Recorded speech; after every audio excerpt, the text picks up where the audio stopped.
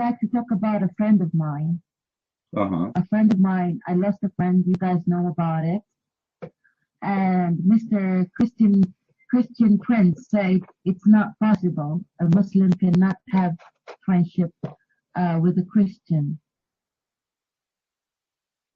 Christian Prince said it's not possible for a Muslim to have a friend who's not a Muslim. One of my best friends, and she is not a Muslim. Okay? No, it doesn't say so.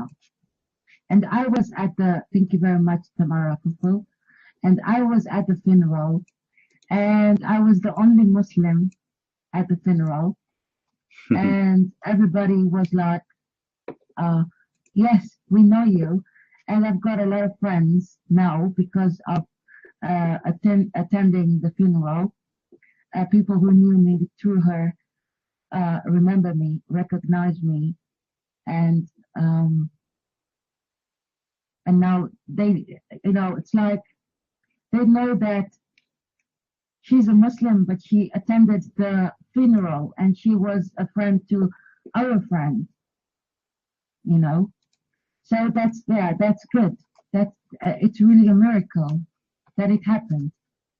Okay, I would like to be a difference to show people that what you guys think is not true. You can have it matters what your religion. No, but it's not true. What you guys say, it's not meant in the interpretation that you guys have is not correct. All right. All right, Social. Name for me one friend. He was a friend of Muhammad and he was not a Muslim. You're mine.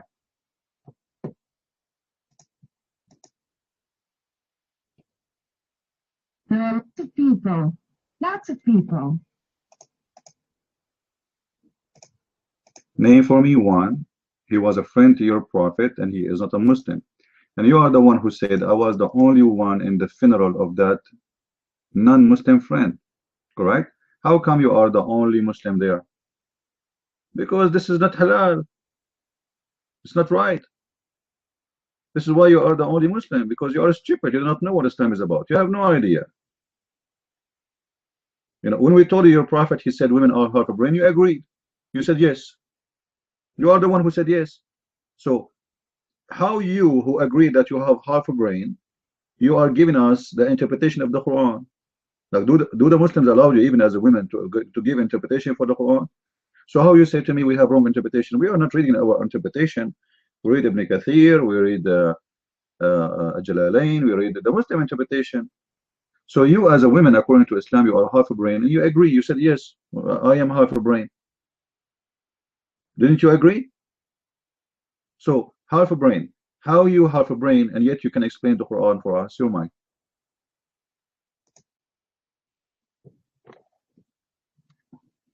Okay, I will answer the question why I was the only Muslim at the funeral.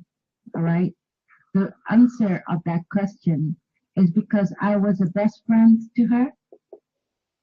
Well, because I was a friend to her, because I used to go to her place, because she used to come to my place, because we used to stay on the telephone late in the night and talk for hours and hours until I fall asleep. That's the reason why I was the only Muslim there, because I was her friend. All right. And she was my friend. That's why I was the only one there. And she did not have any other Muslim friends who used to go at her place or call her. We were trying to make a difference. Mic is open.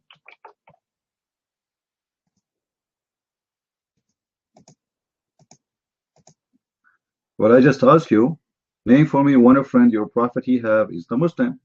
Your prophet, he said that, do you know the ban of Trump? Social? Have you heard of the ban of Trump? The Muslims, they say that Trump is hateful because he banned Muslims. Do you think he is hateful? Your mind?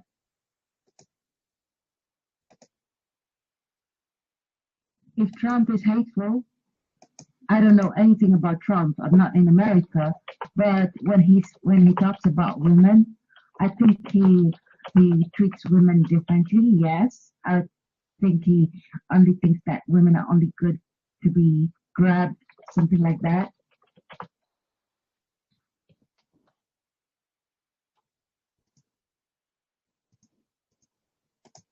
What? I ask you, do you think it's very bad to ban people from coming to America and they are Muslims? Do you think it's bad, your mic? Do you think it's ugly and hateful? Go ahead. Well, if the reason is it's because they're Muslims, yes, it's bad. So why you don't say the same? Your prophet, he banned the Christians, he banned the Jews, he banned the Hindus from entering the Arabian Peninsula. Why you don't have the courage to say Muhammad is a filthy man? Your mic.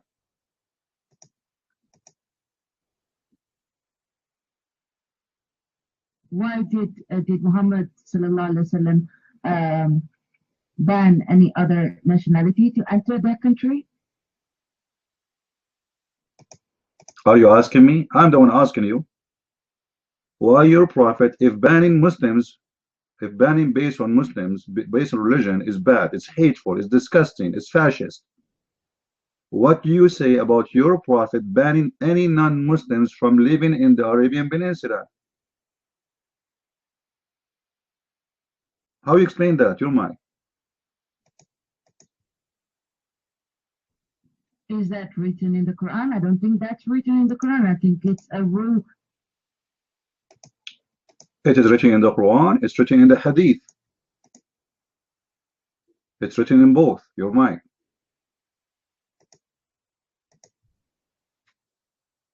Can you give me the verse in the Quran that a non-Muslim cannot stay in Saudi Arabia?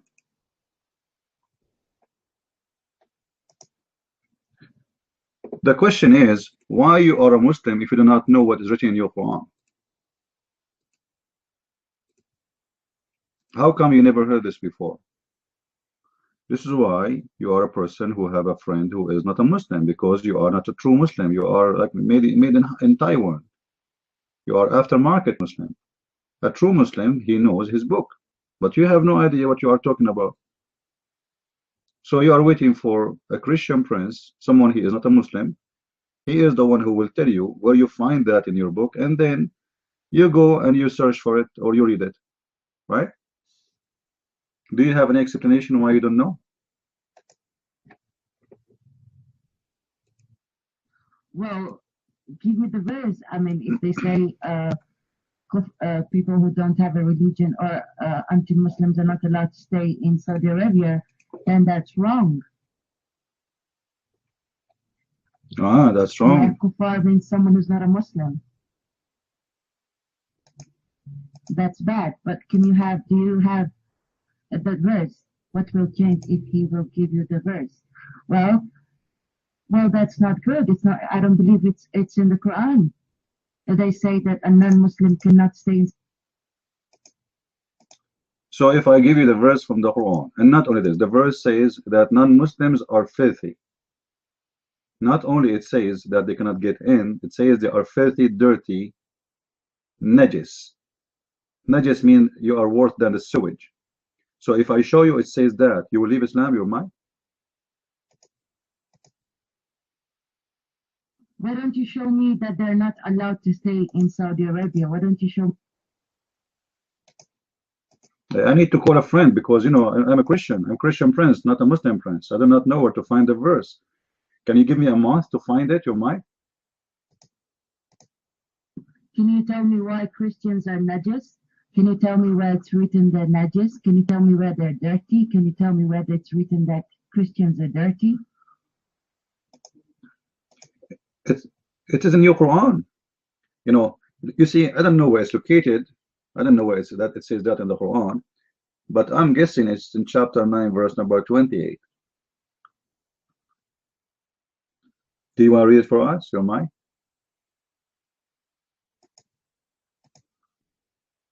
Well, I'll have to look for it first. Wait a minute. Chapter what? Number what? Type it down. I'm looking for it. out for you guys, with you guys. Yes, I would like to read it. Why not?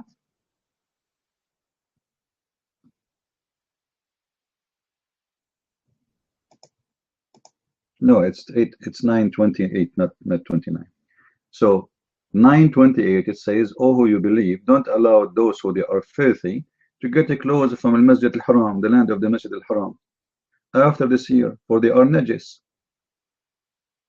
Najis means filthy, dirty, more than a sewage, which means if you take 1 billion shower, you are still najis, which means your blood is filthy, your skin is filthy, you in, out, it doesn't matter how many shower you take, you are filthy. That is your religion, your mind.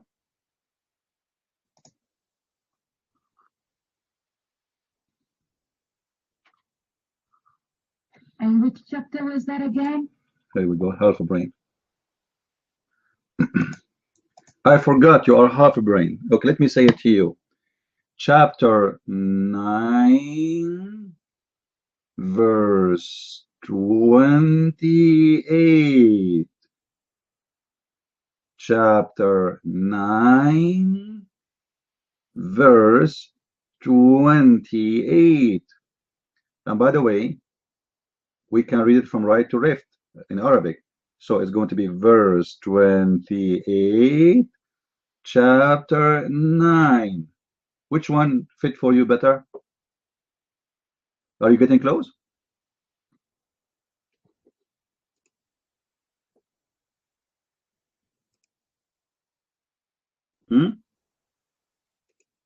Okay. No wonder she agreed that her brain is half a brain. Muhammad, he says women in Islam, they have half a brain. She agreed. You're mine. Okay, 9, verse number 28 says, it is Surah Al-Ma'idah. Just give me a minute. Be patient with me because I'm slow. Just be patient. Verse number 9 is Surah Al-Tawbah. Yeah, verse number 28. I'm getting to it.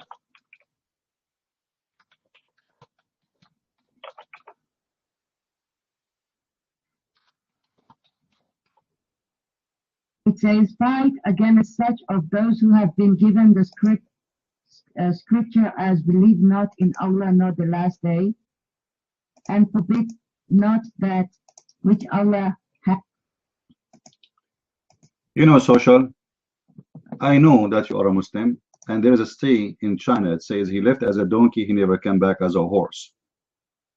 I understand that your stupid Quran is written in a very weird way. All right? Now, listen. In the Quran, the verse number is not written the same as in the Bible. So you are reading the verse after it. Because the one who organized the Quran is an idiot. So I forgive you for that. Read the verse before it. Verse number 28 is not the verse you are reading. You are reading 29. You're mine. All right. Now, a Muslim trying to convert me to Islam, guys.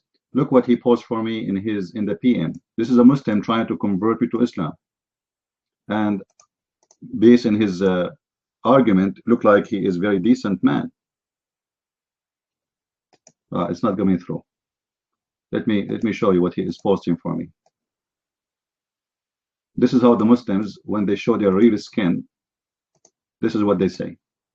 He is posting this to me in the PM. This is a Muslim. This is what he is saying. All right. And for sure, this is the fruits of Muhammad. However, he forgot that his prophet is the one who had sex with animals, not us, and we have the proofs and the reference. Actually, number 1 country in the world who search in Google for sex with donkey is Pakistan. Go and search for it right now, and you will see it is Pakistan. This is why it's called Pornistan. I mean, how in the world and why in the world the whole nation is searching for sex with donkey? With donkey, I mean, what about sex with rabbit? The only nation in the world who want to have sex with donkeys is Pakistani, mashallah. Social. So verse number 28, what it says, Yuma.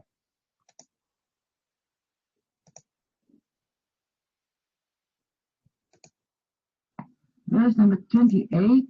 Until now, she did not find it. Oh, yeah, who believe the idolaters only are unclean, or the other one, number 29. And the Jews say Ezra is the son of Allah. Is that the one you mean? Lord have mercy. Which one do you mean? Oh, I don't get it, man. I don't understand anything. Fight against such of those. Anyone, guys, you hate and he is single and you want him to commit suicide, we have a wife here. Seriously, do you know anyone you hate him very much? You want him to commit suicide second day after the wedding night? We have Social. I mean, she is the best to do it. Okay? Why you want to hire a hitman? I mean, seriously. What's wrong with you, Social? I told you the verse number, chapter 9, verse number 28. Hello? That's it. Focus on that chapter. Chapter 9, verse 28. You might.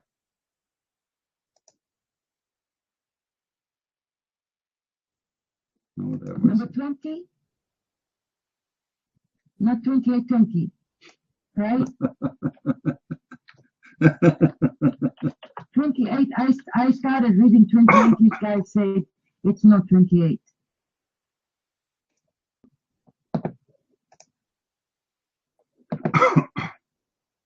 Oh, you believe the polytheists are unclean. Polytheists. I don't know what's the meaning of that. So let them not approach al-Masjid al-Haram. After, first of all, the final year, and if you fear privation, Allah will enrich you from. I don't see anything about Christian name there. I mean, I don't see the name of Chinese and Japanese. I don't see even the names of the you know, like, are you stupid or what? It says anyone who associates God with Allah, he is forbidden from entering the city. And right now, they are forbidden to enter. Actually, it should be forbidden from all the Arabian Peninsula, not only Mecca and the Kaaba and the Medina. If you go to the Hadith, your Prophet, he said this. This is the plan of Islam. The plan of Islam is to ban everybody from Muslim lands. This is your Prophet's statement. Umar narrated, I heard the Messenger of Allah says, I will certainly expel the Jews and the Christians from the Arabian Peninsula, so as to leave only Muslims in it. Reported by Muslim. So why the ban of Trump is wrong? If you're a prophet, he made a promise he will expel every single Christian, every single Jew from the Arabian Peninsula. Trump, he did not do that. He did not kick the Muslims from USA. You might. It say city, it said masjid. Masjid means mosque. Yeah, and Masjid al-Haram is located in the Arabian Peninsula, so all the Arabian Peninsula is forbidden for non-Muslims. And now the Saudi, they allowed non-Muslims to go for work only. You can go right now and search that if you die in Saudi Arabia, you cannot be buried there.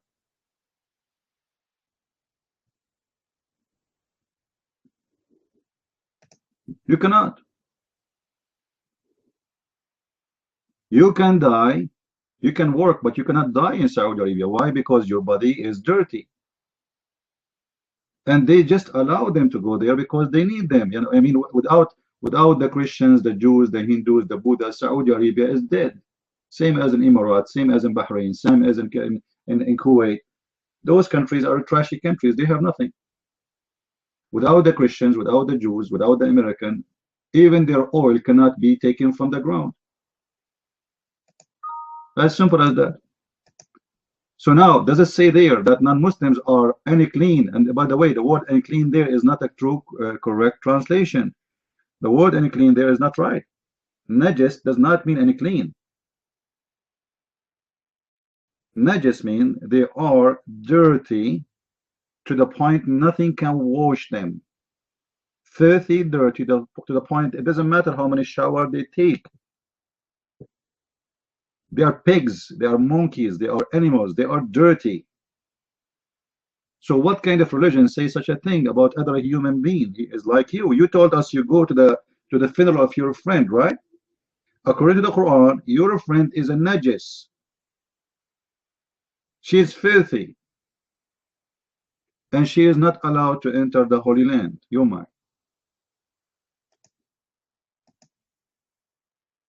I would like to correct you when you say najis. For example, if I touch a dog, I am at that moment, and I have najis. All right. You see how stupid you are? You just proved to us how evil Islam is. So you are saying that the Quran says non-Muslims are dogs. So if we touch a dog, we get dirty because we touch them. So the Quran says those people are najis. They are the najis. And when you touch them, you touch something najis. So you need to wash to be clean. But they cannot be washed, for they are equal to dogs and animals. You're mine. Please let me try and finish this, because otherwise you're going to make it, it's going to be a misunderstanding here, and people are going to think I'm saying something else. Okay? I said, if I touch a dog, it means I cannot pray. And because I have touched a dog, my hands are full of najis. All right? What does it mean? I cannot enter the mosque like that. You understand? I need to wash myself. So you are saying that anyone who is the Muslim, he don't take a shower, right? And you are the Muslims is the only one who take a shower so he can get in the mosque. Is that correct? You might? We are talking about a dog. We're not talking about a shower. First of all, dogs, they used to go inside the mosque of Muhammad and they used to piss inside the mosque. Do you know that? And Muhammad, he have no problem with it. Do you believe it? You might. The dog, he go inside the mosque, he lift his right leg up, and he mark by pissing on Muhammad himself. Muhammad was his territory. And Muhammad don't dare to say this is wrong. Do you know why? Because at that time, those dogs are owned by the Arab, and Muhammad, he don't want to fight with them. So dogs, they get in, dogs, they piss in the mosque, dogs piss on Muhammad, who dare to say no? But when Muhammad, he got so strong, then he want to kill every dog. No mind. If that was true, no Muslims could have existed in this world. If I show you that dogs used to go inside the mosque and they piss, what you will do? Are you willing to leave Islam? You might. You can't prove that, because that is from Shaitan. Ah, from Shaitan. That's convincing. So what if I prove it? Are you willing to, you will leave Islam if I show you that? Huh?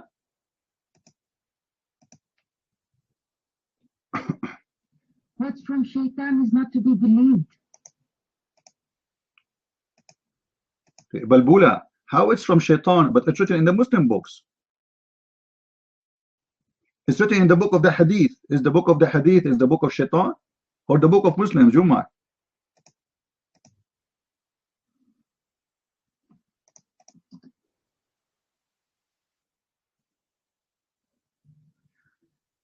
People know what is right hadith and what is wrong hadith. People know that. Nobody. No Muslims say this is a wrong hadith. This is why they have it in the book. Socialists, stop being a donkey. Now, okay, what about this hadith here, where Muhammad, he said, I'm going to expel all non-Muslims from the Arabian Peninsula. Is that a correct hadith or this is a wrong hadith? As long as you are the expert, you're mine. I didn't understand. What did you say? There we go.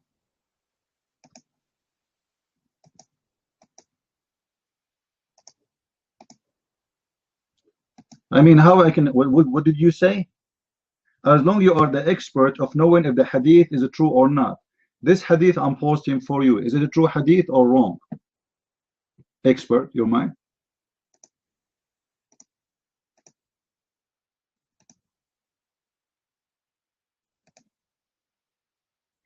I don't understand it. Can you tell me what it means?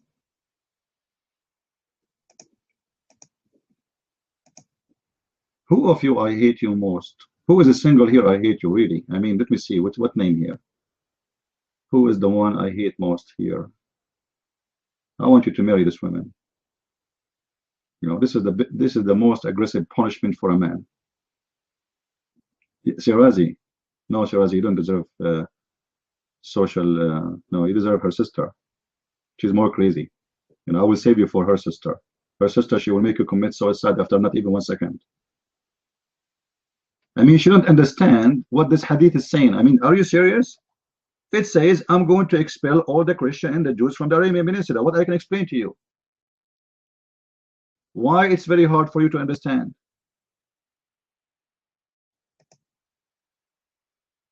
Imagine Trump, he make a speech right now saying, I'm going to expel all the Shia and the Sunni from USA, and he have the right to do so because the Muslims are causing problems. Christians and Jews did not fight Muhammad, did not kill anyone. And he is not only he want to kick them out from Mecca and Medina, he want to kick them from all Arabian Peninsula. Why?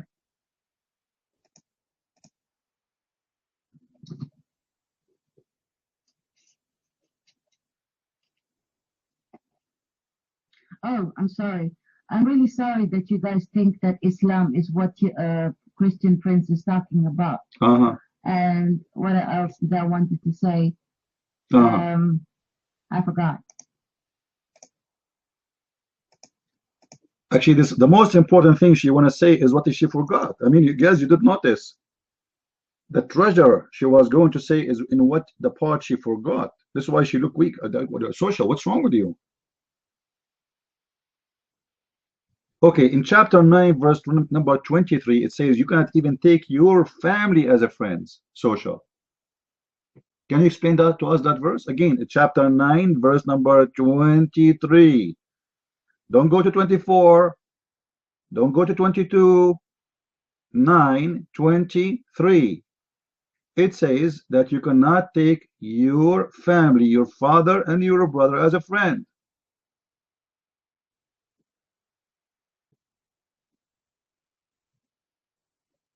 Because you lost a friend, your brain working slow. A week ago, your brain was not working at all. You lost a friend then too? Look like you lose a friend every few days. I know now why you lost your friend. I think she commits suicide because of you. I mean, I feel sorry for her. She is your friend, and you talk to her, and you expect her to live long. That's tough. Who is looking for a friend here? Who is here is a female looking for a friend? Anyone? Social, she can friend you.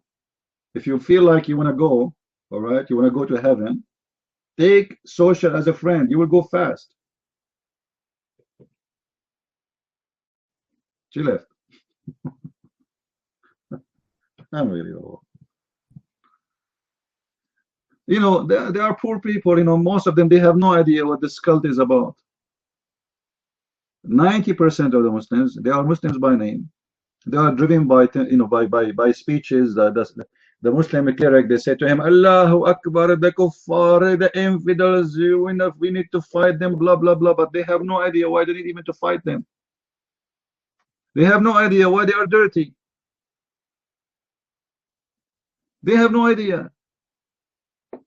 Why, if somebody don't believe in your God, he is filthy dirty, and why he have to be killed, and why your God don't kill him? If your God is the one who created him, let he kill him. What kind of God? The God of Islam who cannot kill his enemies, so he need the Muslim to kill them?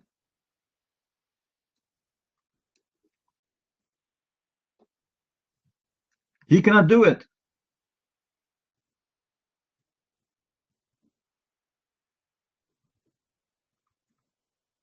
Because this God does not exist. In chapter 9, verse number 14, it says, قَاتِلُوهُمْ يُعَذِّبُهُمُ اللَّهُ بِأَيْدِيكُمْ. Fight them, Allah punish them by your hands. So Allah, he cannot punish us by his hands, so he need a bunch of terrorists, rapists, to punish us.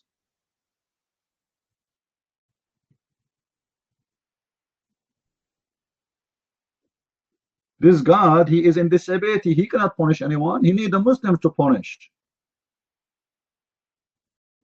If your God is a true God, he can punish us without you. He's God. He say one word, the whole world will be destroyed. That's it. There's no need for jihad, and no need for using your penis in war to do jihad nikah, and there's no need to rape women, and there's no need for bloodshed. Let your God do it.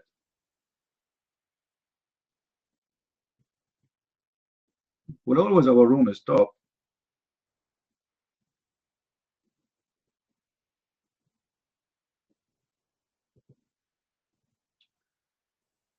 Do we have any Muslim here? He have any kind of intelligence? I hope I'm not insulting when I say that, because the Muslim, they will get offended if you say smart Muslim. Any smart Muslim here? I mean, no offense. Any smart Muslim? Okay, any stupid Muslim? No smart, no stupid. Okay, any so-so Muslim? I mean, you know, Islam is very convincing, to be honest with you. Like the God who says that you will have an endless penis, he must be a true God. All the men, they all always dream about endless penis. Imagine you are here and your penis in China, and they stamp your passport. Instead of stamping your passport, they stamp your penis. It's very long. I mean, can you imagine how many stamps you can put in your penis? A God who promised us endless penis. The only God who do that is Allah, and that is a clear proof that he is God. Not to mention that if you have an endless penis, you can imagine how many companies they will contact you just to use your penis as a cable between galaxies. Imagine with such a penis we can run the internet between here and Mercury, and then from Mercury you can take a U-turn and you go to different galaxy, galaxy 7, galaxy 69 as an example. You know, any Muslim is I mean, this is a very serious religion. This is the only one. And by the way, yesterday, you know, a Muslim, he sent me a message saying to me, Christian friends, did you notice that NASA discovered that there is 7 Earth, 7 planets? They discovered 7 planets. Anyone heard, guys? NASA discovered seven new planets like the Earth. You heard the news, right? Okay. The Muslims, he's so happy. He said, well, this is written in the Quran. Oh boy. Oh boy. So I told him, Abdul, stupid idiot. The Quran says there is 7 Earth. 7 Earth. All right? Which means now we have 8. So if they discover new 6 and we have 1, that will be 7. And then he sent me a message back saying, oops, okay, sorry. I mean, do you see how small their brain? So NASA discovered 7 planets. They say the Quran he's talking about chapter 2, verse number 29. All right. There is 7 Earth and there is 7 sky, and this is appear again in different verse. You know, which one? The other one? Let me remember. Oh boy, I'm getting old. I'm old already. I'm 19 now. By the way, the Quran is full of 7. There's 7 everywhere. All right.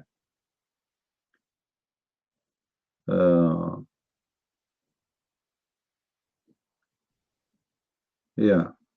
Let us see here.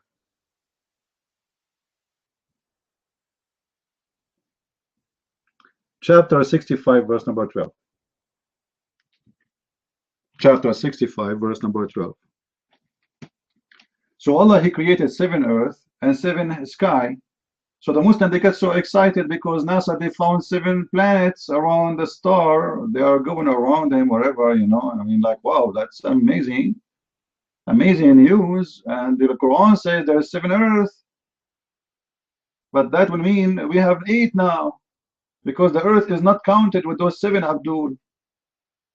Unbelievable. I mean, I wish NASA they discover only 6, that we can make it perfect with the Quran, and the Muslim they can make a story out of it. But the scam of Muhammad is not working. You know the miracles of the Quran, right? That's why I made a book. It's called Quran and Science and Depth. You can get it from Amazon. It's a wonderful book. Muslim, he sent me a message saying, we don't care for your book. Actually, your book is making more people convert to Islam. So if you think Muslims, my books are converting people to Islam, buy them. Actually, as Chibat Abdul, he said, he swear by Allah, he is going to buy all my books and he will burn them. And I'm waiting. I mean, that would be great. Imagine if every day we get 1 billion copies sold, and the Muslim, they burn it. Super intelligence. You see how they can answer you and how they can refute you? They want to burn my books. Oh boy. Okay.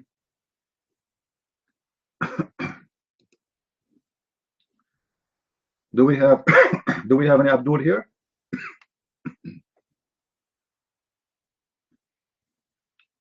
Do we have any Abdul here? He have the courage and the knowledge to come to the mic.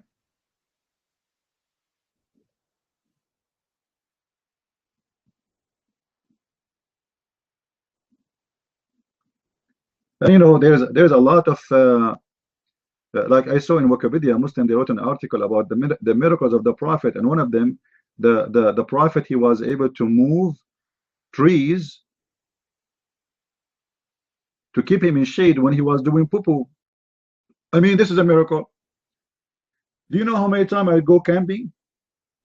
Never happened to me. There's no way a tree will move around to keep me in shade so I can do poo-poo. Only those things happen to Muhammad. I mean, question Muslims, if this story is true, how many hours your Prophet is doing poo-poo?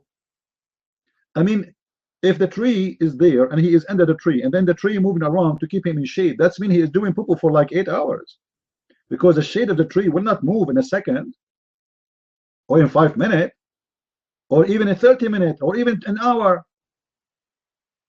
How long is he doing poo-poo? Oh, I understand, he's a prophet, he have to squeeze it and freeze it, and you know, remember the first time Muhammad, he saw an angel, he squeezed him. He squeezed him 3 times, and no mayonnaise come out. So what came out? I guess. The first time Muhammad, he saw an angel, what he said to him? He said nothing to him. He said to him, read, and he starts squeezing him. Imagine you go to school, first day you join the school, the professor, he hold you and he squeeze you and he say read, and you say like, I can read what? And then he squeeze you again and you say read, and you say read what? And then he squeeze you 3 times, and after 3 times still you have no idea what this teacher is talking about. I mean, this is a fantastic school. Don't they say God, he do things in a mysterious way? Oh, this is the mystery of Islam. Allah, he squeezed Muhammad 3 times, and until now we have no idea why. Any Muslim, by the way, can tell us why Allah, he squeezed him 3 times?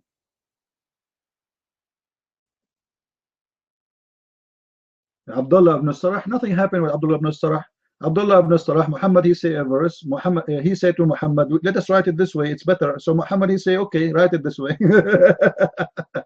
Muhammad, he claimed that this is something coming from his God, and this guy, Abdullah ibn Sarah, he said, let us write it this way better. So Muhammad, he said, okay, write it this way. And the guy, he said to him, like, what the heck?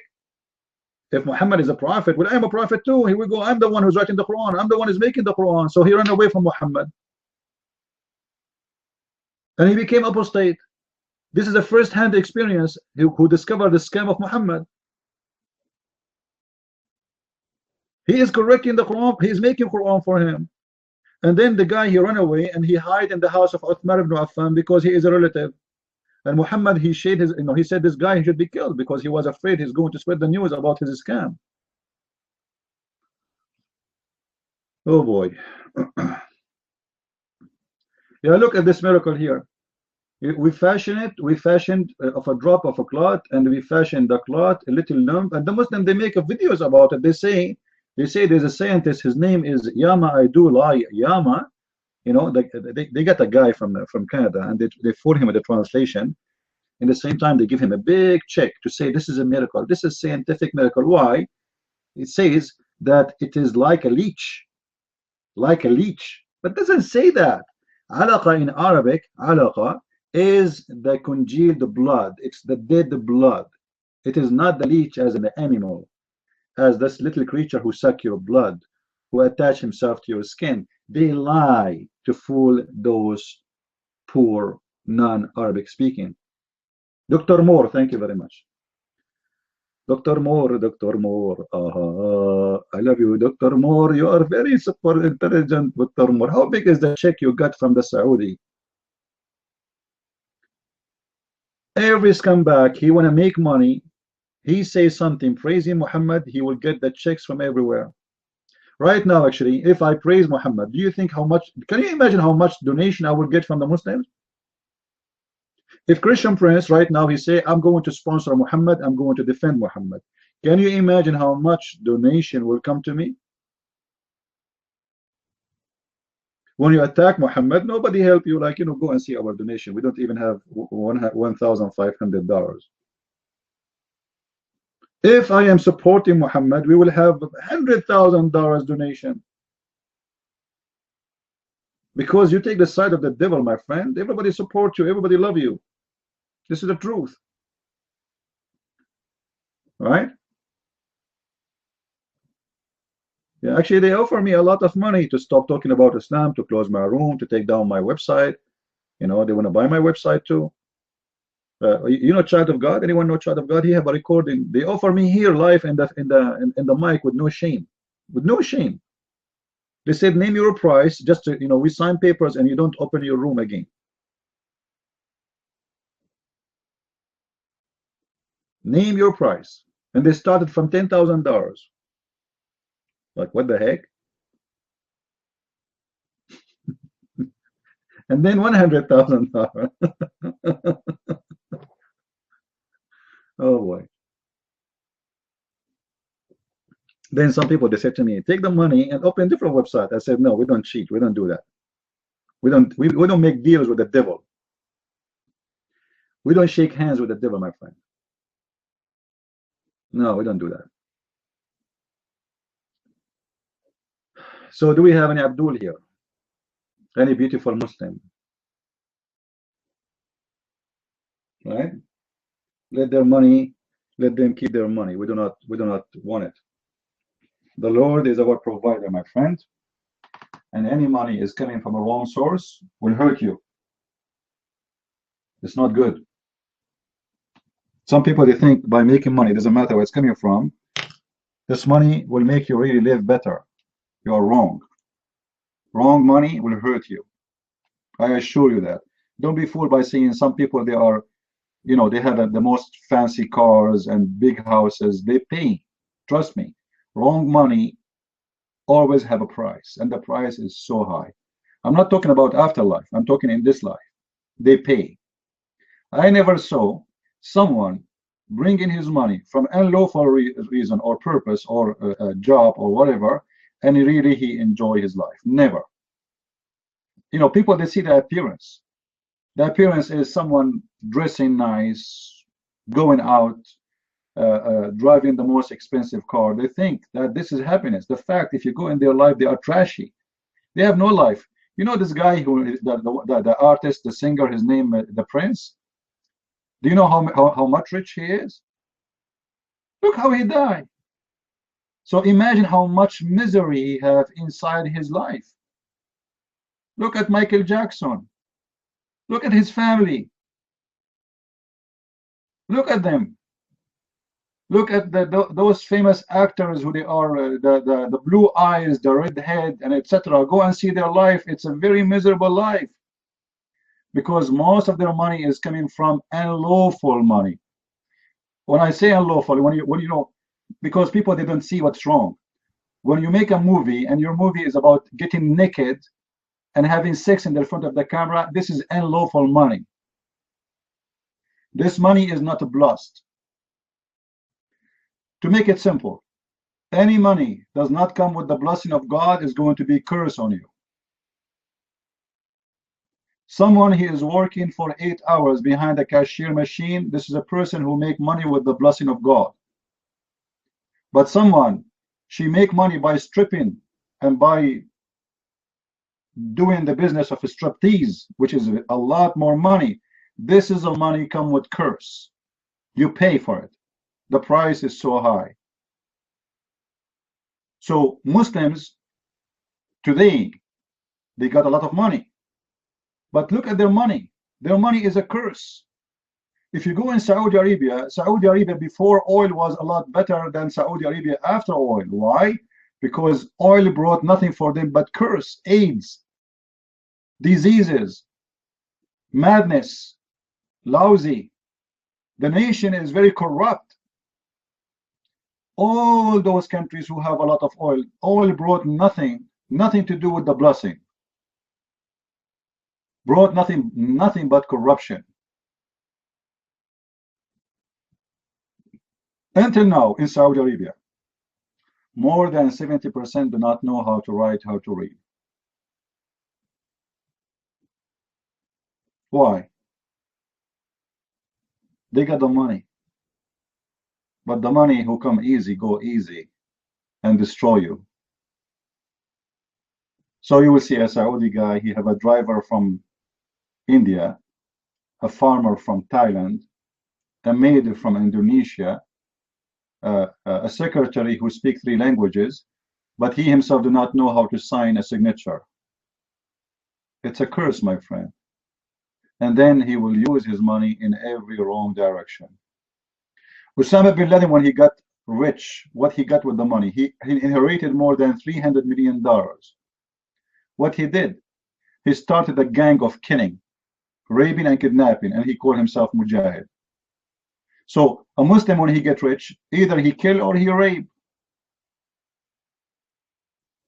There's no third option. Rarely you will find a Muslim, he invests his money in the right direction.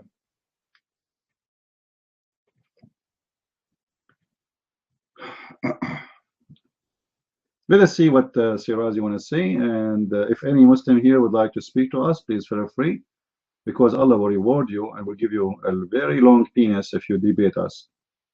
Aren't you interested, Muslims, to have a long penis? Seriously. Imagine you have a long penis and you put a sunglasses in the front of it. I mean, you can imagine how much women they would go crazy for that. And you can put LED light too to avoid accidents. That will give you a good idea. And you can put a light reflection in the side so nobody would hit it from the side in the dark. Or you can paint it with a shiny paint, so because when you send it in the galaxy, you don't want the spaceship to hit it. Think about it. It's an options. You're Mike Sirazi.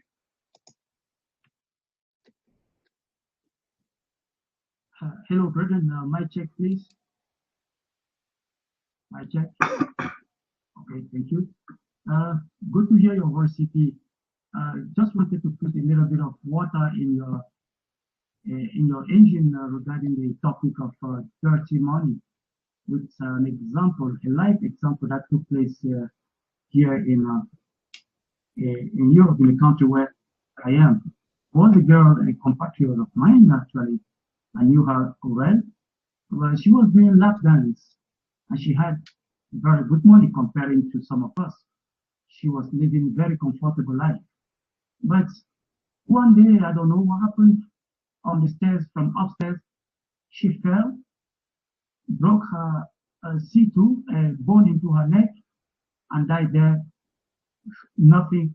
We had no idea what happened, why, how come she fell and broke her neck straight away and died in the same spot. So it's really true that dirty money, as the Bible says, the fruits of our sweat is very, very sweet. But when we do not really suffer for money and we do dirty stuff, it is called dirty money for sure. The result is not always, the end result is not always good. That's all I have to say, Mike. Thank you very much. Well, I don't really agree with the example you gave, because I don't think because she was doing that she broke her neck. But you see, the suffering I'm talking about is not about something physical. The suffering people they suffer from is something more beyond the pain of physics. You see, when somebody die, I mean, you die once and that's it. It's over. And how you die is not really important. I mean, it can be easy, it can be hard, it can be, but there is a lot more suffering than what you describe, because the most bad suffering is to be alive, and you don't enjoy life no more. And you will be suffering more if you are rich, because now you are rich, but now you are suffering more. So the real punishment is to suffer when you are alive. God don't let you die. He let you stay. And then you suffer every moment, every second in your life. You don't enjoy it. This is why you see those people who they are very famous actors, they are too much into drugs, because their life is empty. It's stupid, full of foolishness. So they try to fill it up with more foolishness, and then they end with disasters. When you see someone like Michael Jackson, he go to Qatar and he borrows $6 million from the son of the king of Qatar. And why in the world he will borrow money? This guy, he make money every second, even when he's asleep. This is the last one he need to borrow money. But this is what happened to you, my friend, when the devil steal your soul. You became so stupid and so foolish, and you start living as a foolish person. And then you find yourself, you are poor, a lot more poor than when you are not well known or nobody know you, and even you are maybe making $8 an hour, because now you are borrowing money just to survive. And your life is not a good life no more, and you cannot move around. You need a bodyguard, otherwise somebody will kill you. You are under threat. People hate you, people love you, you have enemies, you have friends, but the fact, those friends, all of them, they are friends of money. The second you lose your money, nobody knows you. Money is the root of a lot of corruption. When you get rich in a certain way, in an unlawful richness, you are rich with money, but you are poor in your soul, and you will suffer badly. And then you will pay the consequence, where you find that you have no friends, because everybody around you someone is in love with your money and your gifts and what you give. What you want to give me? Why I want to be with you? Even a woman, she will not be with you because she like you. She like your money. She like your car. She like what you have. A poor man who have a woman, she love him. She love him for he have nothing. She love him for he is. But when you are like those, then you find yourself, you need to make more money and more money to cover yourself, because you have more needs. Your needs is extending, and you work like a donkey, and you have nothing really to enjoy around you. Everybody around you is fake. Even your face is not real. Makeup, whiteness, like Michael Jackson, the stupid, he want to be white. I mean, what's wrong with you to stay black, you idiot? This is how foolish a human being goes when he gets rich. You want to go out of his skin. So when you reach that point, obviously you are possessed by the devil.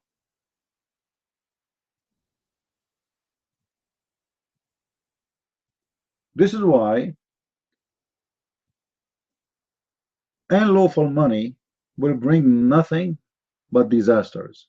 It doesn't matter how much it is. It's a penny, it's a dollar, it's a million. Or what I see, that people who get so rich from unlawful money, they are not really enjoying their life. And 99% of them, maybe, they die in a very horrible way.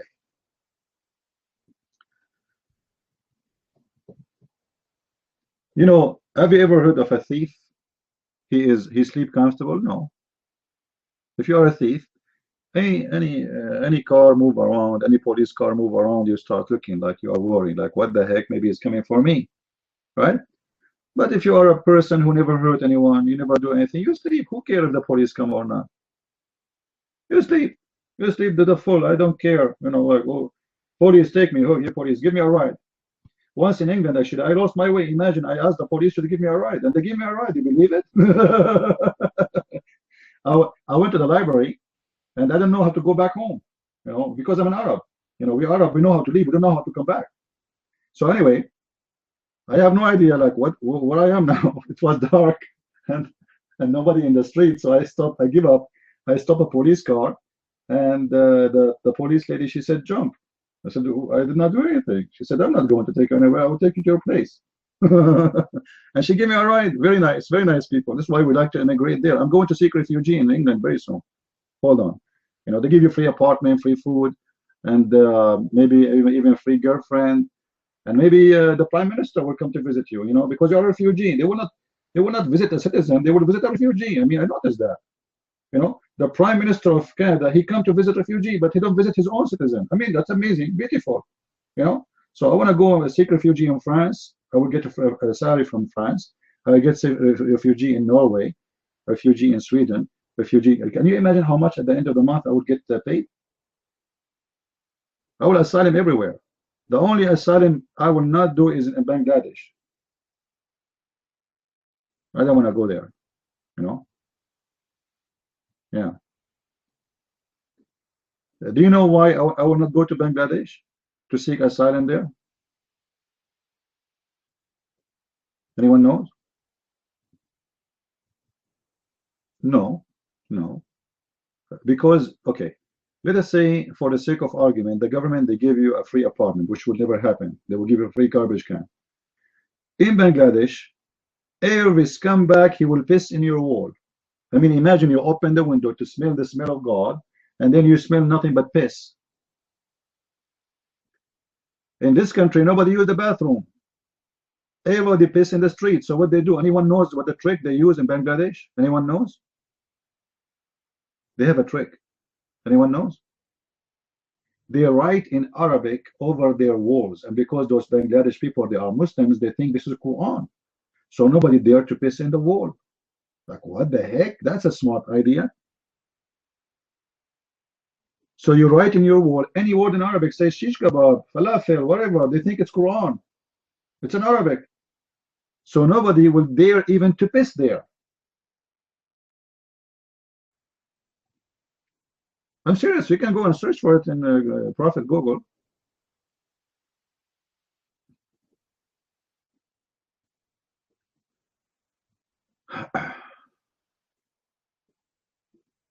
Anyway, do we have any Muslim here? I mean, where is the Muslim today? What happened? Just to remind you guys, next week I will not be able to open a room, you know, just to let you know, because I'm going to move to different location, and the location there, most likely the internet will be, it's kind of like a country area, you know, so the internet will be really bad, so I will not be able to open. It's just for a few weeks. You can handle it without me. Anyway, I'll try to post videos maybe once a week. All right, so you guys don't forget about me. Am I going to Asia? Yeah, I'm going. I will go. Actually, just to I don't like to share that online, Nehmiya, but this coming Monday I will be in China. And you know, I speak Chinese very well. You know, see? So, yeah, this coming Monday I will be in China. But the problem with China, you cannot do a lot of activities, religious activities. So I have to be careful, my friend. It's not allowed there. It's unlawful. They will arrest me and they will put me in jail. No, I will go there. I will say the custom. They ask me why you are coming here. I will say I'm coming here to eat Chinese food. And who you will meet? Who? Chinese people. You guys, you believe it or not? In China, there's a lot of Chinese. I mean, this is amazing.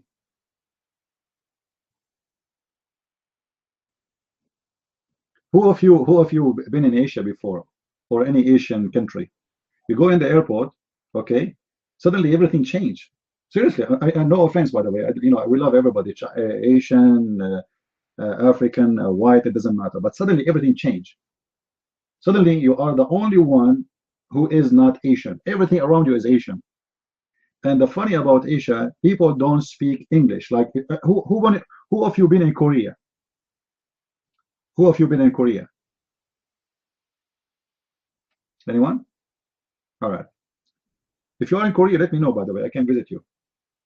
The beautiful thing about Korea, you do not need a visa to go. You know, you're just as an American, they give you 6 months right away, and when you are passing the customs. In Korea, in the airport, nobody speaks English. I mean, this is the airport, man. You tell them where I can. No idea. No, sir. No. Nobody speaks English. I order a cup of coffee. She gave me the bill. It was like 6 millions, like 6,000. 6,000. I said, like, what the heck? I'm going to spend a week washing dishes in this restaurant now for this coffee. What's 6,000? And then I found that 6,000 is equal to what? I think $3 or $5. I don't know. You know, the number scared me.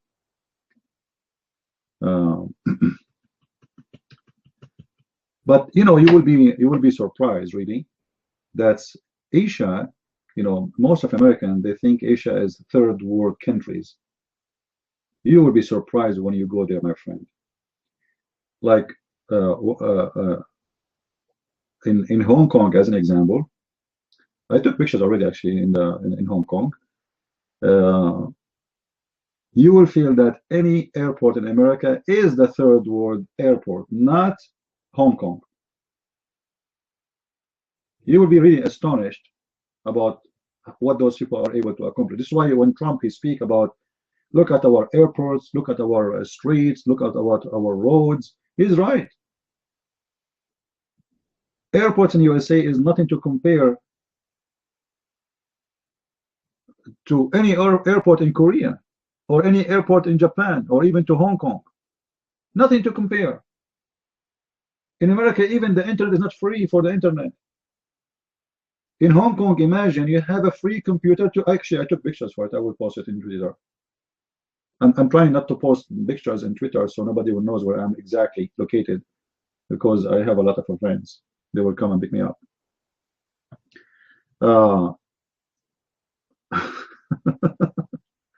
So imagine they give you free computer, not only free internet, it's a free computer. And this is Hong Kong. Imagine, guys, in Hong Kong, there's a room, it's called the prayer room. And all in my head for a long time that I'm part of a China right now, so it's going to be forbidden because this is a communist land, right? No, they have a prayer room. I took pictures for it too. Prayer room. When I tried to enter, I found a Muslim is leaving. He said, "A'udhu billah." You know, he's disgusted because there was a Hindus inside. You stupid, why you get in? This is a prayer room for all religion. You don't like it, get out. Don't worry, my friend. I'm just joking. I post. I don't care really. You see, my friend, I am careful. Just be careful because I'm kind of a private. That's all. Otherwise, I don't really care. Seriously. I went to the most aggressive areas of Muslims. I spoke about Islam. I made Muhammad poo-poo, a joke. Everybody was laughing. And I believe that if it's not your time to go, you will never go. As simple as that. Those who fear death, death follow them. Those who they are afraid and they are worried, they have no life. I am worry-free. Let tomorrow bring tomorrow, and today bring today, and yesterday is yesterday. The only thing, to be honest with you, is making me worry is about getting married. That's the most dangerous behavior a man he can do. He can get killed because of that. Especially with women, you know, they are aggressive these days. Dangerous. They buy guns. You know, they might make you even a shooting practice. They are more scary than terrorists, my friend. Right? I'm just joking, Women are not that much dangerous. It's true that according to a study, 90% of suicide of men, it's happening because of women, but this is not the reason really to be scared. I mean, be positive. See the other 10% who don't die because of women, but they die because of their spending. I mean, just see the positive side of the story, right? So, I'm just joking, okay? Don't take it. This is a hadith. This is not true story. It's a hadith. All right. Unmarried man die younger. Hello? Where do you get this from? Hello? Are you sure? How old I am? I'm very old.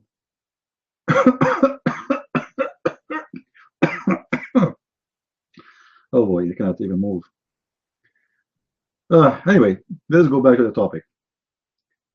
Where's the Muslims here? I mean, why we are here? Like, you know, like, I'm speaking loud. I hope nobody will come to me. I'm in the hotel.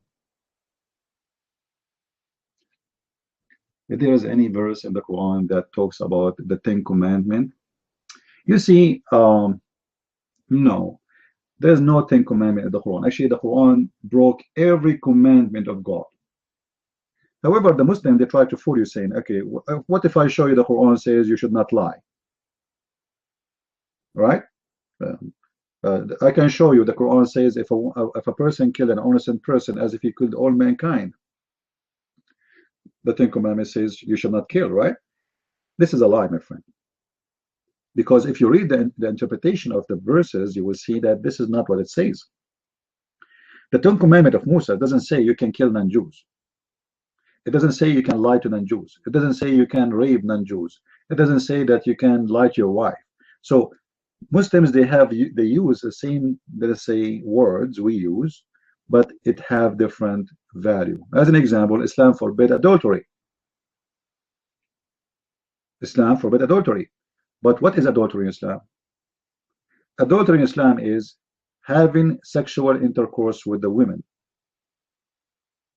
with 4 witnesses, which means if you have a sex with a woman, she is wearing her skirt, excuse my language, and nobody can see what's happening under the skirt, that's not adultery, even if you have 4 witnesses. Muhammad, he said, you have to see it, excuse my language again, getting in and out, and how the world you can do that? So imagine you open the door, you find your wife, excuse my language again, I'm being, the topic is dirty, sorry. She is in the top of him or he is in the top of her, I don't care, okay? But you cannot see it. They are naked, but you cannot see it. They are covering themselves by a blanket, or the Muhammad, he says you have to see it getting in and out. So imagine you go to the bedroom, you say to the guy who is having sex with your wife, can you please move slowly? Okay, in and out. You see it, witnesses? You see it? So if the guys, they took it off right away, when they open the door and nobody see it in and out, there's nothing, there's no adultery in Islam. That's it. This is number 1. Number 2. And by the way, if any Muslim here, he says it's not true, I can show the reference. All right? Any Muslim here, he dare to say this is not true, right? I can show the reference immediately. You have to see it getting in and getting out with no, that's it. So if you cannot see it getting in and out, there's no adultery. Secondly, if you remember, there's a story of a guy, his name is Nabhan al-Tammar. Anyone remember the story?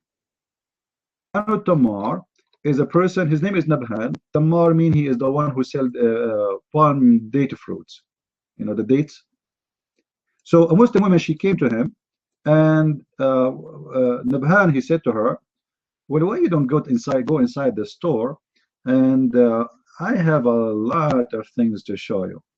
Obviously he does, So when she went inside the store, he told Muhammad, I did with her, this woman who is married, everything the man he does except intercourse.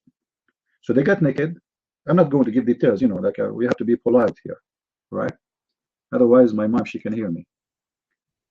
All right, here you go. Abdul, what's wrong with you, Abdul? Why you are upset? Mika, why you are upset?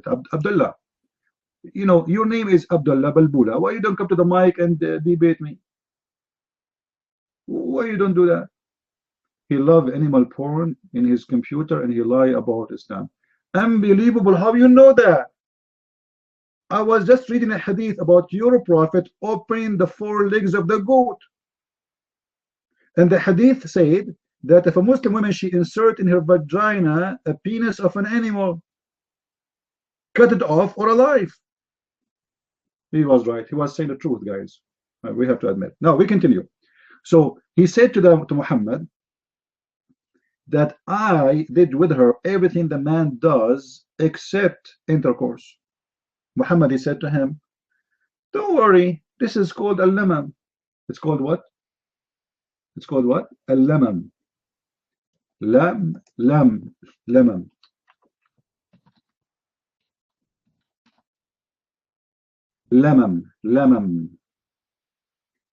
And this can be found in chapter 53, verse number 32. All right. So Muhammad told them, Allah, please do, when you do the bad things, and okay, Allah, he will punish you for that, except the lamam. Except the lamam. The lamam have no punishment. If you do lamam, there is no punishment. No, al-lamam in Arabic is like this, Nahmiya. You took my Arabic class, right?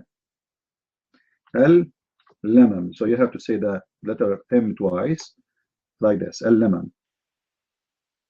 But the letter mim twice, mem. But in English, we make it in certain way so people, they can pronounce it. So al-lamam. So al-lamam is, if somebody can pause the verse, chapter 53, verse number 32. If you do the big sin, avoid it, except al-lamam. So what al-lamam based on the story is, you can take a woman, even if she is married, to your bed, you get naked, she touch you, you play with her private part, she play with your private part, kissing, massaging, whatever you want to do, have everything. This is in Islam, this is not adultery. But remember, the Muslims, they say to us, adultery in Islam is forbidden. Right? They say adultery in Islam is forbidden. But touching a woman private part, playing with her everywhere is not, it's not haram. I mean, this is amazing. It's a beautiful. You see, Islam is a very open-minded religion. You can go to any neighbor of your neighbors, and she is married, and you say to her, can you get naked? And I get naked, and we play together. Just we don't do intercourse. We are fine. We are just doing lamam. It's lamam. Who is a Muslim here would like to play lamam game? Huh?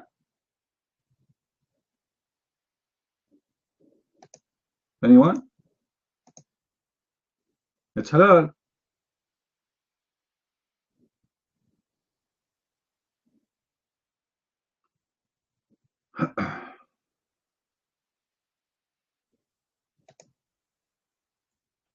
Any Abdul?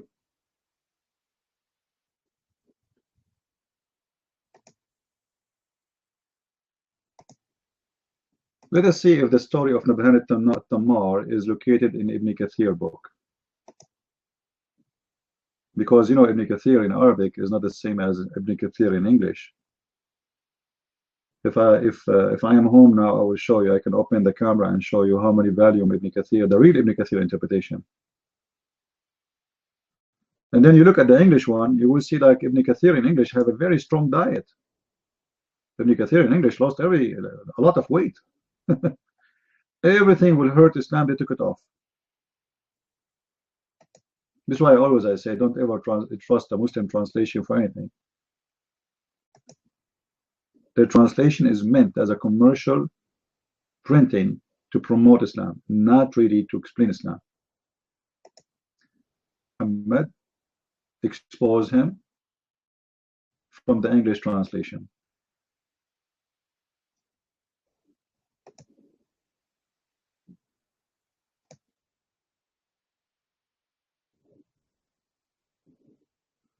Do you know how to read, or you need a glass? Are you talking to me, Ahmad? Are you talking to me? I do not need a glass.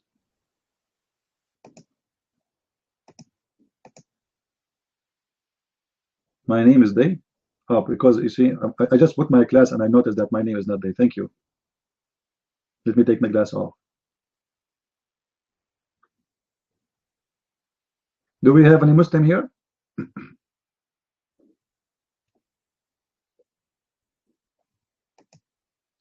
Do we have any Muslim?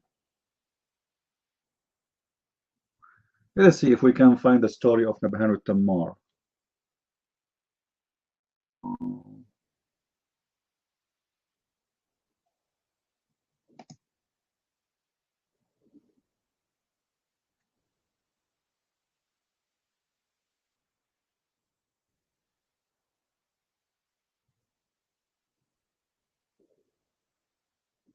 Let us see.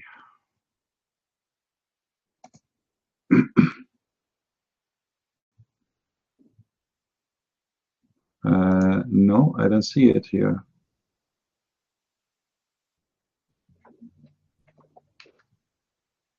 Version of the story.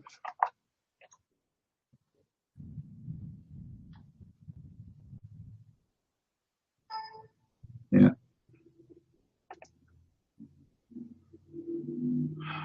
Do we have any Muslim? So what we are trying to say, Muslim, they might say the same words you use as words in your Bible, as example, adultery, killing innocent people, etc. But Islam promote and give a permission to kill innocent people, even Muslims. You know, if you remember the story of Al-Khadr, do you remember it? Al-Khadr, if you go to chapter 18, like you can start reading from verse 70 if you want. However, in chapter 18, verse number 74, it says, and they went and entered, they found an innocent boy, and they killed him. And then Musa says to Al-Khadr, Musa, remember here, he is sent by Allah to Al-Khadr, who is called Al-Khadr because he never died, for a very simple reason, because he drank from the fountain of youth. All right? Which means this is why he is called Mr. Green. For always, if he sit in the grass, even the dry grass, dry grass will turn green, for he sweat in his ass from the water of life. So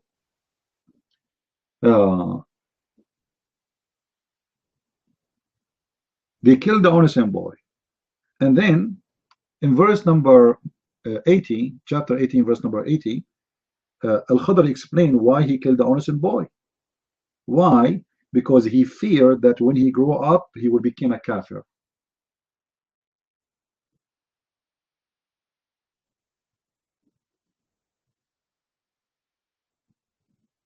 You see it?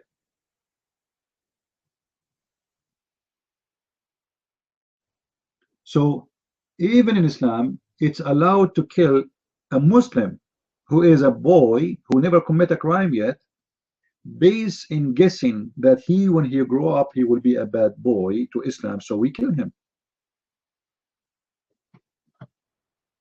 Remember, it says there in chapter 18, verse number 80, وَأَمَّا الْغُلَامُ فَكَانَ أَبَوَاهُ مُؤْمِنِينَ فَخَشَيْنَا أَنْ يُرْهِقُهُمَا. And the boy, and about the boy, his parents were believers, so they are Muslims. So we are afraid that he will be a bad person when he grew up and became a kafir. So what he do? He killed him. How he killed him? Anyone remember? Anyone remember how he killed the boy? Who remember? He hit him in the floor or in the wall, and he slashed, he beheaded him, and he was hitting the head in the floor and in the wall. All right? All of this for a little boy who never committed a sin yet, just because he's afraid that when he grow, he will became a kafir. And here, we have a lot of question marks about this stupid story. Why? Al-Khadr is just a prophet, supposedly. So how Al-Khidr knew that this person, when he grow up, he will commit sin?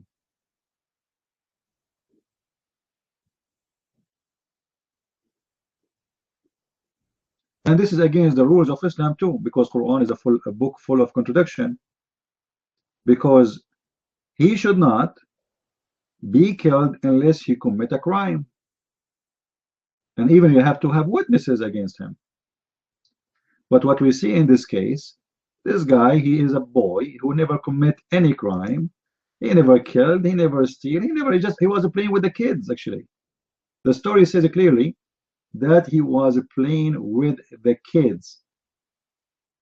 This is the interpretation of Al-Jalalain. Let me post it.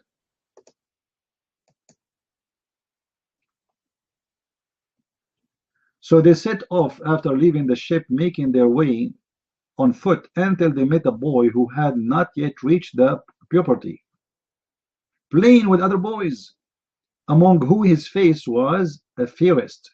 Wow. And Al-Khidr slew him by slitting his throat with a knife while he lay down in the floor. All right, and by tearing his head off with his hands, or by smashing his head against the wall. Now, all of this just because he feared that this kid, when he grow up, he will be a bad boy. You do that to the kid?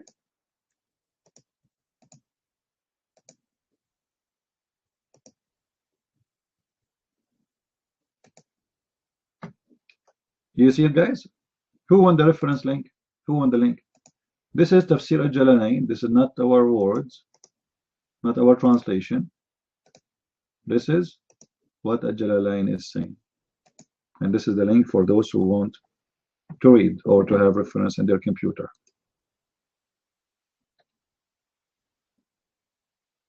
Same time, the Muslims, they say to you, the Quran says, you remember the verse Obama, he keeps saying, the Quran says, if a person, he killed a person, an innocent person, as if he killed all mankind. Huh? Okay. Well, this verse, actually, the Muslim, what they will not tell you, they keep using this verse to fool non-Muslims, because it sounds like it's saying, if you kill an innocent boy, an innocent man, as if you killed all mankind. But they will not tell you that innocent man in Islam is Muslim only. Any non-Muslim is not innocent.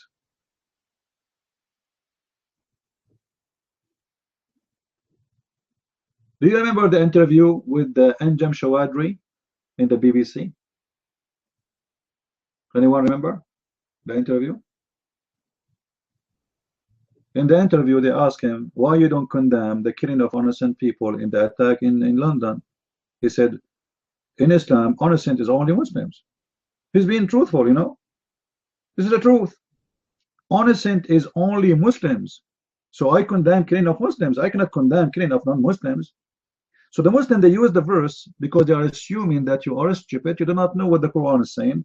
So let us lie to those guys, and they are idiot, you know. The verse is saying that. It says, if you kill the one person as if you killed all mankind.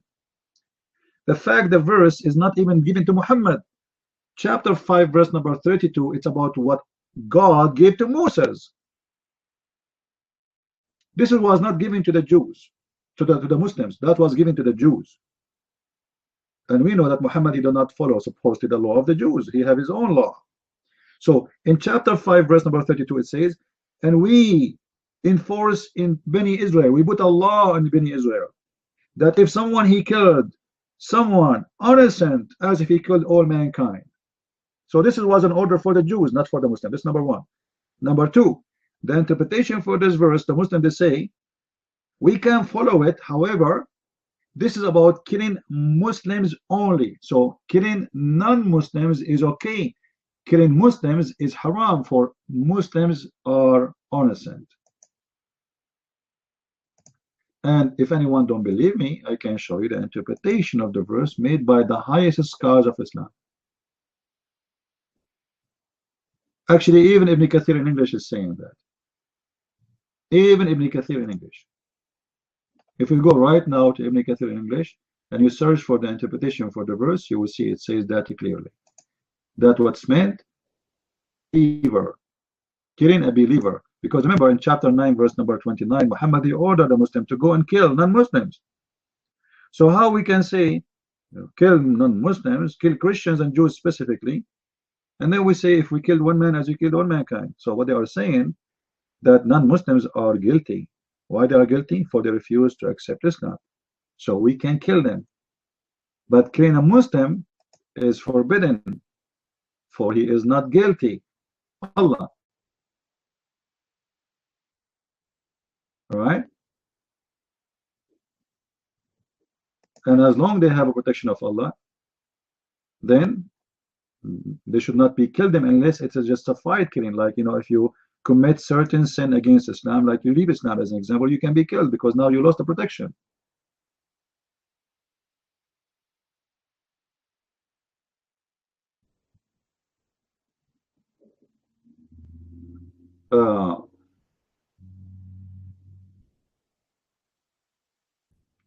This is Ibn Kathir interpretation.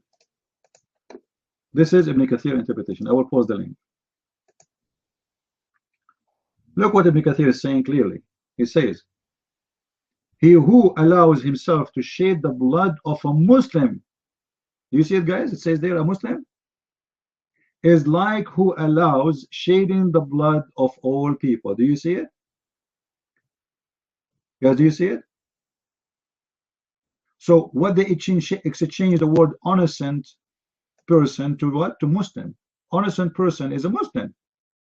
So the one who allowed himself to shed the blood of innocent, which means a Muslim, as if he killed all mankind. But the Muslim, they will quote for you this verse because they assume that you are ignorant and you do not speak Arabic and you will not go and read and search. So let us fool them. And there's many fool people there. And Obama, he's trying to deceive the American. He quote the verse. He keep repeating it. The Quran says, if a man, he killed an innocent man as if he killed all mankind. But the scumbag will not tell you that innocent man there is a Muslim.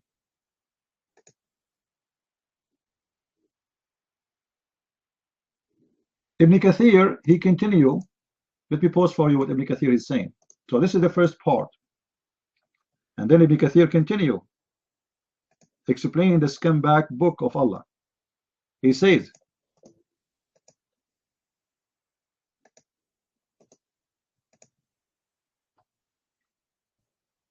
it would be as he killed all mankind, he who kills a believing soul. Do you see it, guys? It says believing soul again. Do you see it? He who killed a believing soul. So when a Muslim, he tried to fool you with this verse, do you know what the answer now?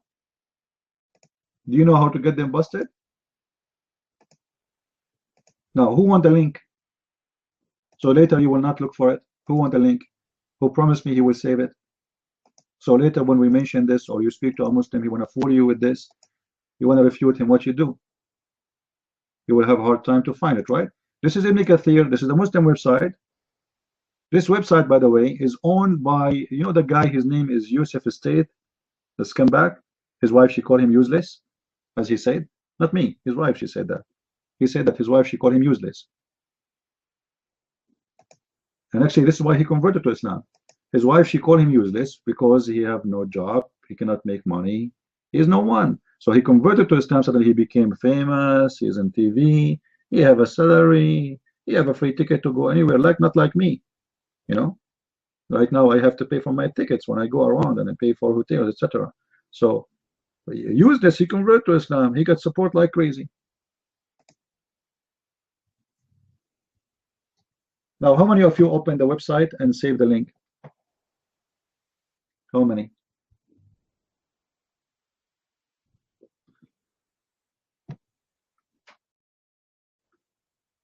We have 2 people only. Okay. Copy it. Kim, you can copy the link. Copy and paste in your browser. Come on, Kim, use your high heels to do it. Hit the room, freeze the text with your high heels, copy the text and paste. Sure, I did vote for Trump. You want me to vote for who? For the scumbag Hillary Clinton? No, guys, when you click in the link in Paltalk, for security reason, they don't allow you to go right away to the page. So you have to say is go. You have to continue. Okay, it says there you have to, you know, like, do you agree to leave, etc. You say yes. You went immigrant out, Christian Prince. I am an immigrant. So this is not what I want. No. What I want is a country. This guy is saying this is not a country, this is a farm. Anyone can jump over the borders and he can come to us. And criminals and drug dealers and, you know, killers, and, you know, it's a chaos. This is what those liberals they want. They don't want a country. Every country in the world, they have a fence. Like, let me ask you, Mr. What's your name? Vitamin. Do you have a door for your house? Vitamin. Vitamin. Do you have a door for your house? Vitamin. Do you have a door for your house? Say yes or no. Do you have a door for your house? You do, right? Why you have a door? Let the immigrant come in. And it's not about Mexico, and it's about everybody.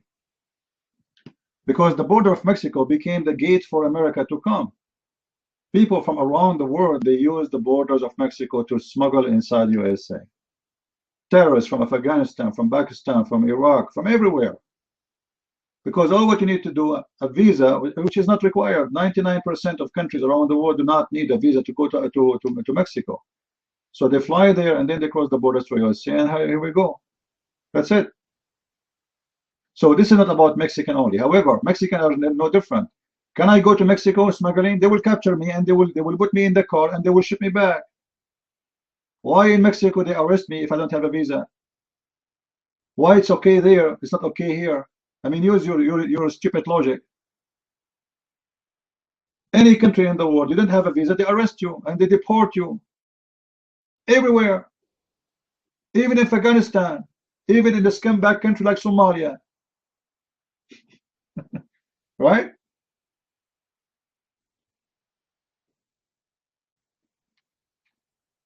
Trump is not religious. That's stupid of you to say. Trump is not religious. No, not really. This guy had nothing to do with being religious, not even close. But he promised us as a Christians to give us a lot of things, which is, you know, our rights. And just to let you know, a lot of Mexicans, they vote for him. A lot of, you know, Spanish people, they vote for him. A lot. Black people, white people. I am an Arab. I voted for him. This guy is saying the truth. You know, for me, I like him for his truthful. He says things as it is. He don't put makeup. If he says stupid, he mean it. If he says garbage, he mean it. If he says good, he mean it. The rest, they don't mean it. They say good when it's bad. They say bad when it's good. We are sick of them.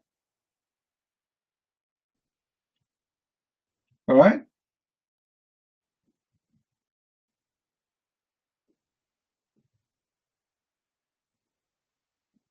Yeah, just to break the law in Mexico and see what will happen to you. Right? How come every country in the world, you see those liberals they are like a mad cow.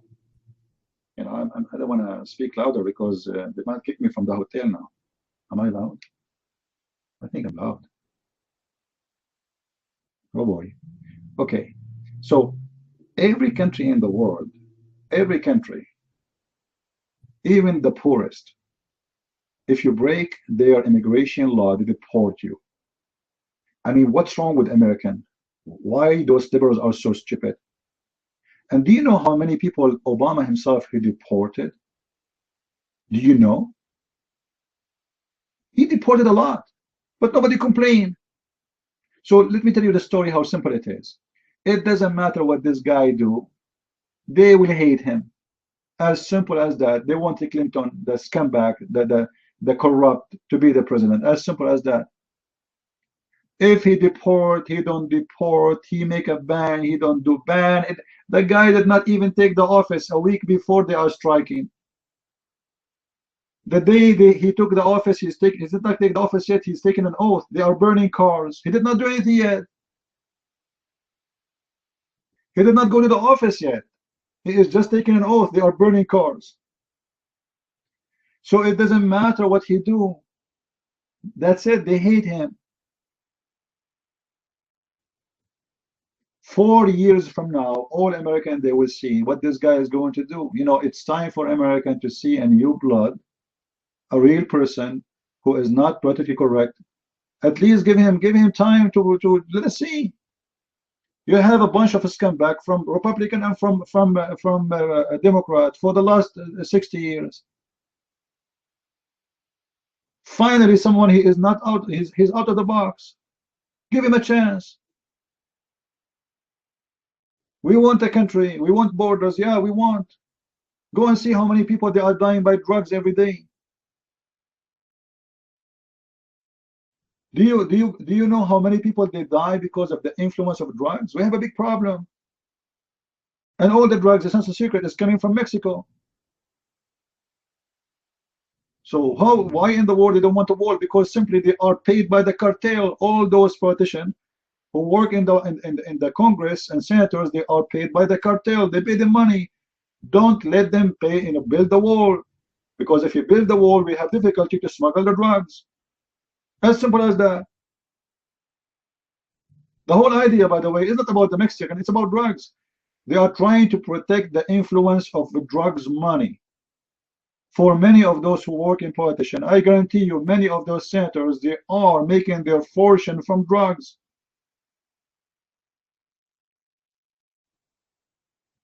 Like, did you ask yourself why somebody invests a lot of money from his own pocket just to win election, to be a congressman or to be a senator?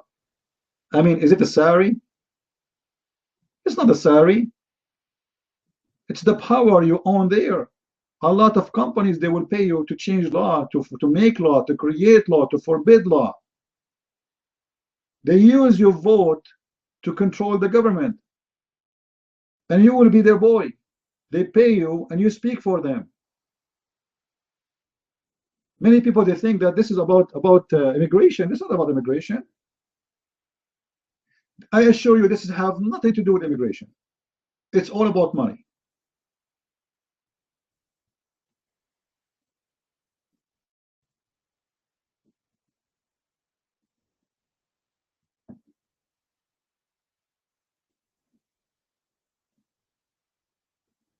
Germany wall, no Germany wall, we want the wall. You like it, you don't like it, go back where you came from. I am an immigrant, I like this wall. We want a country, we don't want a farm where everybody can jump over the fence and do whatever he wants and then he run away, or even he stay. You are a hypocrite and you are a trash person. If you don't like a wall, go and don't build a wall in your country. Go where you're coming from. Let us see if you will do that. If you don't like a wall, open your door right now of your house. Don't have windows. Don't make bars. Hypocrite liars. Why you have a door in your house? Open it. Anyone, let him come in. Be open-minded.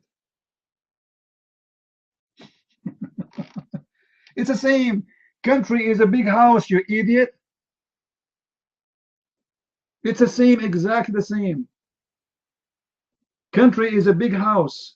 The whole nation live in the country. It's the same as a small house. There's no different.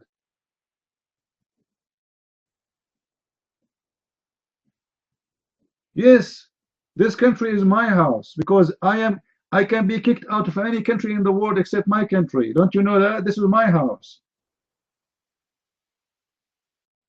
So you want to bring every scumbag, every drug dealer, every criminal, and excuse because, we have no fence. Why you want to come here anyway? America is bad. Trump is bad. Why you want to come here? Stay in your heaven. Why you are running away from Mexico? Why you are running away from Baghdad? Why you are running away from Syria? I will tell you why. Because those countries are not good. This is the truth.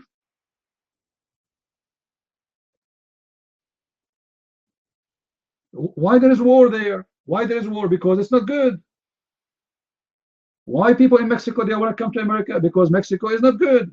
Otherwise, you stay there. So you want to bring us what is not good, and you want to force the end good on us. So USA will turn the same as Syria, will turn the same as Mexico, where cartel, they can kidnap people from the street. They kidnap even policemen, they behead them. Every week they find 70, 80 people, they have no heads. We don't want that in our country.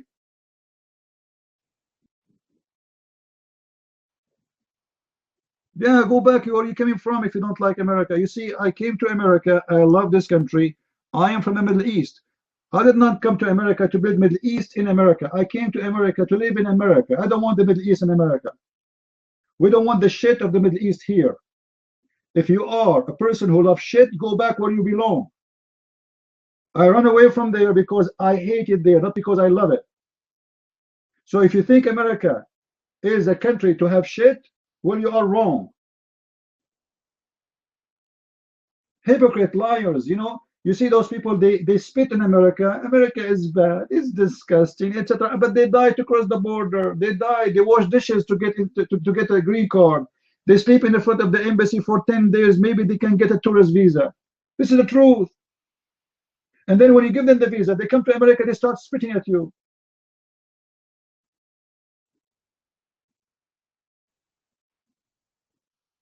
This is the truth. You know, once I was sitting with a bunch of idiots from the Middle East, America is bad. They start speaking. I said, you know what? You are a bunch of filthy liars, all of you. They said, why? They said, well, if America is bad, why you are here? What are you doing? What are you waiting? Go back to heaven. You know what I mean? Go back. America is bad. Why you are here? What a bunch of idiot liars. God knows how many ass they kissed to get to America. And now they are in America. America is bad. Yeah, get lost. Go back to the land of falafel if you don't like it. This is what I hate most about a human being, is not to appreciate. They come from the lands of the scumbags. If my country is good, I will not become an immigrant in USA. You say it as it is. This is the truth. You see, in this country, I can say to Obama whatever I want. I can say to Trump whatever I want. This is America. It's beautiful. And where I'm coming from, if I say one word, I will disappear in a second. Not only me and my family, and nobody will know what happened.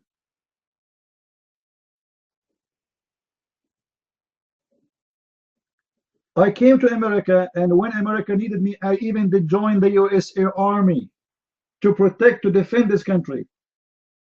You don't like it? Don't come here. Get out.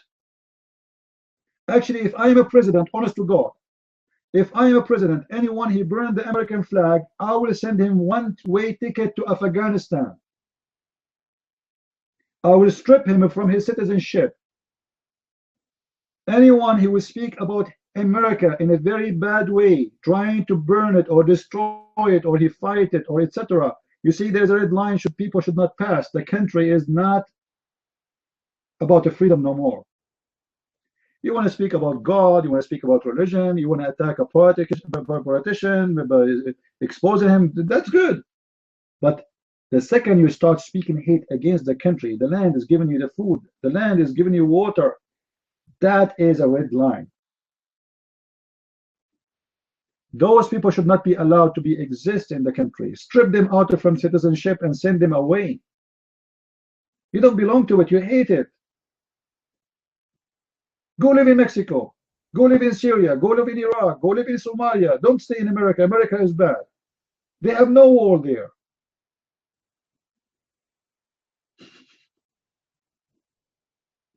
Guys, in those countries we are naming, people get arrested for every reason, no reason sometimes.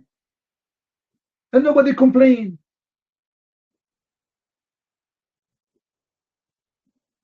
Have you ever seen those liberals go in the street striking against Saudi Arabia, banning nations from entering their country just because of their religion? Nobody. I will not see George Soros here want to make a strike in USA against Saudi Arabia because he is in their, you know, he is between their balls. He is the one who lick their asses to make money. In those countries, they throw gays from the top of the building like ISIS. Saudi Arabia, they practice exactly like us, but nobody complain, nobody speak, nobody talk, nobody. There's no problem. In Saudi Arabia, if a person he die and he is a Mexican, he is not allowed to be buried there. Do you know that? They don't even give you a grave. In Saudi Arabia, if you are not a Muslim, you are not allowed to be buried in their land. In Saudi Arabia, when you enter, they give you what is called iqama, which means is residency. If you are not a Muslim, they will give you a brown one because you are dirty. If you are a Muslim, they will give you a white one because you are clean. And nobody complain. Everything is upside down. They want to make America the beast, and Trump is the beast leader. He is the beast. He's the guy who want to eat everybody. He is the guy who hate immigrants. I am an immigrant. And this is not what he is doing. Imagine he did not even ban anyone. He said we have a list already made by Obama. Let us make it more strict. This list from 7 countries who have war, they have problems. Security is a problem. They went so crazy because it doesn't matter what he do. They wouldn't go crazy. Obama, he made the same list. Nobody go in the street.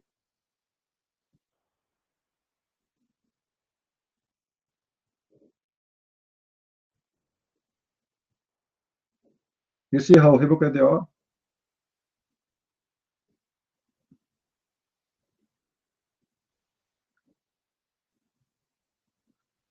First of all, there's nothing that's called Abrahamic religion. What Abrahamic religion mean? The first. What Abrahamic religion mean? I never heard of that. It's called something. It's called Abrahamic religion. Is that a new religion? Monotheism is Abrahamic religion. Is that right? Oh, okay. Where do you get this from? So if somebody believes in one God, he is Abrahamic because the Egyptian believe in one God. There's tons of nations that believe in one God, but they are not Abrahamic. And Islam does not believe in one God anyway. That's the deception. To believe in a God, whoever that God is, he is one or many. That's not what is monotheism is. Only foolish people believe in that, because monotheism, to have a belief like this, to believe in the true God, the creator, the one who you should worship. But there is many religions that worship one God too, but they are not really monotheism, and they are not Abrahamic.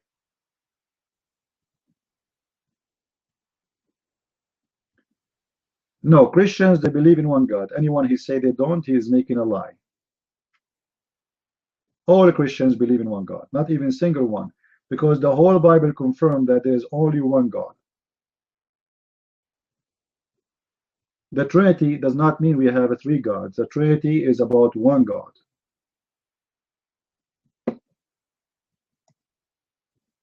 From the beginning, from the book of Genesis, said you worship your God alone.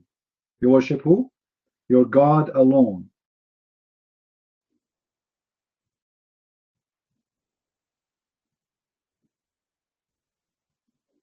Now, do we have any Muslim here?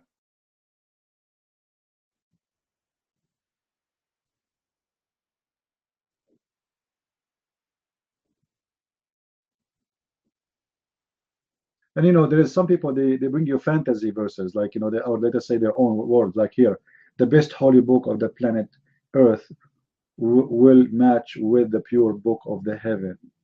Like, but what is the pure book of the heaven? There is a woman, she used to open a chat room in Paltalk. Anyone, I don't know if anyone remember her. She came to be a prophet. Anyone remember her? Anyone remember her? She claimed to be a prophet, and she hated the Christians very much. I mean, this woman, she is desperately, she bombs you. Just if your name is a Christian prince like me, like Christian, she bombs you right away.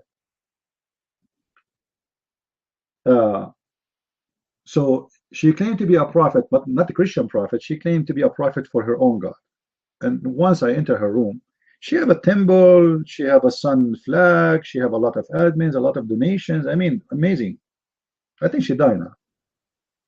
I don't know what happened to her cult. Now she said she was telling her followers what happened to her a night before.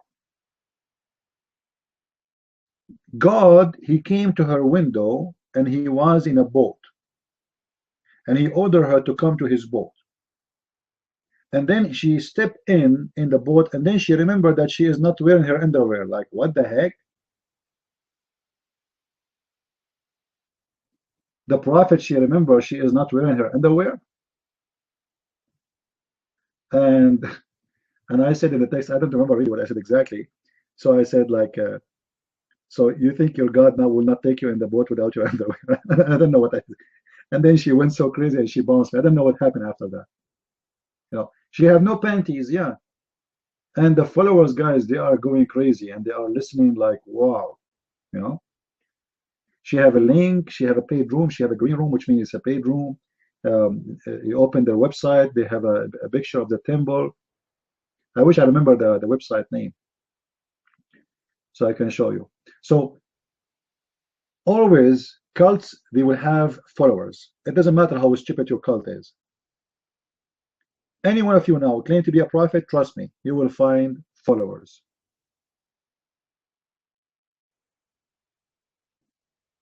We don't believe in religion in the first. You know the first, I don't like stupid talk. You want to talk to me, put your hand up. You want to talk to me, put your hand up. We don't believe in religion to say all religion is false. There's nothing is called religion anyway. Religion is man-made belief, so it's not exist. Man, he died, they go with him. For it is a religion. As an example, atheism is a religion, you idiot. What the atheist believe? What is his religion? He believed that God does not exist. This is a religion. Religion is a belief in anything made by you. Stupid people who think that an atheist is not a person who have a religion. That's false. He have a religion, but his religion is there's no God. I used to be a jellyfish and then I became a human.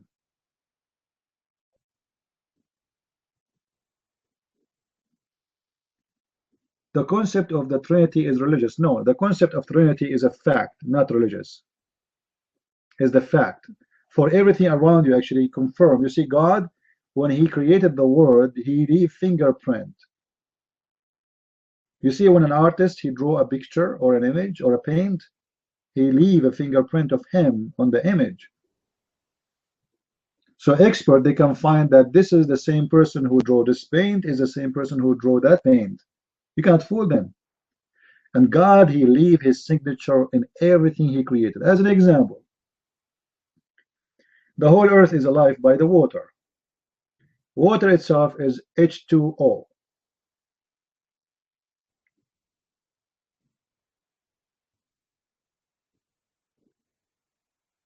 The core of life is water.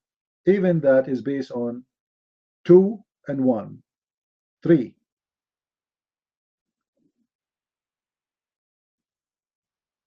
Why? Can you explain? Why not 3, 4, 5, 6, 7?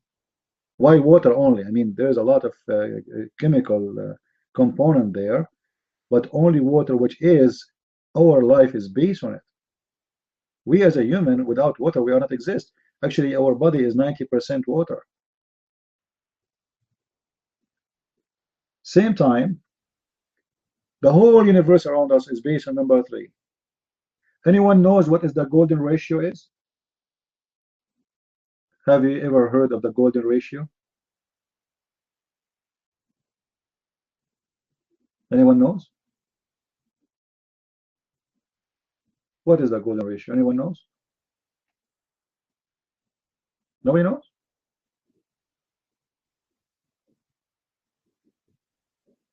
The golden ratio, in a simple way, is 2 to 1, which means 3. This is the ratio of a beauty. Scientists, they study trees, study buildings, study everything. They found that all the beautiful things is based in the golden ratio. In order to create something beautiful, even to build a house, you have to use the golden ratio. Otherwise, the house will look ugly.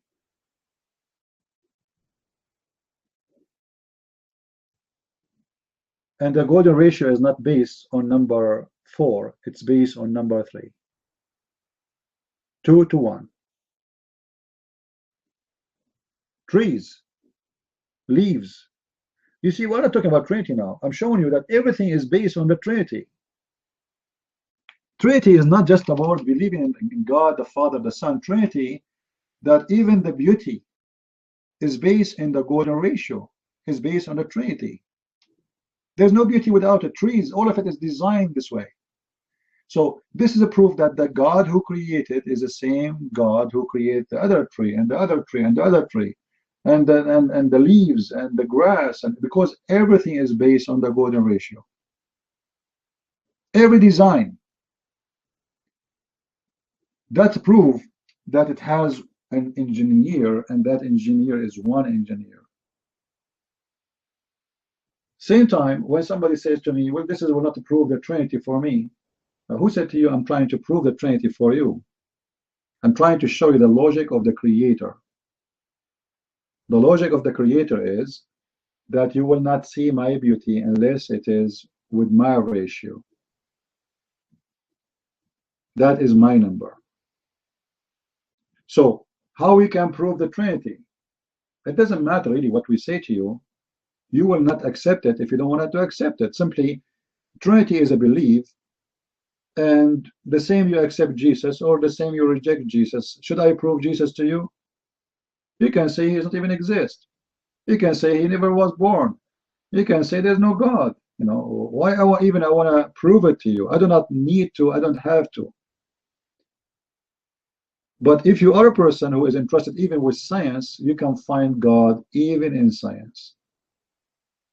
However, God is above science, because simply science, you see, when doctors who they are scientists, they say it's a miracle.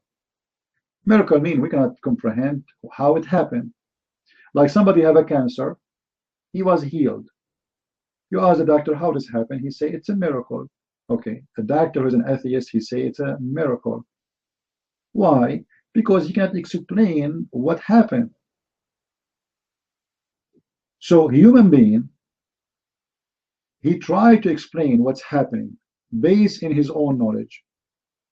And he tried to be smart, but later he found that he is a dumb person. As an example, how many years they taught us in school that oil is made from the fossils of the dead bodies? Is that correct? Don't they teach us that in the school? That the oil is the oil we burn for our cars, the gas, is coming from the dead bodies. Guess what? They found out that this is all is false. So all the last 40, 50, 60 years are teaching us garbage. The new discovery that this is absolutely false. It's a pressure of halogen and oxygen, whatever they component, they will make oil. And they have a proof of that. As an example, there's an oil field in Grozny. The oil field in Grozny went dry more than 30 years ago. Totally dry. That's it. There's not even one drop of oil. They close it. And then after a few years, they find the oil there again. And they try to understand what happened. Maybe it's leaking from different place, but there's no oil in any other places. You know, they scan every area there. They dig everywhere. There's no oil. And after a long study, they found that this is not what they thought it's happening from. Have nothing to do with dead bodies, who is pressured for millions of years, blah, blah, blah, blah, as they told us. It was different processing, can generate oil. This is why they are saying oil will never really go, because the earth is making oil every second. Every second is making oil, new oil. So now, maybe after 20 years from now, the same discovery they are saying today, it's a true discovery, they found it's wrong, and they find a new discovery. So what they call science, I call it stupidity. For even the one they think it's a fact, for tens of years later, they find out it's not a fact. So if you believe in science, I mean, obviously you believe in illusion. I don't believe there is anything that's called science.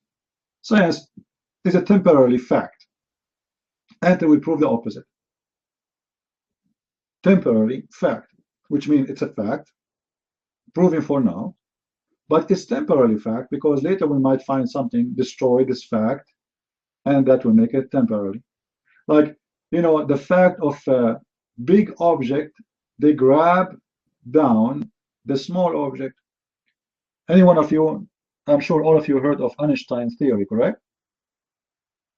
Is that correct? Einstein, what Einstein, you know, what like Einstein and Newton and etc. So, you know, they taught us in the law of physics that if an apple fell down from a tree, the apple will go down because the tree, the apple is small and the earth is big. Is that correct? Guess what? Lately they discover that's not true. There's exceptions. So if you are too tiny, so small, the earth will not be able to grab you. So if you are too small, you don't go by the law of the gravity. This is why if you go in your, as an example, if you go in your basement and you have a little window coming and the light is coming through, you will notice always there's something is moving, flying. Correct? Is that correct? Little tiny things are flying in the air. Okay, like how they are flying. There's no wind. Why didn't go down? They are too small. The earth does not have an impact on them. They are too small. They don't have a size, they don't have the weight. So they are too small to be grabbed down. So what science is an attempt of knowing or attempt of explanation. And that attempt can be changed depending on the one who is trying it and the method he tried.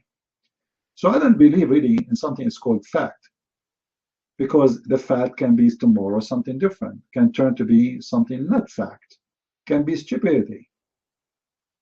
Like a human being for a long time, scientists in this earth, they thought the earth is a flat. Scientists, not the ignorant. So scientists in certain time, they present the ignorant, and I believe it's still the same. As an example, I told you before, I have an allergy in my throat. So I went to the doctor once, twice, 3 times, 4 times, 5 times, and they give me every medicine in the earth to solve the problem, and nothing is working. So I felt like a rat. So I stopped using the medicine. I spent a lot of money, and then I noticed that when I drink coffee, my throat go crazy. Okay, so let me stop coffee then. I did, and that's it, it's gone. Imagine none of those donkeys who call themselves doctors, who charge the hell of money when you visit them, ask me, what do you eat? What do you drink? The answer is very simple. This person, he have allergy from the coffee. That's it. Acid. And not even one stupid donkey of those doctors asked me the question. So I have to read it in myself and watch what I did, because sometimes it happens, sometimes it doesn't happen. So why it happened now doesn't happen before? I noticed that when you drink the coffee, it's happening. So I said to myself, you gotta stop drinking coffee then. And bingo. So the doctors, they are not really doctors, they try things on you. You are like the mice in the field. They have a medicine, try this and try this, and they try based on their experience, but not based on your problem. Based on their experience, they give you medicine. But do they know? They don't know. They try things on you.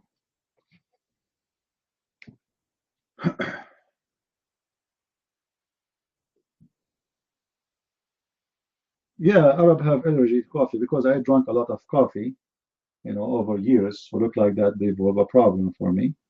So when I drink coffee, it caused me a problem.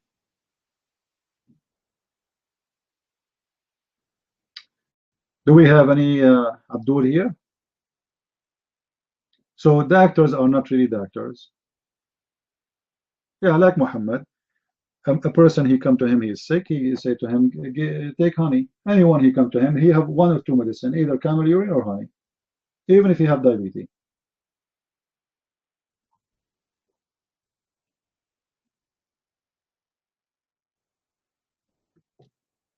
Right? One medicine for all the sick one. This is why, for me, I don't really trust medicine. I don't believe in it. I don't believe in something that's called science. I believe it's something temporarily, as I said. It can be changed. The knowledge of a human being is increasing. And what is today smart, tomorrow is stupid. What is today is wow, tomorrow is going to be silly. Just wait. You know, every day will bring something new. Right?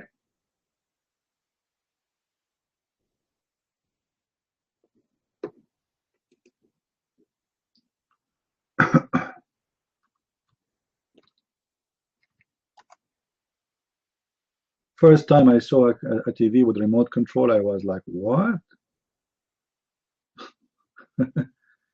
TV with remote control? I remember first time I saw a TV with color, actually.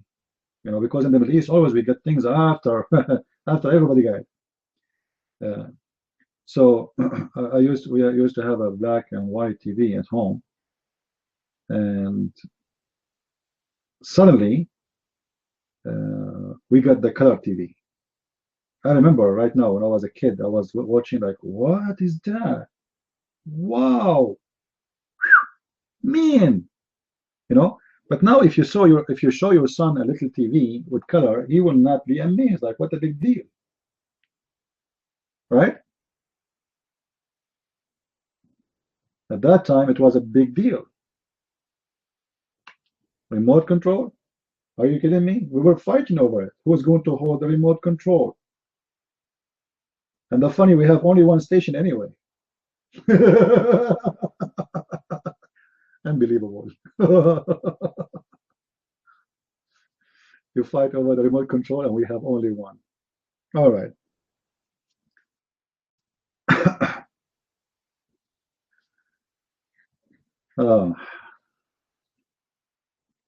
So like, yeah, the cell phone, cell phone things, like in the last 50 years, the world jumped beyond imagination reading. I remember in 1998, we used to use the DSL connection for the internet. It was horrible. I remember I called the customer service. It's not working. I cannot log in. It's stuck, etc. Internet is so slow. So look how in a few years how things changed.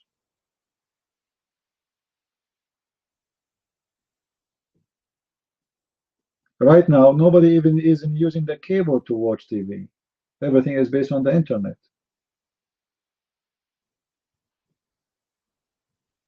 By the way, how many of you pay for TV? Sadly, in the West, we pay for TV, right? You do. My friend, stop paying for TV. Don't you pay for internet? Speedafora? Okay, go and buy Fire Stick from Amazon. There's thousands of applications. You can use them. You watch movies, you watch live TV stations around the world, not only in USA, and all for free. Legally. Legally, you are not stealing. You are not breaking the law. Why in the world anyone want to pay for TV? Yeah, I have that one because I use a satellite, so I can watch an Arabian TV from the Middle East, especially Saudi Muslim TV stations, but now I do not need it. Right now I'm flying from place to place. I take this stick with me and I have the TV with me. I just hook it up on the TV and you have internet. Like here where I'm located now, internet is very fast, it's very good. So you can watch live movies and it's wonderful, and you don't pay for any, you don't pay a penny. Fire Stick. Search in Amazon. It's Fire Stick. It's called Fire Stick. Very, very good. You know. And if you have a Prime package from Amazon, they will give you unlimited movies to watch too. And for me, I'm not really interested in the movies or etc. I am interested in certain programs about religions, about etc. You know, for my let's say what I like to do.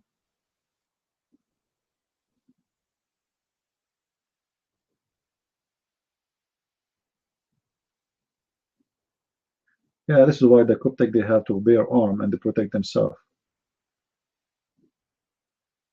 They have to get ready. So, you know, people, they don't really, and actually, all of you, you pay for a phone, right? I don't have a phone. I don't have a phone line. I use Hangout on air.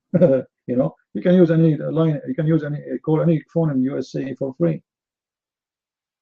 Very simple. There's many other applications that are for free too. Why do even go first place?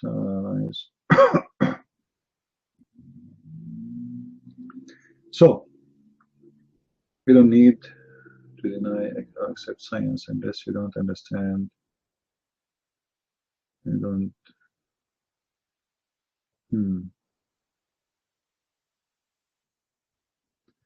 No, we can deny and we can accept. I believe strongly that anything is based on science is very limited, and because a human being is limited with his knowledge, and what you think it's a fact today, tomorrow it might be not. However, science is very useful. Like, you know, because of science, we were able to create cars, airplanes, etc. But what science tried to do is, as I said, attempt to understand the physics of the Earth.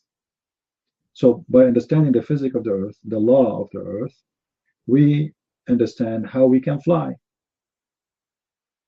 So science can be very helpful, but I don't believe in it. Do I believe in it? No. I don't believe in something called science. I believe in attempt of understanding, because this attempt will never stop. Science, if it really exists, you do not need to keep trying. But because you don't know really the truth as the full truth, so you keep trying for more and more and more, so you can learn more.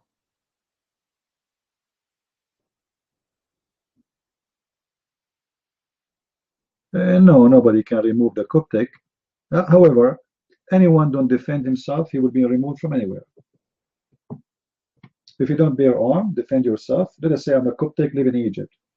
If the Coptic, they decide to stay peaceful, who don't defend themselves, they will be killed.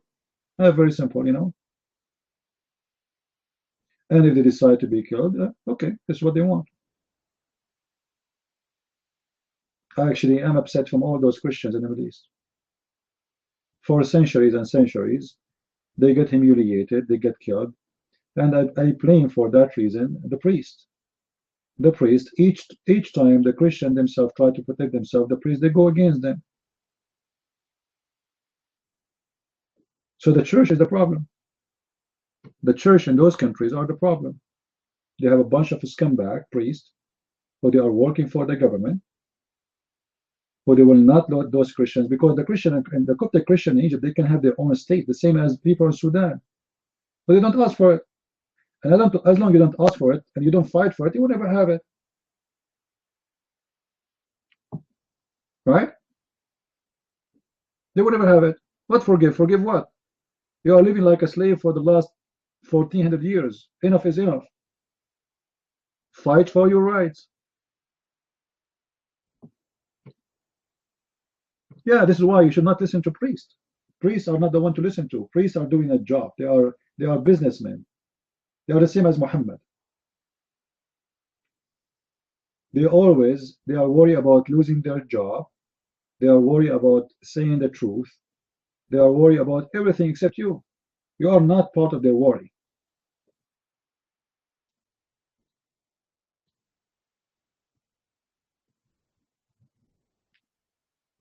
There's nothing called Big Bang. Big Bang is a theory too. It's not true. You see, what scientists try to convince you with, that those are facts. There's nothing is called fact. It's a theory. And theory is a theory. And I believe the Big Bang is a stupid theory. Because when you say there's an explosion happened, but you can't explain to me what exploded. Explosion happened. Explode what? Nothing? Nothing explode? That's stupid. Right? There was nothing, and then an explosion happened. So what is explode? Nothing? This is stupid. Even the theory does not have any, like, a little logic. How you say there's nothing, and then the nothing is explode?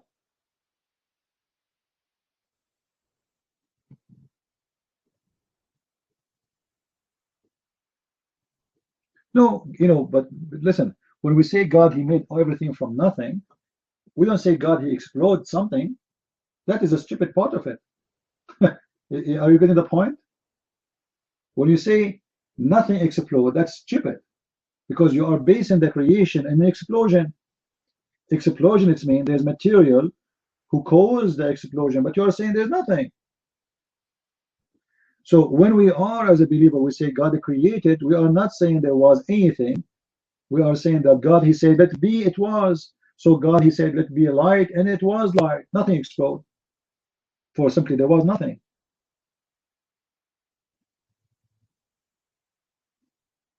All right? So he, by his power, he create something from his power, not from nothing. It is not nothing who became something. It is his power who created what is something. Is it clear? So we as a Christian, we don't believe that God, he brought nothing and he created from nothing something. No, we don't believe in that. This is garbage.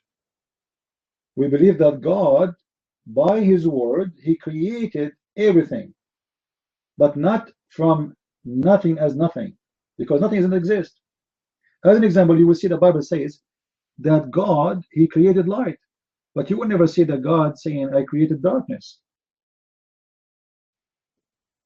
Is that correct?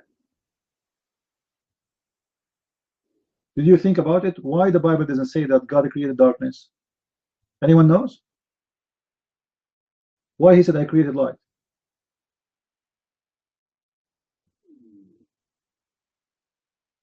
It does not say created light. No, it says that. He said, let be light. And light was. This is the creation of light. Yes, this is the creation. The creation, it says, let be light, and light is exist. So by saying be, it is. This is the creation. This is the moment of creation. Now, why he doesn't say, I created darkness? Because darkness is nothing but the absence of light. And here you see the intelligence of the story about the creation of God. Because do not need to create darkness, for there's nothing is called darkness actually. Darkness is just absence of light. Our eyes, it's an illusion. Let us say it this way. It's an illusion that's I create darkness. There's nothing is called darkness. Darkness because simply I have eyes. So for different creature, this does not exist. If you don't have eyes, this does not exist. I mean, what darkness mean? You have no eyes. You don't know what light means. You do not know what darkness means. So a light reflection make you see. You have a mechanism where make you see things by reflection. And that's what we call it, the light reflection on our eyes to see images. But do not God need to create darkness? No. Because it's not really exist.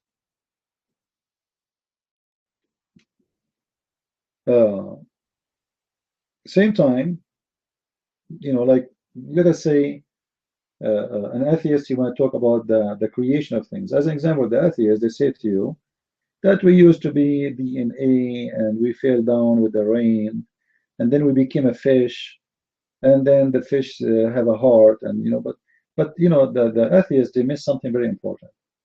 All their theory is based on what? In something is called evolution, right? What is evolution is? Evolution that my body needs something, so I make it. Is that correct? That's what it says. Like my body, I'm cold, my body make hair, so I can cover myself with hair. I will become like a monkey, I will have a fur. Okay, let us go by this logic. So how a human being became a man and woman? If it's my body who made it, that will be impossible. I will let you know why. The body of a human being, of male and female, if the body is the one who is a designer, how the body can design male and female? And if the body can generate, let us say, babies without male and female member, because they say the process took millions of years, correct?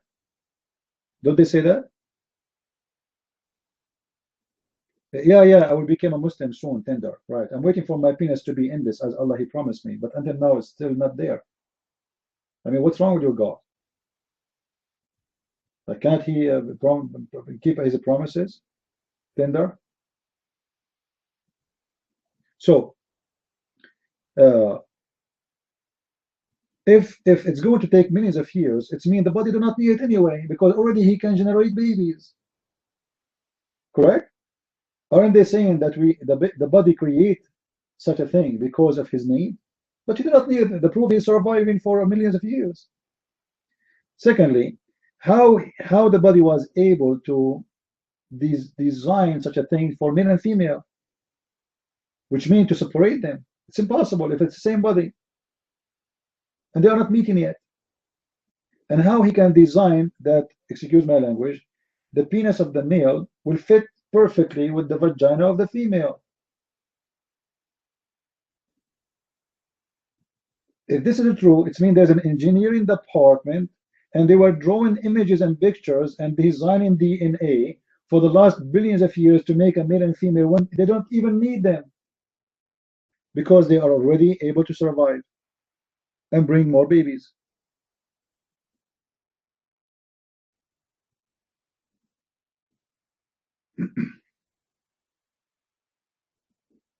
Right? Or they say to you, how we have an eye. How we have an eye.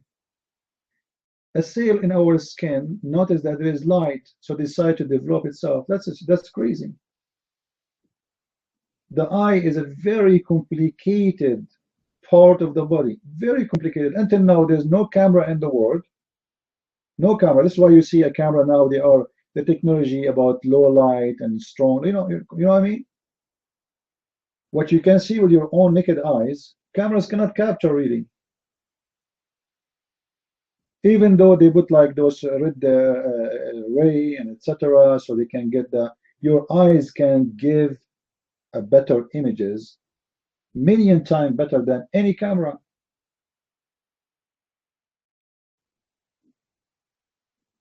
Until now, they could not reach with their technology to get close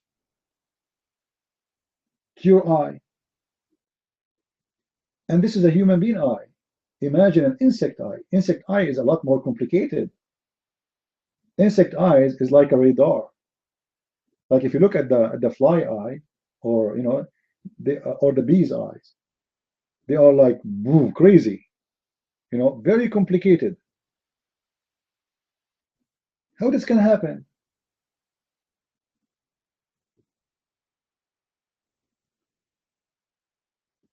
So what atheists try to explain is very funny and very naive. And then they try to compare between us and the monkeys and etc. Actually, all of those things, sharing things together, is a proof that there is one designer. As we said before, God, He put His signature everywhere. So we share things because simply we have the same creator. We have the same designer.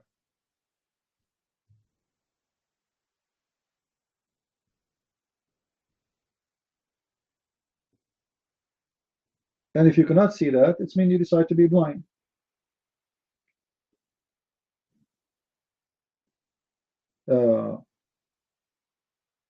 Now, is the design of God is perfect?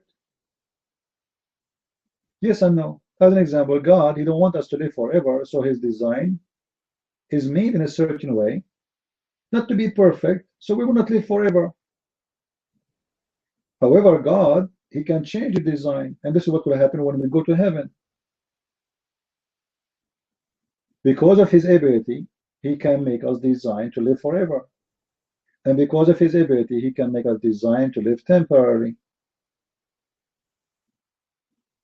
So yes, it can be happened.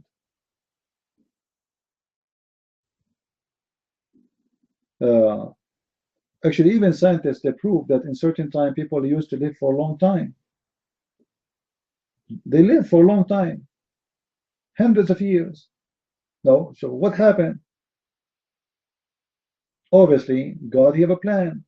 He changed the design. He worked in His design. So the person who used to live for 800 years, now he lived for 60, 70, 80.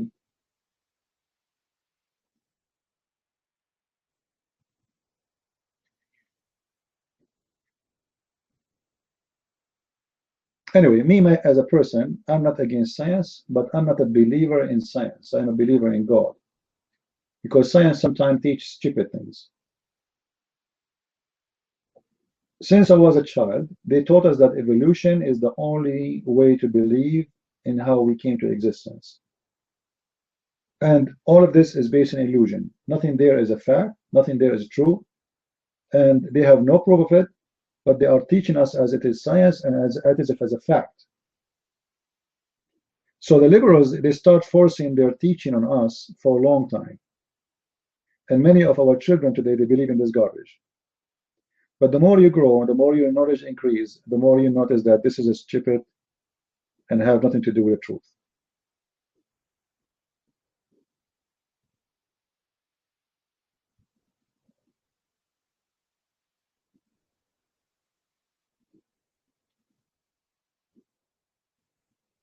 You know, if you think about a spider, little tiny spider, and look how he make his house and how he hunt, and then you say to yourself, isn't it amazing how this creation? I mean, to be able,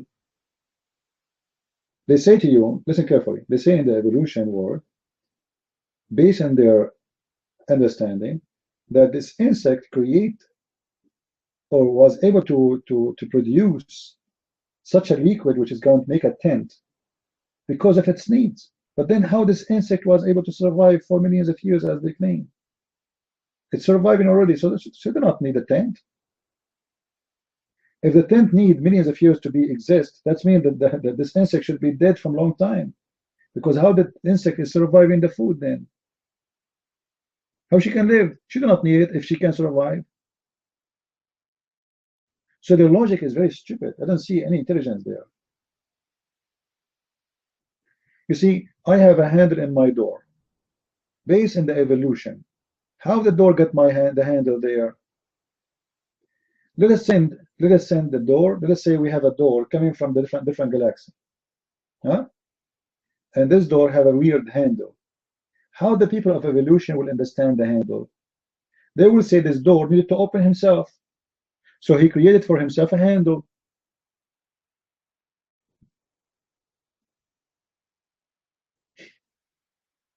Sound funny, isn't it?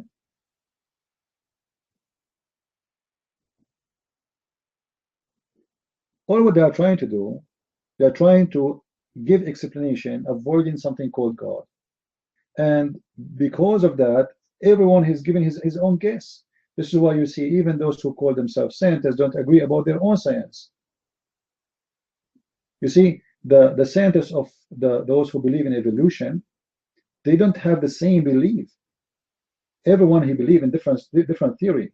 All of them, they are under one umbrella, yes, but every one of them is far away from the other one. And the first one who created this theory, what's his name? What's his name? Somebody remind me. What's his name? Darwin. Do you know what this filthy guy he did? Look how smart he is. He brought a black man, he put him in a cage. and he put in the cage a monkey, trying to prove that they are relatives. Do you see how stupid he is? So their smartest scientist, the founder of this theory, is a scumbag, stupid, to the point he trying to prove that the black people are monkeys.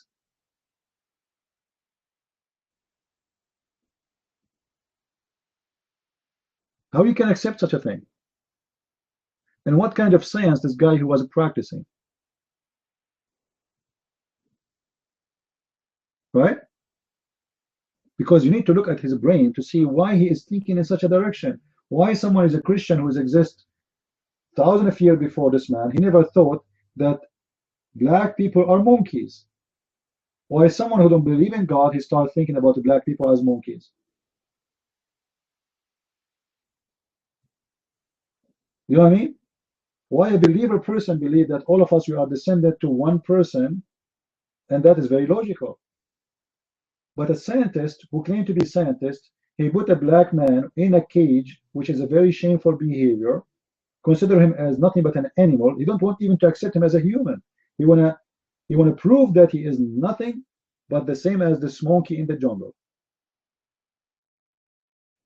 This is why what they call science, I call it, stupidity, ignorance, madness. I don't know. It have many names, but yes, it is madness. It is madness. It took them thousands of years to find out that the Earth is a circle, is like a globe. It's written in the Bible there, thousands of years ago. The Bible even says that the Earth is hanged on nothing. On what? On nothing. Hanged. Imagine how beautiful the description is. Not just lifted up. No, it's not carried up. No, it is hanged on nothing. Unbelievable. That's how he can say such a thing. Hanged on nothing. So this statement alone is explaining to us that we are swimming in nothing. That's beyond your imagination. We are floating on nothing. That's not what a human brain can come with. Because to swim, to fly, to be hanged on nothing, that's not smart to say. So somebody, he read this verse 2,000 years ago, he would be laughing like, who is the stupid one who said that? The earth is hanged on nothing? How you can do that? Let us go by science. By science, that is impossible, correct, guys? But by science, for thousands of years, anyone who claimed to be a scientist, he wouldn't accept that. He accept that something floating over the water, it's accepted because you can prove it. But something is floating over nothing, that's madness. And then suddenly they found that this is true. There's something, it's called space, and it's empty. It's totally empty. There's nothing. There's no air. There's nothing. It's empty. And you have no weight there. The earth have no weight in the space. Do you know that? In reality, we don't have a weight. We are swimming. Just, if not the sun is having an effect on us to stay in a certain place, we will move. But still we have no weight really for the space. We are swimming with no weight. The weight is something we feel. Only us we feel. But the earth and the space have no weight. So what it was science for a long time, today is a stupidity. And what it was a stupidity, nobody will read it. It's there. It's in the Bible. And now people define it's true. But do I believe in God because he said he hanged the earth on nothing? Absolutely not. I'm not going to find God by science. What if the scientists don't approve this? I'm not going to believe them. So we don't want to be hypocrite just because the science agree with it to say, oh, okay, that's wonderful. See, yeah, here we go. God is true here. No. Don't fool yourself. No one can comprehend God. And because of that, I believe strongly, no science can comprehend anything of what he can do. So if you try to explain God by science, you are trying just to make an attempt. And I don't want that. God is a miracle, and no one can comprehend what God is about. What we have is what God told us about himself, and it's more than enough for me to believe in him and to believe that there's no power in this earth that exists except his power. The rest is an attempt of using his power. A scientist, he tried to use the material that God he gave him, the eyes he gave him, the brain he gave him. It's an attempt to use our gifts, which is God provide us, to understand. You want to call it science, you want to call it knowledge, you want to call it attempt, call it whatever you want. But I believe that what we have is extremely stupid, limited, it is nothing. You know, I will let those guys speak.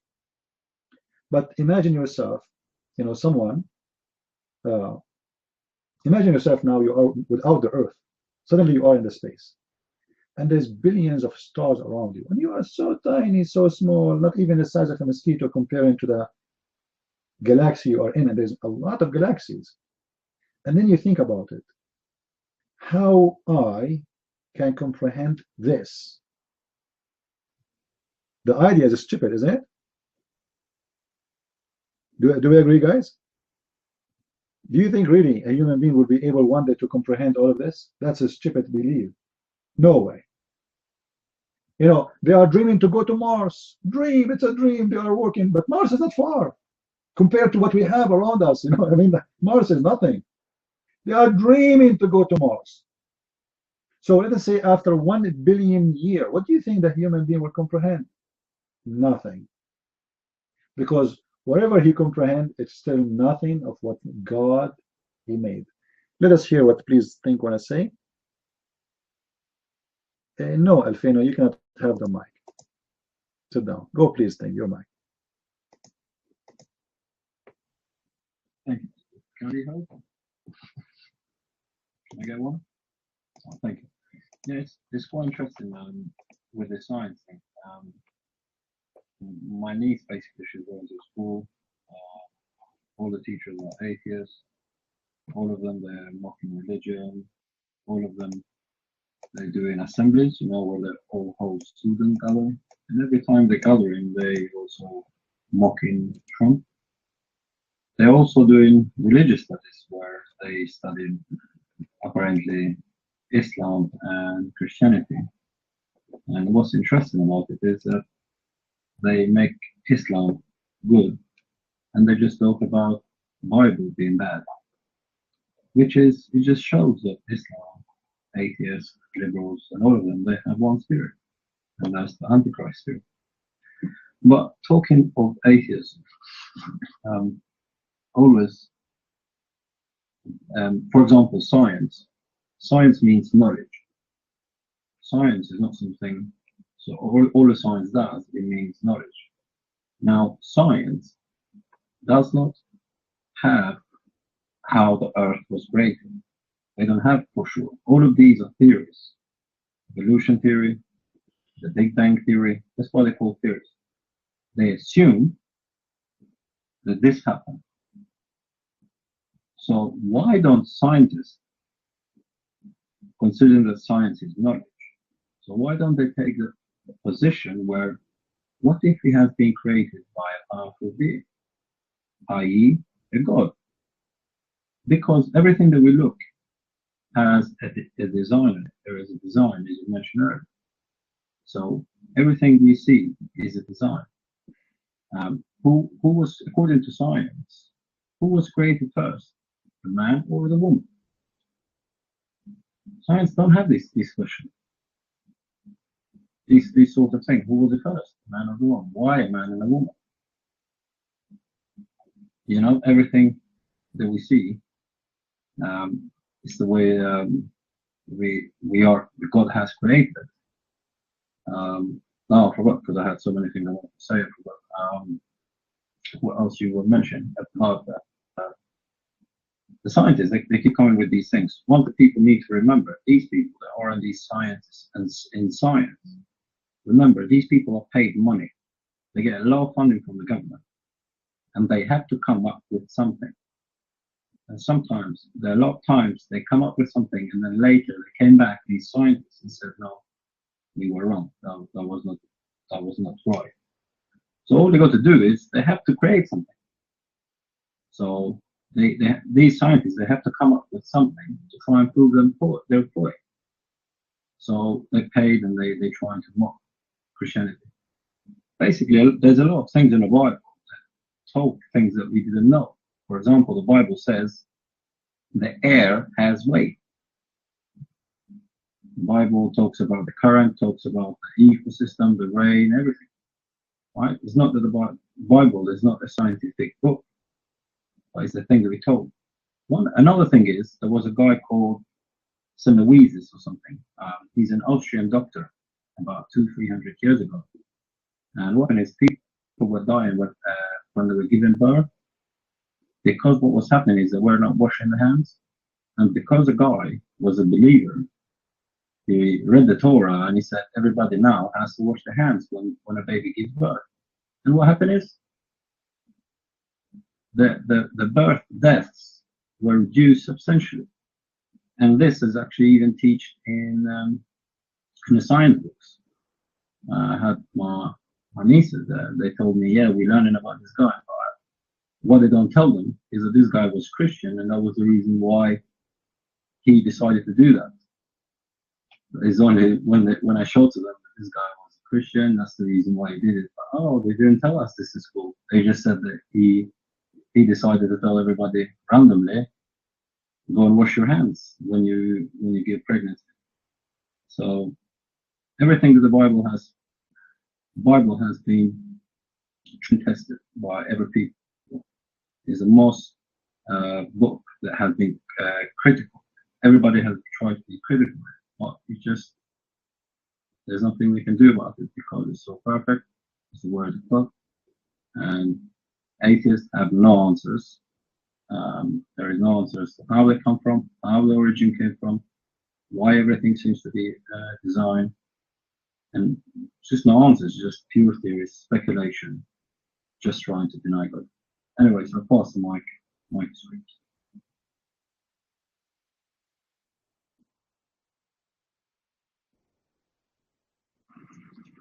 How? I just like one question, like why does it have to be that evolution is true and the Bible is false? Can they both be true? That was my.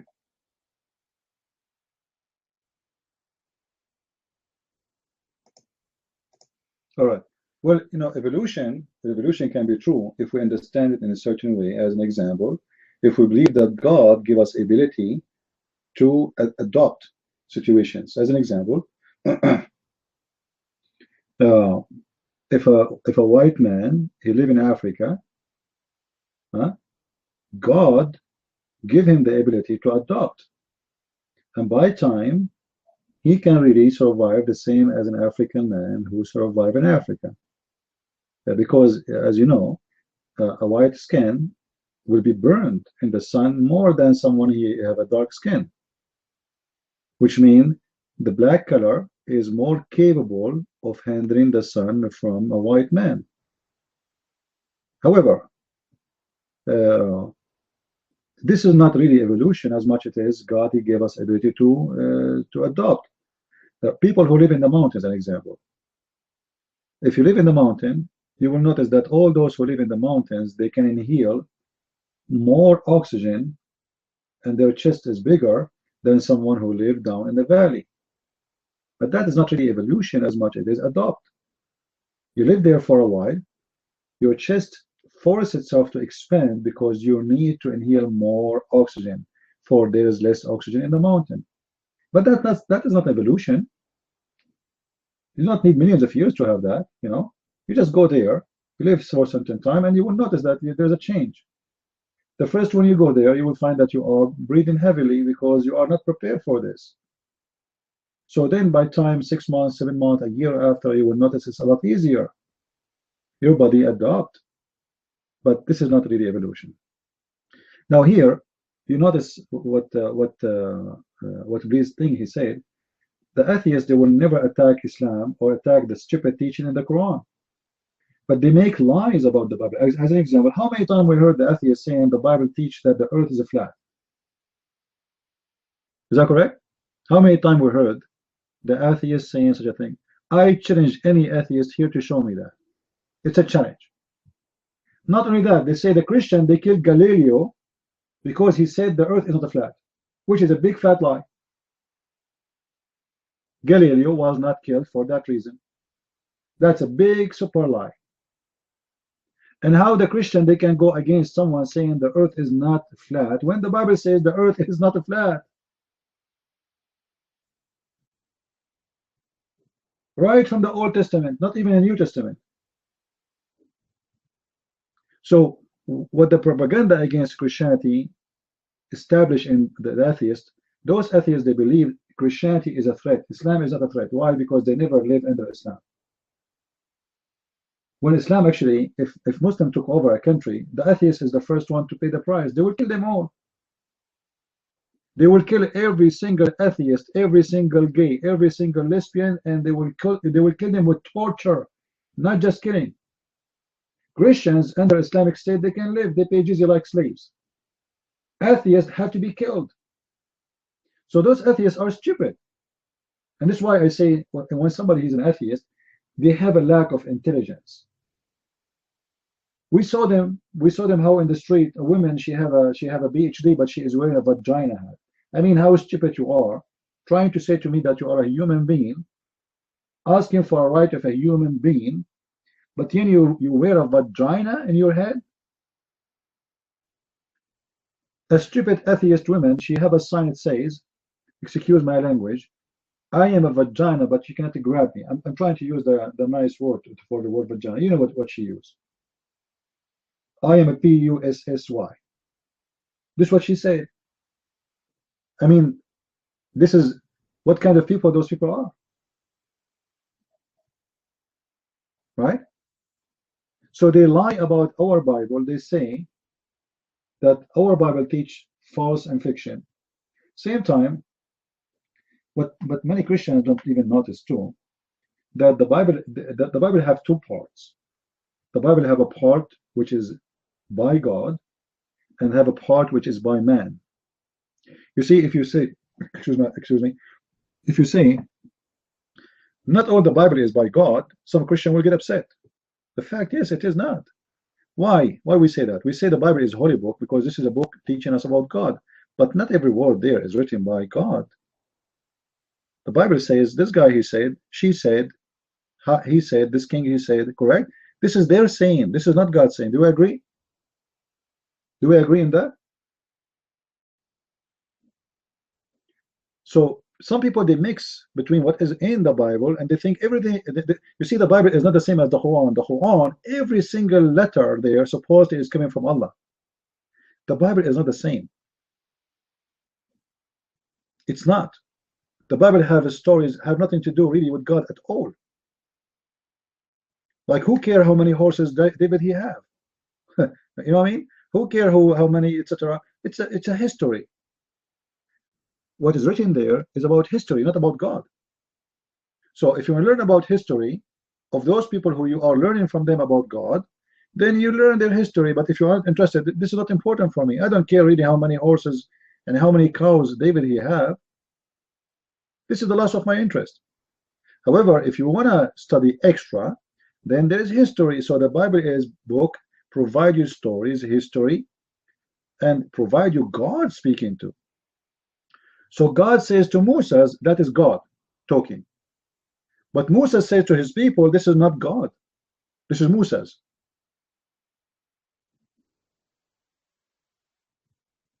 Are we getting it? And then what they try to do to make the Bible as a book of the beast, it's an ugly book.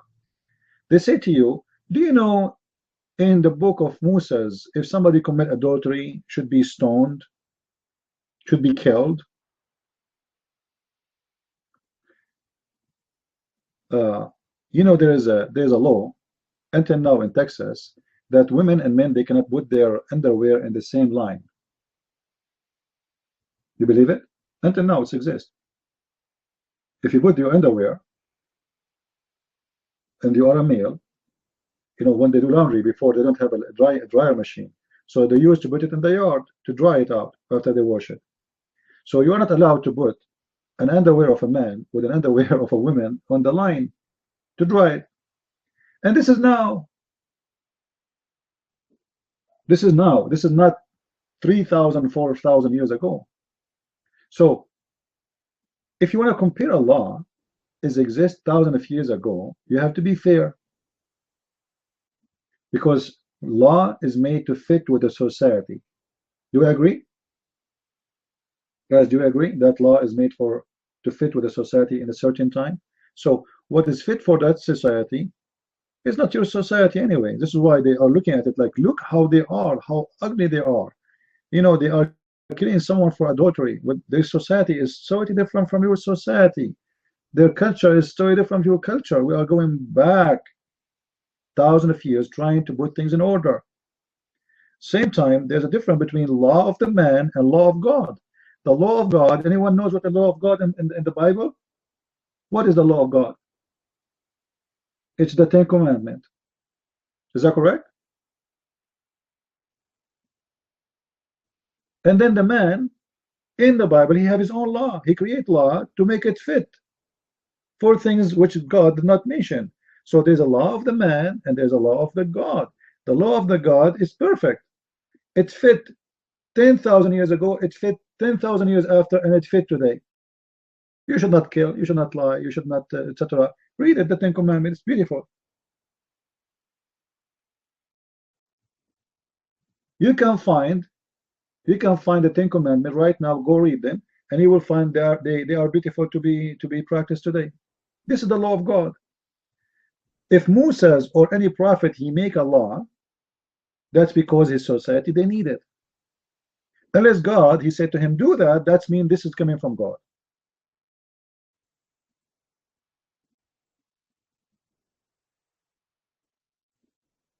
So when they try to make you hate Christianity, they go and they quote something for you written 3,000 years ago, 4,000 years ago, and they say to you, look what the Bible is saying. The same as Obama used to do. And actually, 4,000 years from now, people will laugh at our law right now. They will say, look what people used to do. You know what I mean? Because they will not understand the society we live in, and they will not understand the situation we have. And this is why Jesus, he always corrected the Jews. Even the Jews themselves, they don't understand the law in their time. Do you remember, guys, when the apostles of Jesus were collecting crops to eat and, like, you know, vegetables? They said to him, look at your followers, today is Saturday, today is Sabbath. It is Sabbath. What Jesus said to them? Anyone remember? What Jesus said to them? Jesus said, Sabbath is created for the man, not the man created for Sabbath.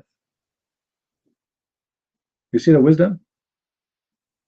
So the law of God, it's not what Eri is interested for God. No, he don't want the law. He wants the man. So the law is made for the man. What the people who they are decided to become savage, like the Jews at that time, they decide to make the law more important than the man. So if a man is dying in the street, and the Bible says you don't do any work in Sabbath, for them in their understanding, we should not help the dying man. But that's not what God said. You know what I mean? So the man is more important than the Sabbath. The Jews, they try to enforce the opposite, that the Sabbath is holy, the man is dirty. This is why the Messiah, he was like a revolution for them. because he changed what they thought it is the right way to do it for long, for they are stupid and foolish. When he showed them that the man is more important, not the law, they get so upset. What are you talking about? It's the same as Muslims, you know. The Jews at that time, by the way, they are the same as the Muslims today. They stone you, they kill you for any reason. When the Messiah came, he showed them that God, he loved everyone, and he loved us to the point he made the law for the man, not the man for the law, which means the law is made to serve the man for his best. The Jews, they used to be very aggressive, they are very greedy, they love money, and then now nothing changed actually. So God forced on them that Sabbath is a day off, that's it, because they love to work. And not only that, they force them that you cannot even force your servant in that day to work, because they abuse their servant. So what they do, they take off, but they force their servant to work 7 days a week. So he forced Sabbath even in their servants.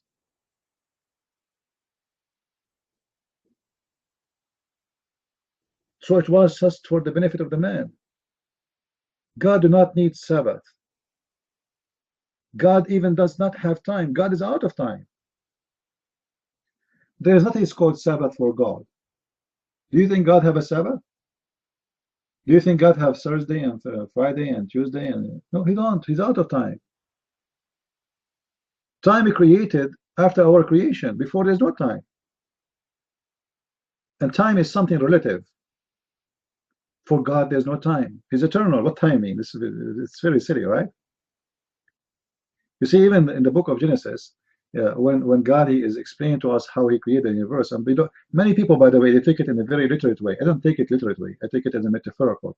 But you will see that God, he called day, he called the light day, correct? Is that true? He called the light day.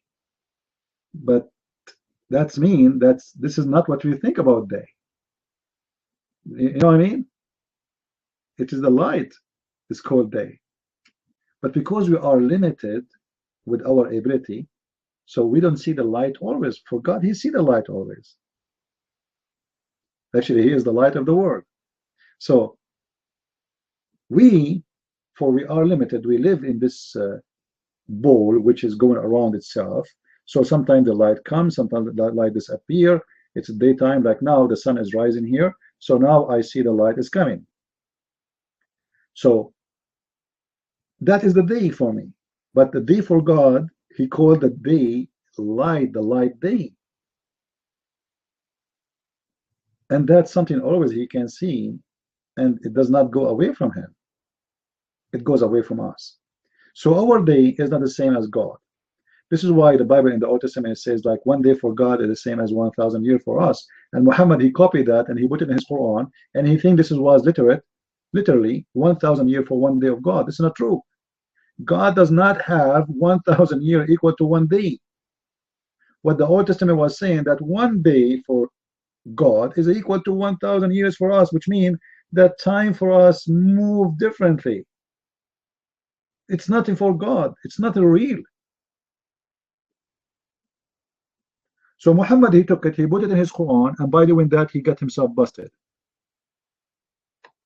You know, they asked Zakir Naik, the Christians believe that God created the earth and the heaven in 6 days. So you Muslim, don't you believe in the same?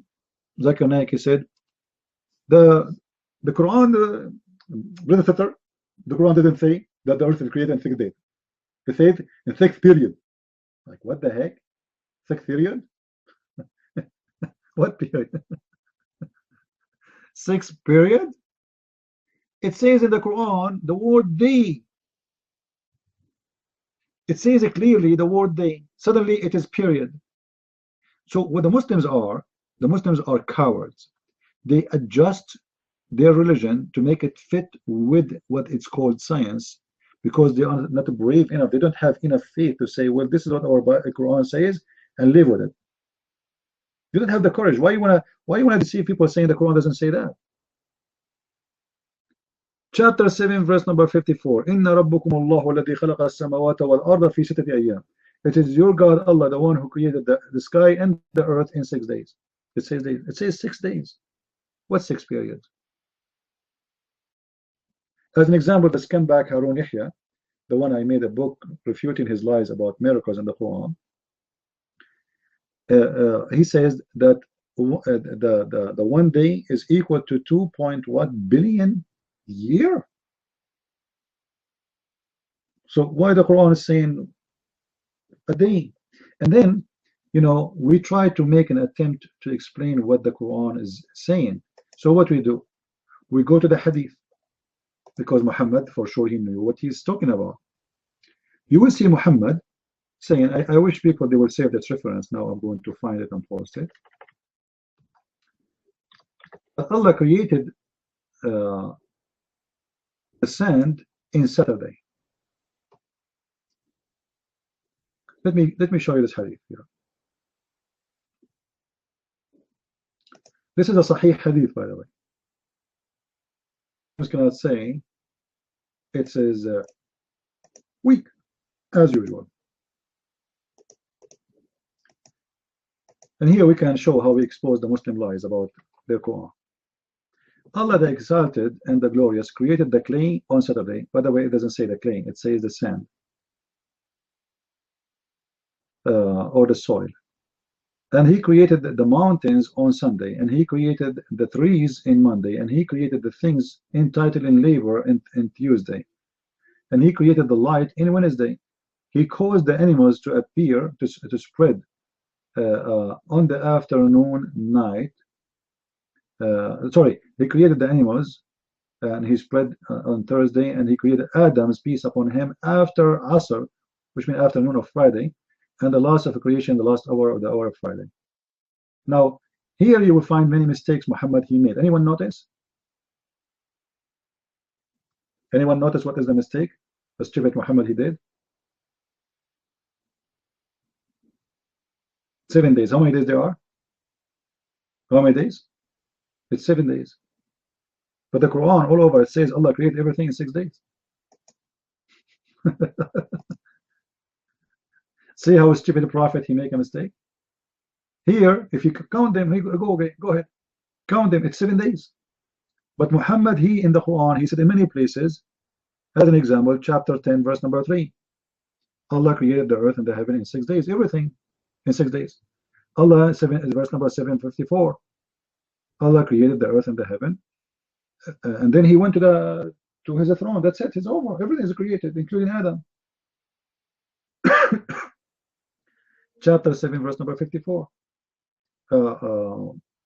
Chapter 11, verse number 7. Chapter 25, verse number 59.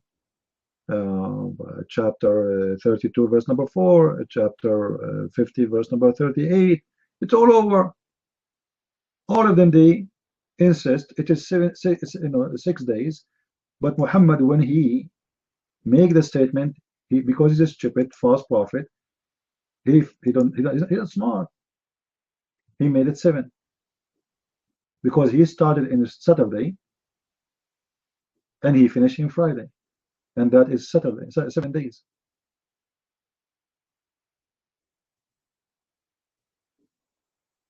And you will not see the atheists in California schools making fun of the Quran, but they will find any opportunity to make fun of our Bible because they are cowards.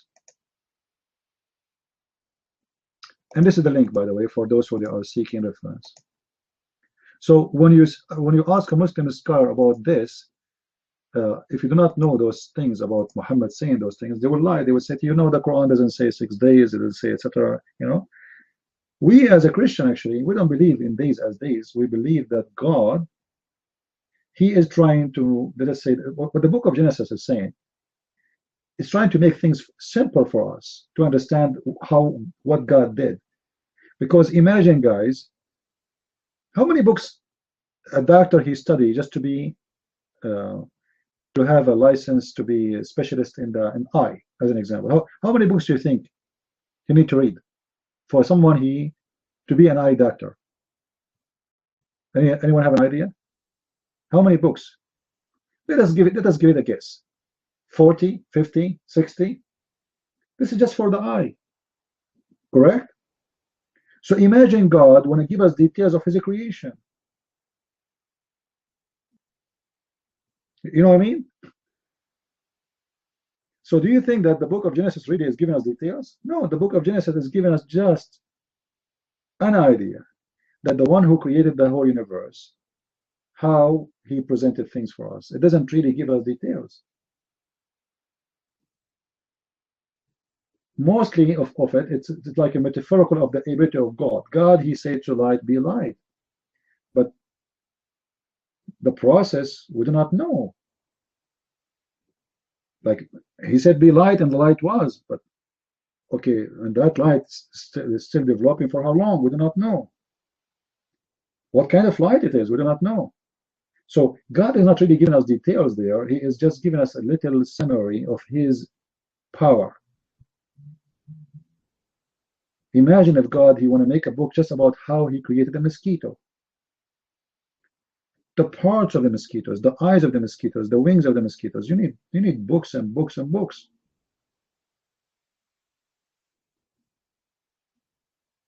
Right? And we have billions of creations. We have billions of stars. Imagine God telling us how he made every star of them. So the Bible really is not telling us science, or let us say details, as much it is a metaphorical about the ability of God. Like many Christians, when you speak about the story of Adam and Eve, let us make a vote here. How many of you believe that the story of Adam and Eve, it was about real tree and they ate from the tree? How many of you believe that it was a real tree? Give me one if you believe it's a real tree. Please think you think it's a real tree. Okay, I don't believe it's a real tree. I will tell you why. First of all, do you think God, he cared for an apple? That's not the story, right? I mean, no, there's no way. It's not about an apple.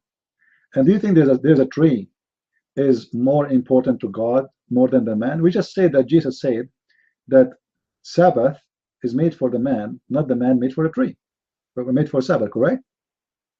And obviously the trees and the heaven is not made for God, it's made for the man, right? So what the Bible is trying to explain to us in a very simple way, that since God created Adam, he disobeyed. That is what the story is about. It's not about the tree, it's not about the apple, it's not about Eve, it's not about, you know, God, the creator of this universe, he cared really for an apple. This is not really the story. The story is about you have agreed. You want to be God. You want to eat from this tree so you can be like God. So what you think, this is what the atheists today they are doing. They wanna eat from the tree of knowledge. What the tree of knowledge? They think it is the science. And then they will believe that they are God, and then they will refuse God. Are you getting the idea? It's exactly what's happening today. It's not only something happening with Adam only, it's happening with us today. You know, guys, what I mean, or you don't understand me? Is what I'm saying is clear? Or today is the same, nothing changed. Human being, he wanna challenge God. How he challenge him? He think he can challenge him by the knowledge of the tree. The tree here in this case is knowledge. You think you can seek it and then you can overcome God, and you do not need to be, you do not need to believe in God because you became God. And this is what the atheists they practice today. They want to be the same as Adam. They want to eat from the tree, which they call it science, and then if we do so, then we will become God. So this is not really about a tree. It's about you think the more you learn, the more you know, the more you are God, and the more you do not need God, for you are God now. So you disobey God. So the story there is symbolic of the greed of the man, who he loved to be God, and he think by having such a stupid knowledge, he think he can be God, and he do not need the one who created him. It's like a robot machine created by the man, and then the robot, he decide to delete the man. You don't want the man, but I am the one who made you. All right? So the Bible is a lot more deep than what many people think it is. They think it's just a story about the tree and Adam and Eve. The story is beyond that. God is all wise, and God is teaching us that, you know what? You have agreed, and you live with it if you choose, or you choose me. So if you think a tree will make you God, go try it. He gives you a freedom to eat from that tree or not to eat from it. So today we have this tree around us. Human being, when he is healthy, he don't say God. An atheist person, when he gets sick, he say, "Oh God, help me." Suddenly he's a believer because he gave up in science. He gave up his tree. You know what I mean? He don't want to believe in that tree no more because he gave up. He found that he's dying. Like, you know, this guy, Joe Steve. Joe Steve, right? His name Joe. What's his name? Steve Jobs, the founder of Apple. Billions of dollars, billions and billions and billions. He don't believe in God. He don't believe in such a thing. He's a liberal, all right? And suddenly he have cancer, and all the trees of science is not helping. And then suddenly he decide to say God. And then his friends who they are atheists, they say, "We may God help you." Like, what the heck? All of you are atheists. So human being, when he do not need God, for he is healthy, he is rich, he is wealthy, he reject God. He think he is God. Then when he get weak suddenly, then he remember that he is nothing but not even a mosquito. And then he start praying to God alone. So this is what happened to Adam. Adam was given heaven. He was given everything he wanted. So he became a spoiled, and he said to himself, okay, why I need him anyway? I mean, let us try to be God. I want to be God. I want to have the knowledge. I can know more than him. I can be him. I do not need a boss. And this is something we live every day in our life. Christ is salvation. The mic is yours.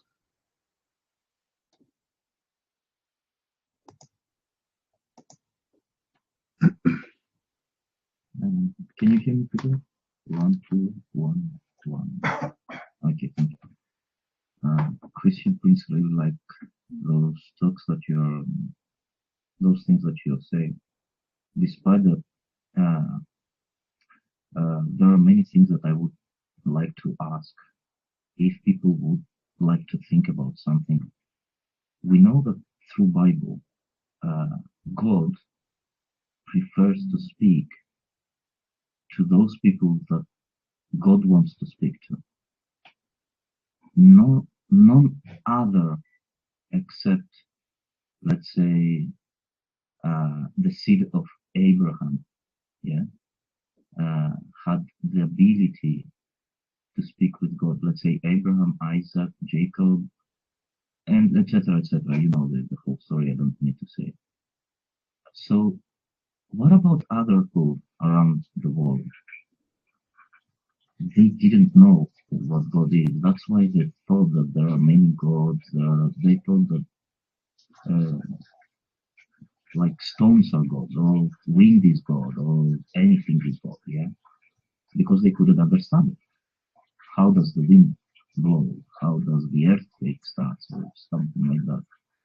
They didn't have anything that they could be, how to say it, close to God. So whom should we, let's say, what should I read in order to understand God? Well, the Bible, of course. The Bible says, though, many things.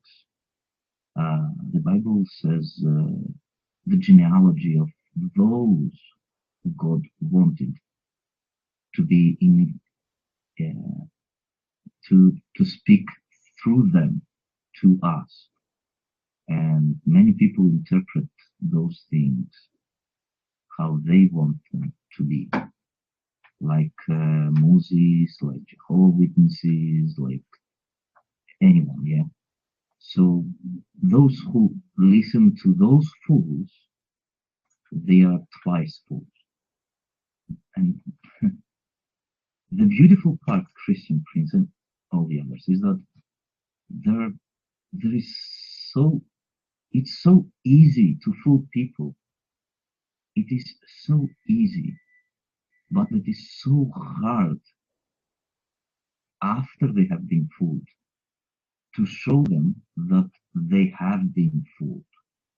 Yeah, it's so hard to show it to them. It's like, I don't know how to say it. You cannot say that.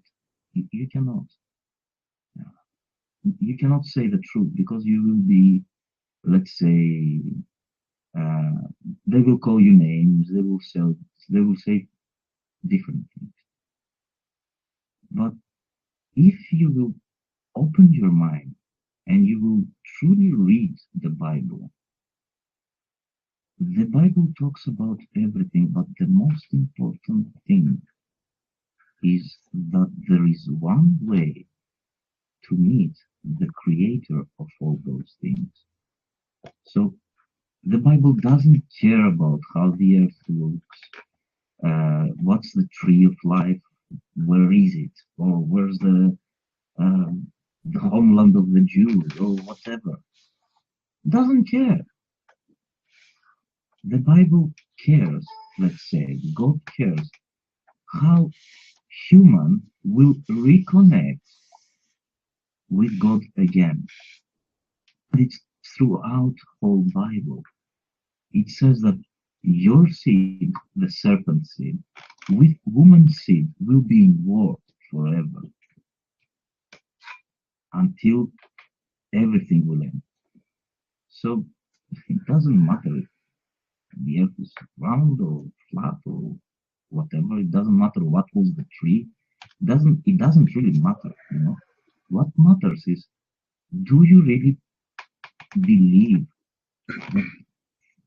that Jesus is the Savior? If you do, in your heart believe that, that is what will save you. And that's the best thing for what God gave to humans. The way to reconnect with Him. We cannot do it. You know, we as humans cannot do it. We are filthy people. We have a mind how to, let's say, to do anything. Yeah. We are not good now, but we are good when we have connection with God. That's what God wanted to do, and that's what God did with the Word of God.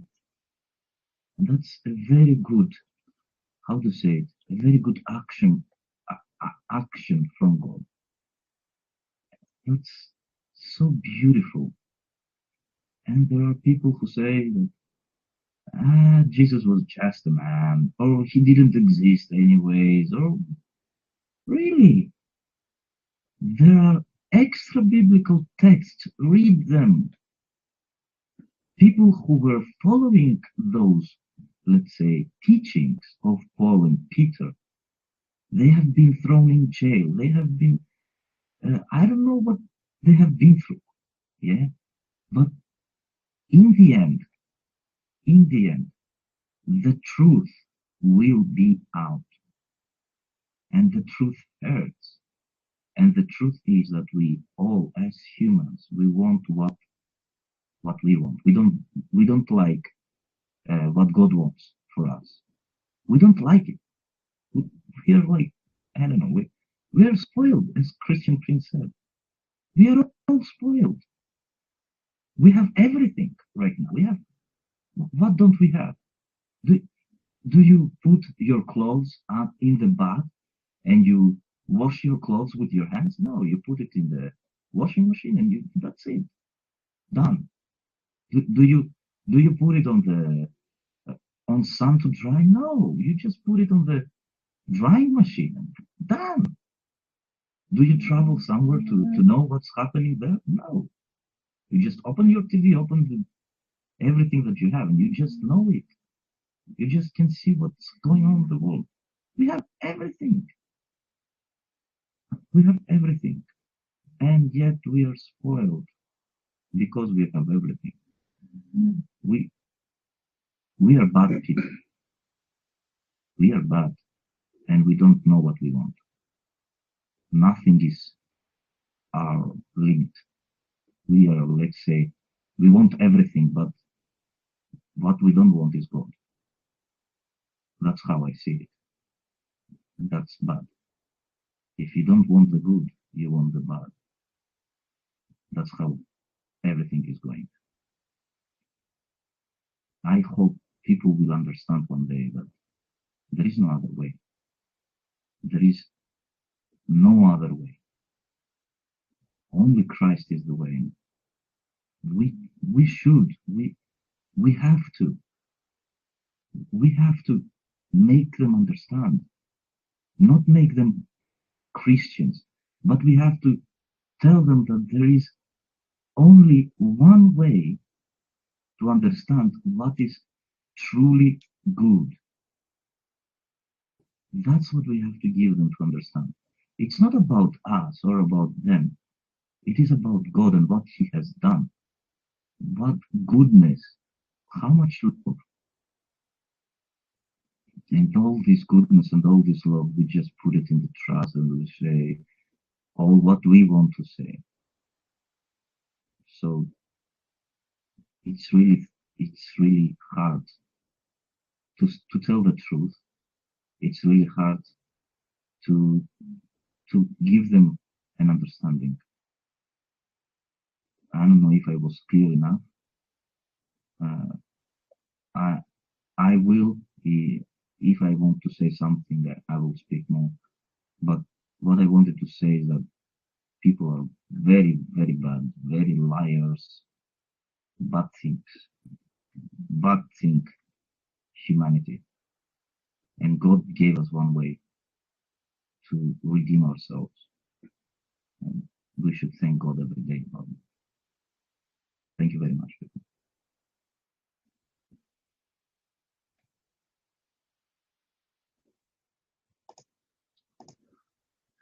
All right, thank you. Markava, how are you?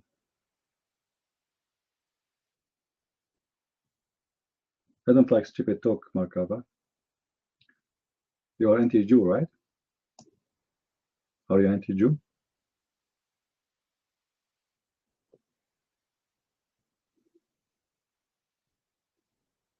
Do we have any Muslim here? Do we have any Muslim?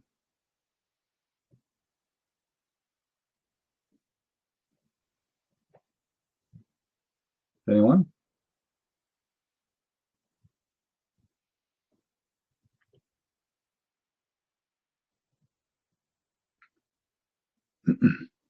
Anyway, if you try to understand God based on your logic, then you will fail.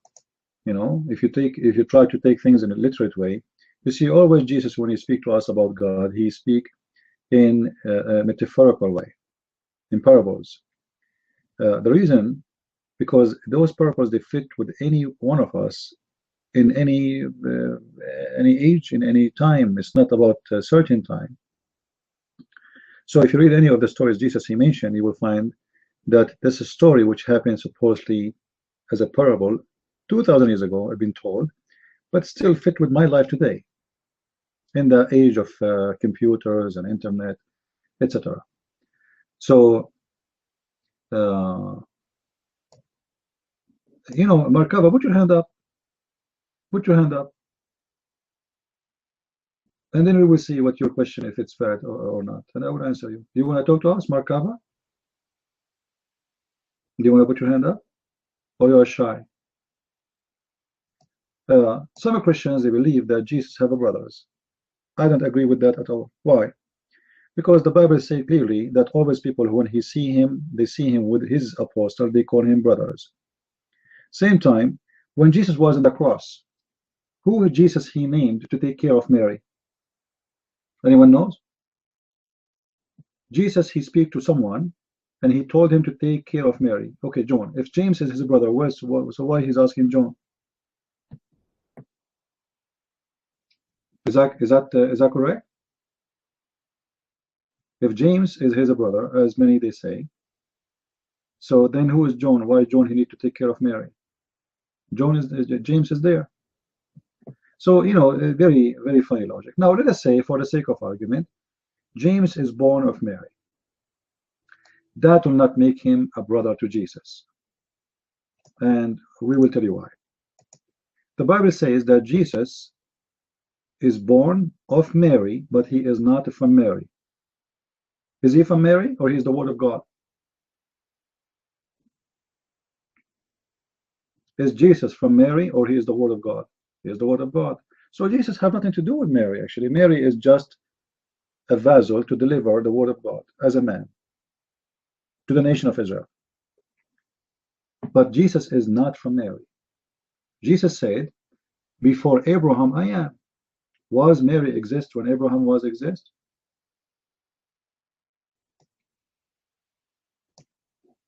What do you think, guys? Was Mary exist when Abraham was exist? She was not. So the existence of the Messiah has nothing to do with the existence of Mary. For he said, before Abraham I am. The Bible confirmed that everything was created by him and for him. Is that correct? Everything created by him and for him. So who is Mary, and who is Joseph, and who is Abraham, and who is me, and who is you? So when someone naive, claiming to be a Jew, he tried to fabricate stories, coming to us says, how Mary and Jesus, he have a brother, and how he can be the only begotten son? Because you are a stupid idiot, because none of the Christians believe that begotten son mean that God, he took a son.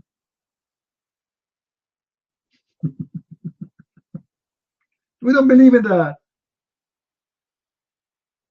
Obviously, your question is proving that you are a stupid idiot.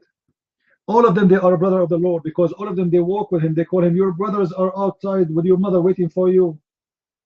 When they say to him, your brothers are waiting for you outside with your mother. How many brothers he have? All of them. So all those who walk with him, they call him brother. For the one who do not know, my brother is my company, my accompany. So when people, they accompany me, they call them my brothers, your brothers. Put your hand up, Markava. Let us laugh at you. You know what I mean? If you see me always with a group of guys, those are my brothers. Brothers is a group of people you associate with, and they see you always together. That means you guys are in the brotherhood. But that does not mean that he is really a brother to them. For even James, he called Jesus Lord. Is that correct, guys? Isn't it James who called the Messiah Lord? So he is his brother, but he called him Lord. He should call him brother. If my brother, let us say, if Trump, nowhere to compare between Trump and the Messiah, that's not sorry. But let us say I am the brother of Trump. Should I call him president, or I would call him Trump? What do you think, guys? I would call him Trump, right? I would not call him president. He's my brother. I would say, hey, Trump. Hey, Trump, bring me some tea. He's my brother. He's a president outside, but between me and him, we don't have that. I am his brother. So when James himself, he praised the Messiah and he called him Lord, and then a stupid low-class person tried to make Jesus down because he say that Jesus have a brother, his name is James. But James himself, you idiot, he worshiped the Messiah.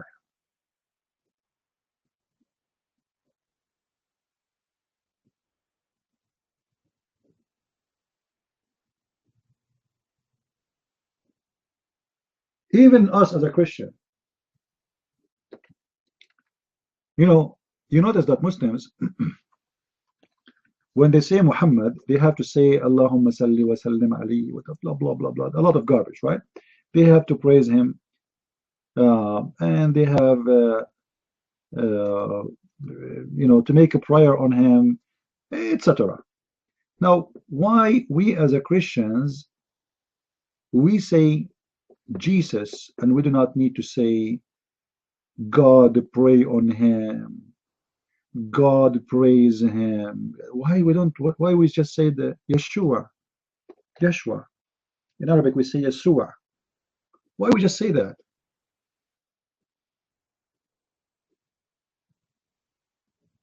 Anyone knows?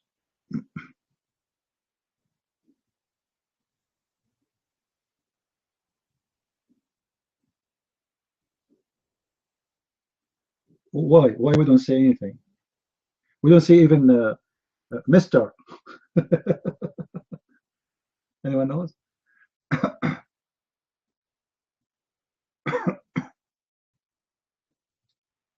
Markava, he changed his name. He come with a new name. Markava, you're a coward. And you're a potato. Yeah. And I said, I am the one who quote this verse, you idiot, not you. Your brothers.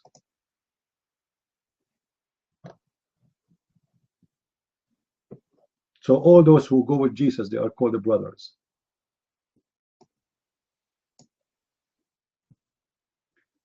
Why we don't call Jesus Mr. Jesus? Why we just call him Yeshua? Yeshua.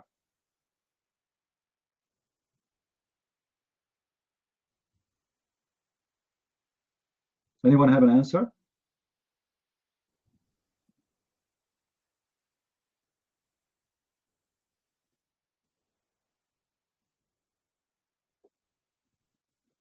This is a hard one. Do you know that the name of Yeshua is including the name of God?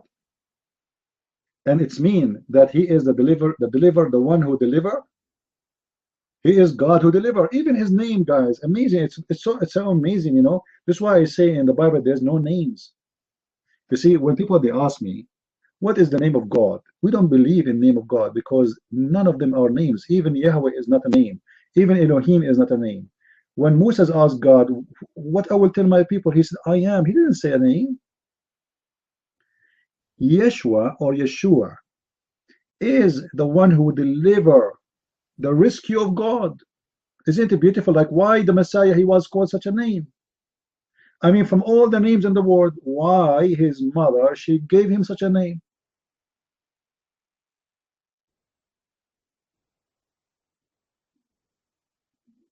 So even the name itself is God. God who rescue. Yeshua, Yeshua, Yahweh, Yahweh. This is what Yeshua is. This is why his name itself is a praise. It's an amazing name. We do not need to say, like the Muslims, they say peace upon him, and they say the Prophet sallallahu alaihi wasallam. The Messiah, just saying by saying the word Yeshua, you are showing all the respect. The name itself is God name. It's beautiful.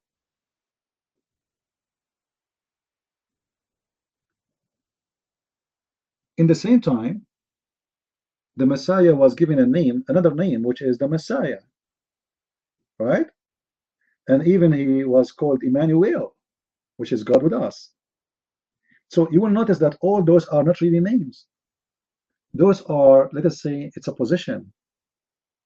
It's a title more than it is a name. It's a duty. It's the description of what he would do. It's not really a name, but it is his mission. It's the description of his mission. This is the rescue mission. Like, you know, when the ambulance come to you, you don't say the hospital, you don't say the doctors, you say the emergency, right? You say the ambulance, you say the rescue. So the Messiah is the rescue.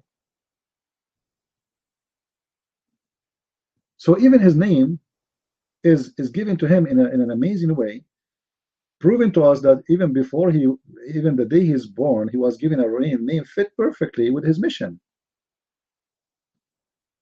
For this name is not really a name. This is a description of the mission he will do. And all the Bible doesn't have names. If you go and you see all what we think they are names, you will notice that if you study carefully, that they are not. Anyone remember the video we played before about the names, the secret message in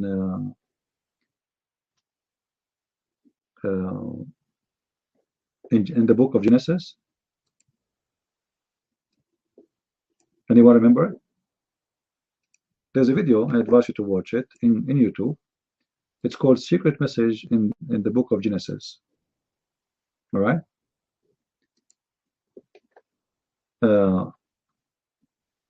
Most of us, because we think names in the Bible are names, so we don't really see what is missing there. But then if you study carefully, you will notice that none of those names are names. Let me play this video for you so you might understand what I'm saying. All right. Now I don't have the wireless speaker here with me, so I'll play from my laptop, which is not really good sound.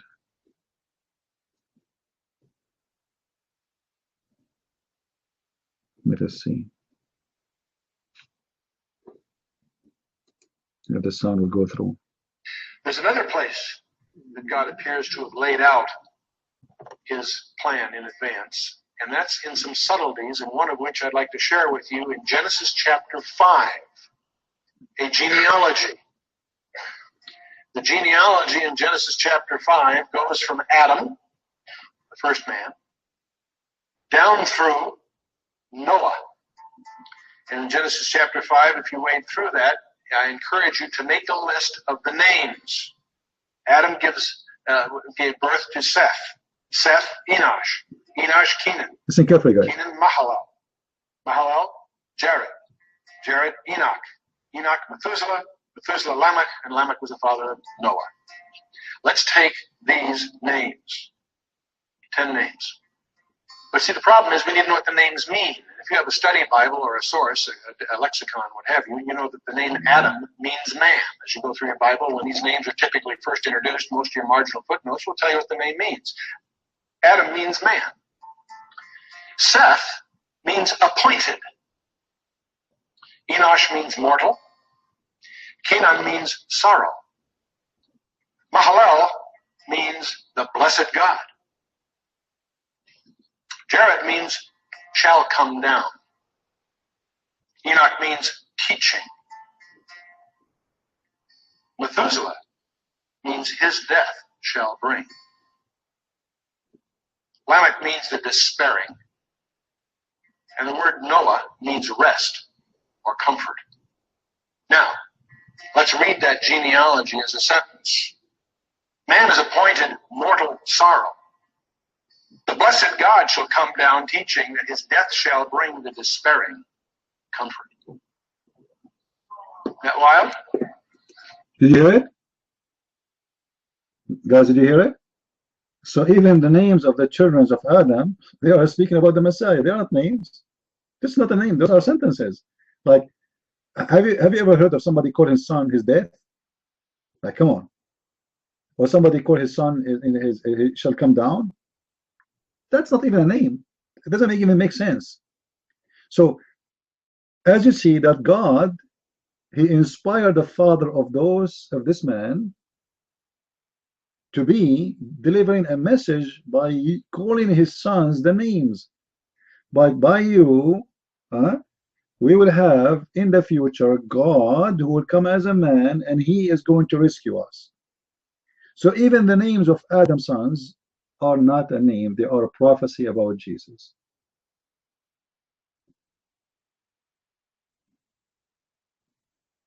Isn't it beautiful? You can search for this video, search for hiding message in Genesis, and you can watch it.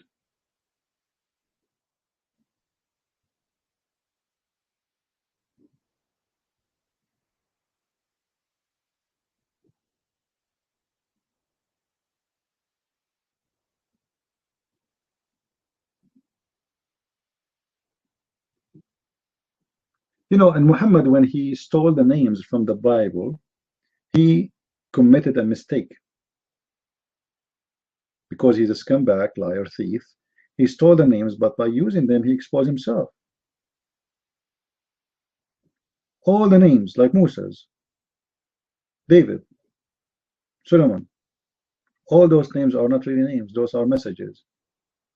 And the most important name exposed Muhammad is the angels like Jibreel. Jibreel is the angel belong to God, El. But all the Quran and all the 99 names of Allah, we do not find El. So how Jibreel get the name El? Any Muslim can explain? Allah have 99 names, none of them is El. So how Jibreel became Jibrail? How Mikael became Mikael? This is Mikael, the angel Mika who belong to El. As long El is not one of your God names, the only explanation that Muhammad, he stole them from the Bible, he put them in his Quran, but the deity do not know that those angels belong to the God. His name is El, or is called in the Aramaic language El.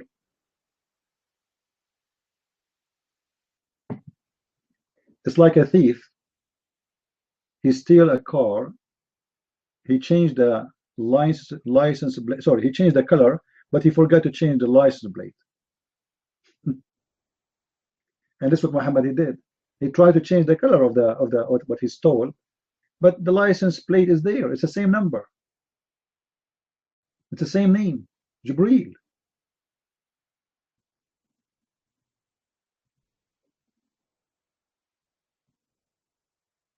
I mean, isn't it stupid? You stole a car, you keep the license plate. It's the same address, the same name.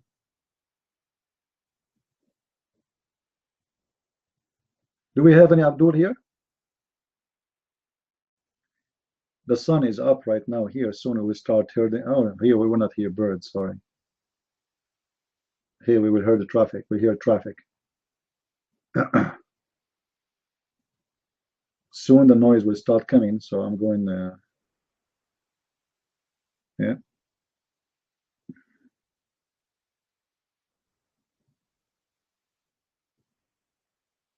Oh, you know what? No, it's not going to be busy because it is weekend. Yeah. Any Abdul?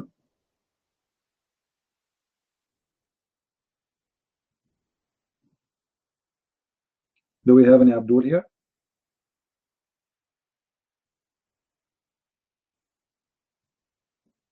No, they are. I've been a few days ago, an angel, he come and he have a mule. His name is Al Buraq. He was wearing a black bracelet. It says 777 Boeing, you know. And they took me, and I went, and now I'm not there. I am next to a tree. Anyone knows which tree? Anyone knows? Let us see if you guys can guess. The airport of the heaven. What is called? Anyone remember? What is called? Not Surata, Surat Muta, Sudratul Muntaha. Sudratul Muntaha, which means the tree of the end. The tree of the end. And supposedly, you know, the Muslim, if you ask them, who is higher, Muhammad or the angels? They say Muhammad. You say to them, how you prove that Muhammad is higher than the angels? They say, isn't it when Muhammad, when he went to Surat al-Muntaha, if you go to chapter 53, verse number 14, and verse number 16, both of them speak about Surat al-Muntaha. So when Muhammad he reached that point, the angels could not go walk with him no more. And that means angels are not allowed to pass that point, but Muhammad is allowed.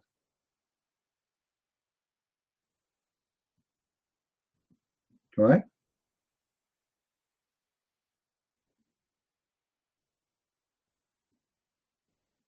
So this is a limit where nobody can really exceed.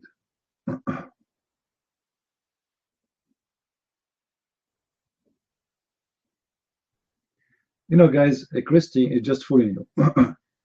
She is just a troll. There's no one in the world do not know why Christian they say Jesus is the Son of God. They keep repeating the same things. She would go to Sam Shamour room. She would say the same questions. He would answer her. He would spend 10 hours saying to her what it says. She would come the second day. She would say the same question. You know, they are just trolls looking for attention. Don't you get it? Christy, don't believe in Jesus to be Son of God. Okay? Go and eat your pizza. Don't believe. Get lost. Those nice Christians trying to be nice to you, trying to explain to you, but they answer you every day you come here and you answer the same questions. Because simply you decide to be dumb and you are playing games. You are looking for attention. Christy is the same as a cockroach. She jump right away in the top of your table when you are eating and say, hey, I'm here. You know, for no reason. He's not going to eat anyway. But he want to show you that I'm here. I'm going to screw your day. I'm a cockroach. Seriously. You know, once, guys, I was in Asia. In Asia, like now, cockroaches, they grow so big, unbelievable, unbelievable. They are like giants. A cockroach was climbing the stairs, and this stairs is so busy, a lot, hundreds of foot going up, down, up, down, up, down. And he is going up, and he don't care. All right? And everybody's avoiding stepping on him. And I was saying to myself, I think this cockroach now, he thinks he's so powerful. This is why people are avoiding him. He do not know that they are not stepping on him because he is so disgusting. You know what I mean? He must be thinking, look at me. I scare the hell of them. I must be very powerful. And this is the situation of a Christy.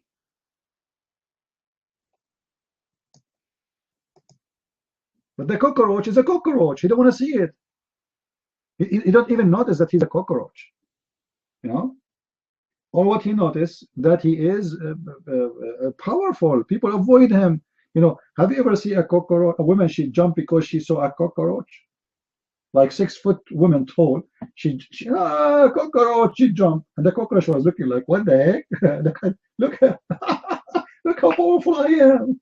He didn't know that he is, not because he's powerful, but because he's a scumbag. And this is the situation of many.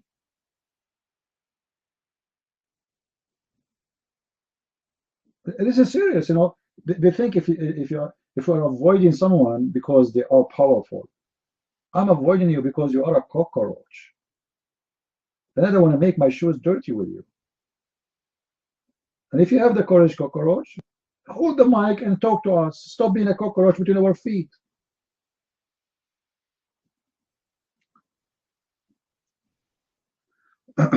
No, this is the truth, you know, guys. This is the truth. Some people, they think. You know, I remember when I was a kid, long time ago. There's a guy. He keep coming to me, and he keep asking me for a fight.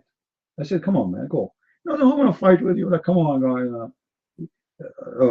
He keep doing it, and you know, I give up. So I beat the hell of him. After that, he never, ever asked me for a fight again. For a year, he was bothering me. Each time he see me, he want to box with me. He want to fight with me. What's wrong with you? Why you are scared? Blah, blah, blah, blah. The same as this guy. What's his name? The one we spanked him a few weeks ago. He want to debate me. He want to refute me. And then we get him here. He was crying like a baby. Whatever his name. What a kid. You want to fight? Let's see the fight. Who's next? Unbelievable.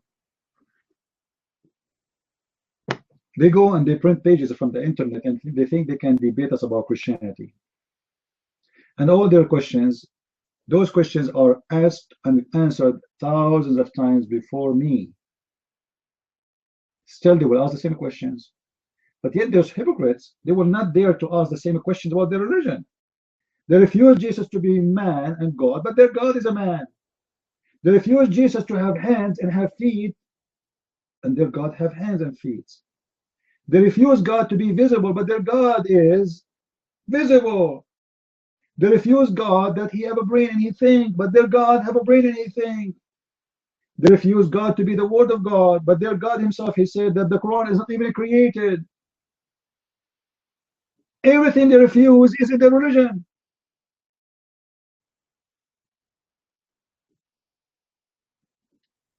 I'm screaming now. I hope those guys in the hotel will not send me a notice to leave the hotel by the morning. Guys, when I scream, remind me, okay? I will go down because I still thinking I'm home. It's very early here. I forget myself what I can do. Anyway, they refuse everything about Jesus, but everything about Jesus, they themselves, they try to put in their God. Their God is a man. Their God have feet. Their God, even he have the same look as a normal man. Even he's fat. He look like Charlie Chaplin.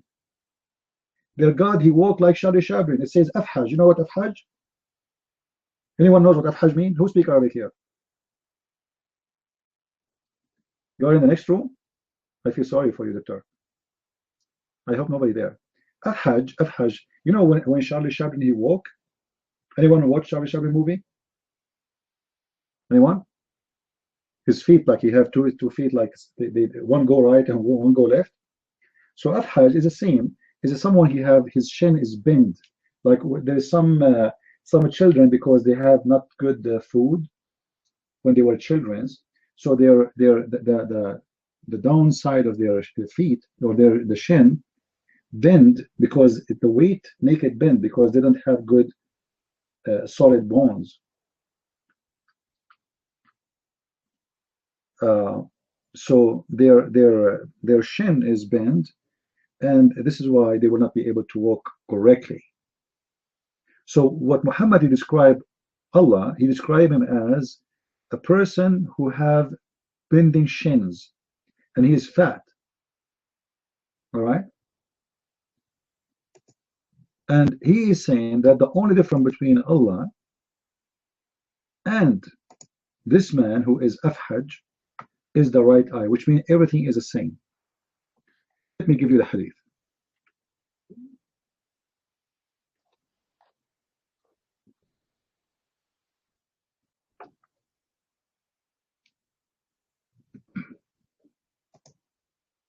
Here we go. This is the Muslim translation, not my translation.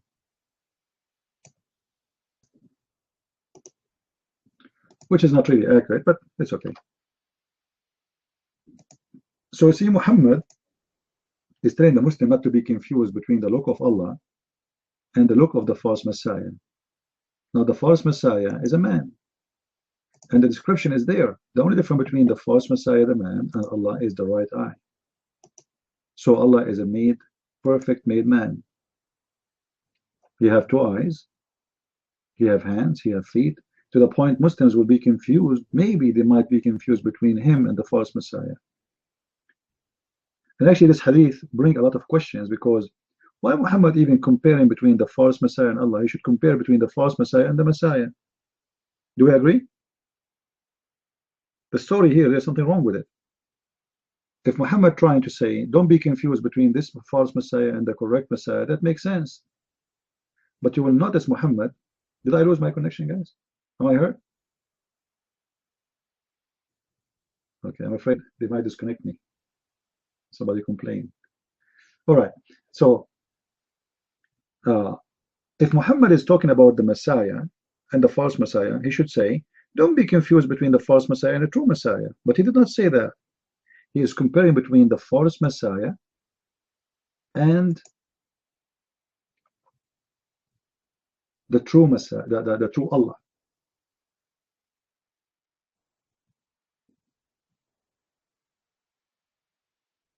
And he is using there the word confused. Don't be confused about him. Your God, Allah, is not one-eyed. So a confusion might happen when the false Messiah come in, according to Muhammad. And how the Muslim will recognize that Allah is not the false Messiah? By the right eye, otherwise they look the same. At the same time, this is mean that God is the Messiah. The true Messiah is the true God. Because remember, the false Messiah, he will claim to be the Messiah. And Muhammad now trying to show them that don't be confused between both the false Messiah and God. But the false Messiah, he will try to steal the ID of the true Messiah. So obviously Muhammad here confess that the Messiah is the true God, saying to them, the true Messiah, he didn't have a problem with the right eye, but instead of saying the true Messiah, he said the true God.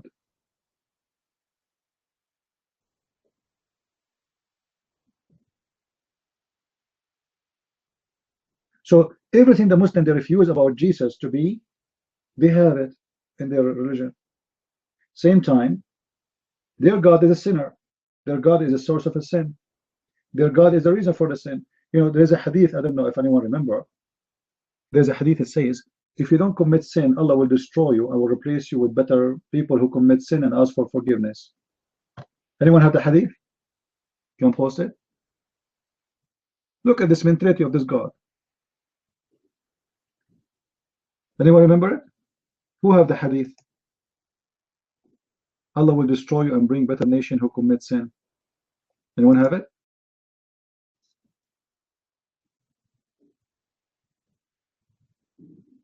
Nobody have it?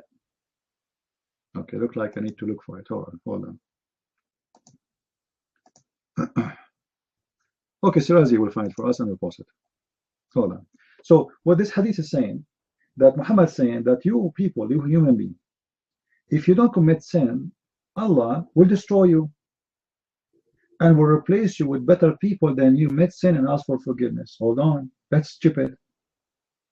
That's very stupid. What Muhammad is saying to us, that Allah, he is the one, he is forcing us to have sin. He don't want people who don't have sin. And why he wants us to have sin? So we can ask for forgiveness. And that means Allah is a sick person. Just because he have an echo, you know, he want to worship himself, like praise me and pray and ask for forgiveness, kiss my shoes, kiss my feet, forgive us, forgive us. So if you don't do that, if you don't commit sin, which is going to be a reason to kiss my shoes, then I will destroy you. You see it? This is the hadith, and this is the correct hadith. And this is why I say Muhammad, the more he talk, the more he do poo-poo. Anyone knows what is the big poo-poo here? Anyone notice what the poo-poo here, additional to what we say? There's a huge poo-poo there, big one, with a lot of smell. Who noticed it in this story?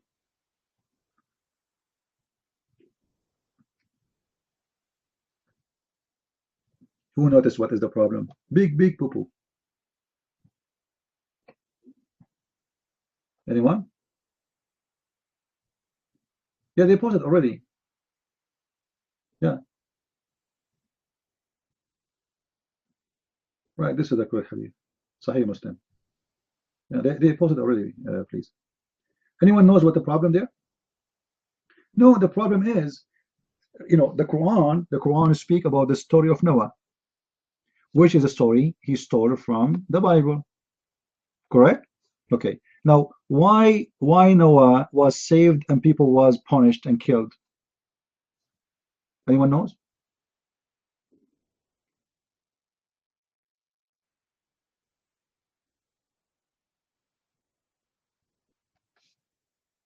Why Noah was saved? And they are sinners. He was the good guy, correct? But Muhammad is saying the opposite now. He's saying if you don't commit sin, Allah will destroy you. And Allah will bring some people who would commit sin. Like, what the heck? In the story of Noah is the opposite. In the story of Noah, Allah, he killed people who commit sin and he saved Noah. Are you getting my point? If you go to chapter 7, read from verse number 59. All right? Noah, he go to his people, he warned them, etc. They don't listen, etc. So Allah, he killed them supposedly. He destroyed them. In verse number 64, he says, and we rescue him by the ship, and we drown the rest. Then this hadith is stupid, because The Quran says Allah will kill those who commit sin and will rescue the one who they are good. The hadith saying Allah will kill those who commit not sin and he will replace them with sinners. Do you see how big the poo-poo here? By the way, soon I will have a seminar. You know, we are waiting for the confirmation now. Like, we are trying to make it actually very, very soon. It might be tomorrow, but I will use the word poo-poo. And I told those guys in the church, I told them I would use the word poo-poo. They said, well, you know better. I said, are you sure? I said, yeah. So I will show them all the poo-poo of Muhammad. This guy, the more he talk, the more he do poo-poo. He don't talk, he do poo-poo. The mouth of Muhammad is the same as his anus. He squeezes his lips, poo-poo come. And this is a big poo-poo. How you tell us in the Quran that God, he punished the people for committing sin, and now you are telling us if you don't commit sin, and you know, Allah will replace you and he will destroy you. Why God will destroy me if I don't commit sin? Where is the logic? So destruction, according to Muhammad, is not because you commit sin. And that's mean the whole story of Muhammad and Adam is a lie, because Adam was kicked out of heaven for what? For committing sin or for not committing sin? You know what I mean? What the reason?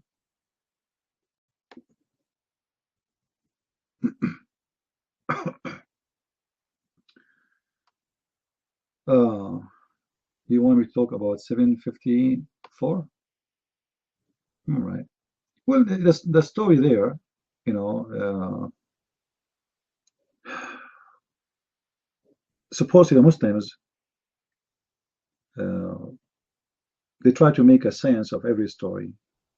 But in order to understand this one, you need to read what is before it too.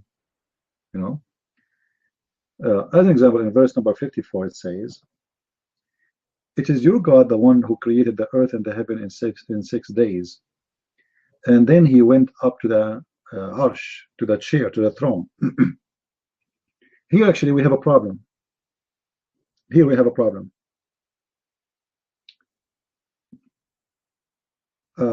If we read the translation, it says, "Then he mounted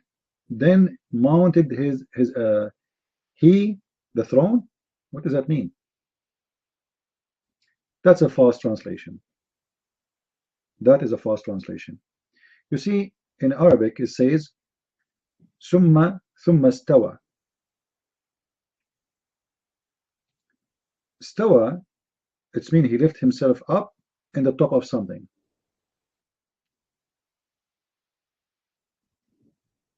All right. Now, if Allah was the creator of the earth and the heaven, you see, the Muslim, they say, the Bible says that God, he rests in the 7th day, right? He rests. But the fact the word rest there does not mean God is the one who's resting. It's about rest. It's mean everything is completed. Rest, it's mean nothing. That's it. Nothing to be done. No more. Here, Muhammad, he is making his God as a physical man, who he rests in the top of a throne. And the Muslims, they say, we do not know really how he sat. We don't know he's standing, he's sitting. We do not know. Or what we know, he went to the throne. But here we have a problem. Allah, in order to do his creation, he have to go down of his throne. And I think no Muslim dare to say it is not what happened. The story in front of us is very clear. After he finished the creation, he went up to his throne. Now, the question is, if the God of Islam, he do not need to go down, and he is not inside his creation, so where he was? He went down to where? To the earth. Anything. Allah is going back to the throne, where he was. And why the Muslim, they say to us, if Allah wants something to be, he say be. As you see, Allah here, he have to go down from the throne in order to create the earth and the heaven. Why he don't say it from the top of the throne?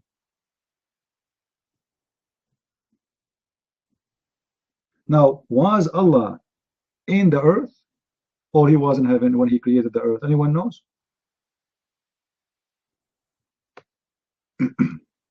when he was? He was in the earth. How we know? How we know?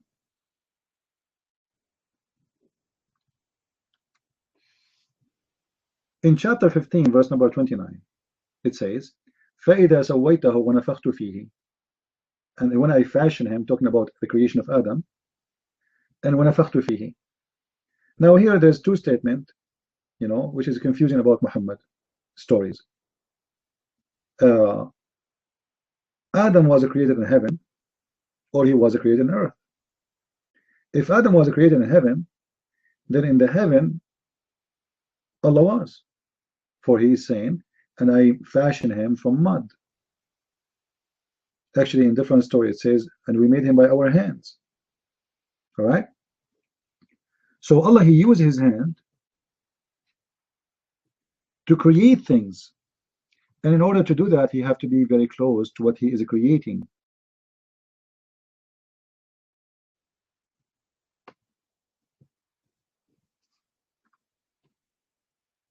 So if Adam was in the heaven and Allah created him from the mud and he fashioned him in heaven, then Allah was inside the heaven, not above, not in the side, not underneath. He is in the heaven. Now, is the heaven of Allah, is his creation? The Muslim, they will say yes. Then we will have a problem. How you say that God cannot be inside his creation and Allah himself is inside the heaven? In chapter 51, verse number 47, it says, وَالسَّمَاءُ بَنَيْنَاهَا بِأَيْدٍ وَإِنَّا لَمُوَسِّعُونَ. And the sky, we made it by our hands, and we give more. So Allah, when he built by hands, literally hands. And all the Muslim Sunni agree that Allah have hands, Allah have feet, Allah have eyes, Allah have physical parts. But what they say, that the hands of Allah is not like our hands, and the feet of Allah is not like our feet. But that will not change anything. The second you agree that Allah, he have hands, that's mean he have a physical space for his hands, and that's mean he is inside a space, for he is a space, he must be inside another space. He have a shape, right? You know, if I have a shape, it's mean I have to be contained in another shape too, correct? Do we agree? Like if I am the moon is where? Is in the space. The space is a space. Is inside, the moon is inside the space. So if Allah, he is a person who have physical shape, as Muhammad insists in many places, and then the Muslim, they refuse God to be inside his creation, and then Allah himself in different hadith, he come down every day, every third part of the night, from the seventh heaven to the lowest heaven. If somebody can post the hadith, every third part of the night he come down from the seventh heaven to the lowest heaven. So Allah is moving from point A to point B.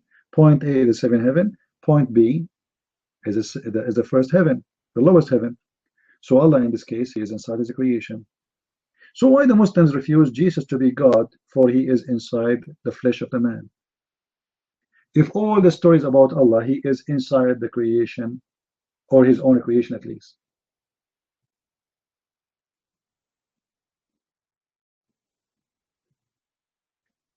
Batman is a troll. Remember, guys, there's a lot of people, they come to Paltalk and they are seeking attention.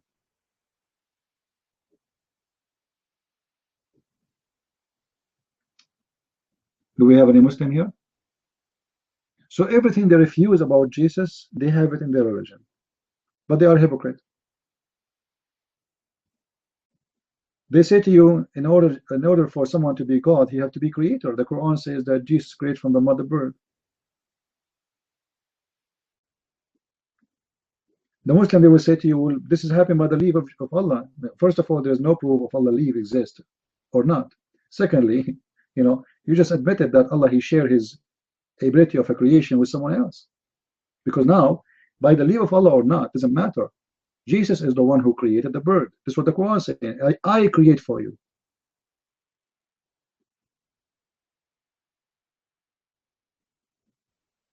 I create for you. Yeah, this is the hadith. Thank you, Carol. You see the hadith? Allah, He come every third part of the night from the highest heaven, the seventh heaven, to the lowest heaven. So Allah is inside His creation. They refuse Jesus to be inside the creation of a human being, flesh of a human being. They accept Allah to be inside the creation, which is His creation.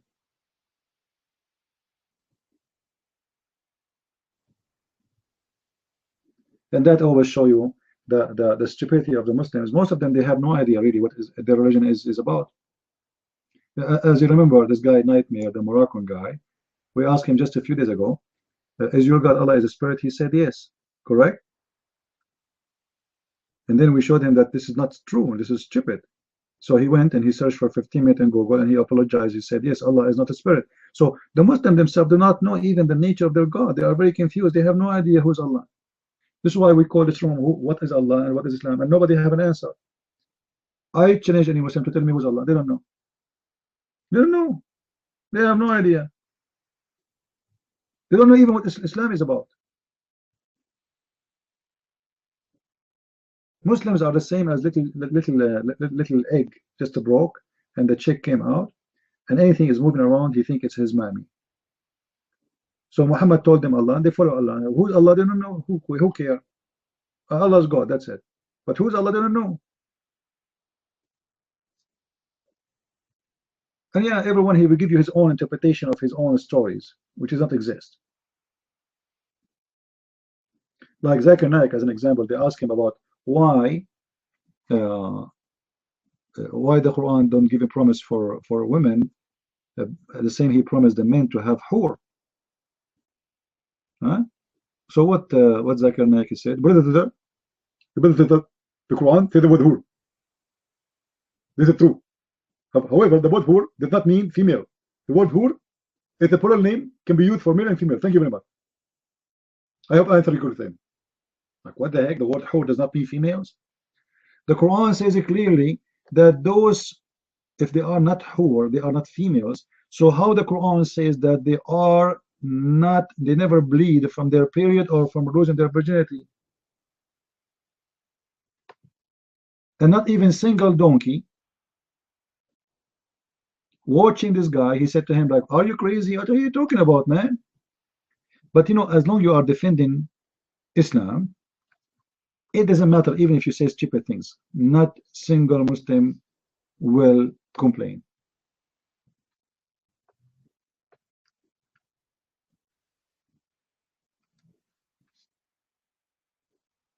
Yeah, this is true. Just defend Islam. Doesn't matter how many stupid things you say. It doesn't matter how many wrong stuff you say. As long as you are defending Muhammad, it's okay. The Quran in chapter 55, verse number 56, and chapter 55, verse number 74, twice it says that those hur, and it's using the word qasiratu, which means they are females, and he is using the word yatmuthahun. You know, in Arabic we have something called noon and niswa. Who was in my Arabic class? Who remember? Who was in my Arabic class? Anyone remember? In Arabic we have something we add at the end. It's called noon and niswa. Noon and niswa. Noon, which means the letter N. N. This N you add it at the end of the word if you want to make it specifically about women. So yatmuthahunna. That is the noon and nuswa, the noon of the fame, the females. So he don't speak Arabic, you know, he's a stupid idiot, and there's 10,000 people who they are Muslims, but none of them know Arabic too, and he is saying stupid things, and nobody notices how stupid what he's saying. The Quran says clearly, yatmuthahunna, they are females.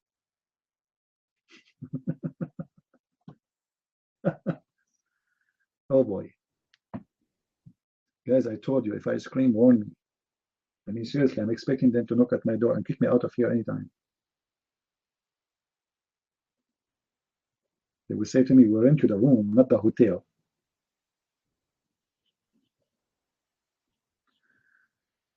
Was noon? Yeah, noon is a different story. You know, that noon is different. That's noon alone. That's it alone. You see, the noon we are talking about, if you add it at the end of the description of someone, that will make it for for females only. All right. So simply you add hunna, including the noon. Let's say here like this. Hun. So when you say, let's say, you want to say this is this house of a females. So you say Bayta hun. All right. You want to say this car belong to him. You add hin to the end. You want to say this food is their food. It doesn't matter what you are. You make it about females. So this is only be used if you are trying to be very specific that this is a description for something belong to only females.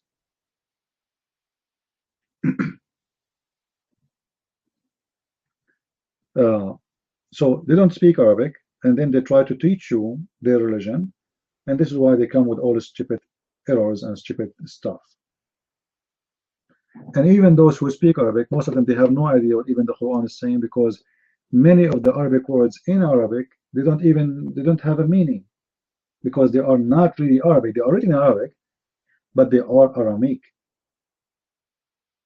This is why you're Muslim, they will say to you, only Allah knows what this means, only Allah knows what does that mean. They have no idea.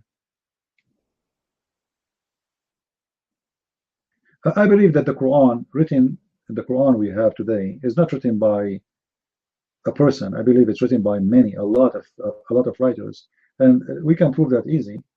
You see, if I write a page right now and you put it in any of the books of Ibn Kathir, you print it inside the book to make it look like as a part of the book. Right away, you will notice that this is not Ibn Kathir. Sorry, this is not Shakespeare. I'm saying Shakespeare, correct? You will notice that this English does not fit. You know what I mean? Because the level of the English, like my English, there's no way to compare to Shakespeare, right? So this is what it is in the Quran. Some verses have a good Arabic. Some verses are trashy, stupid, idiot. The grammar is very funny, and the pronouncing, spelling, everything is horrible. So it cannot be written by one writer. There's many writers. There is something it's called Saj'ul Quhan. I don't speak about this because, you know, this is about Arabic, and most of you don't speak Arabic. However, there is something it's called Saj'ul Quhan. This is from those who study the Arabic literature. They will study about it, and you will see that Saj'a is like rap. You know rap music? It's an old rap in Arabic. So there's a guy, his name is Sutayh. Sutayh. I will try to write it in English. Sutayh. Sutayh, he claimed to be a prophet, or let us say he is a priest. He was a very big guy, which means he's very fat. He don't move a lot, but this guy is really a genius. So you speak to him, he don't answer you speaking just Arabic, he speak rap. So let us say to him, what do you think about the weather? Right away he will create an answer, but in Saj'a, which is a rap. So he will say to you, the weather is going to be great, and you can drive a, you know, like, you know, he come with an amazing answer. It's rap music. Muhammad, when he decide to write his Quran, or let us say to make it this in such a shape because he like it, he was actually inspired by this guy Sutayh,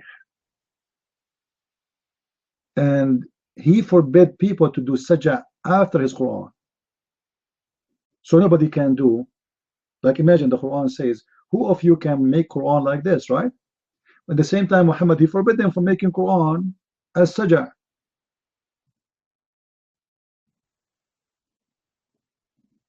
It's not a poem. It's not even close.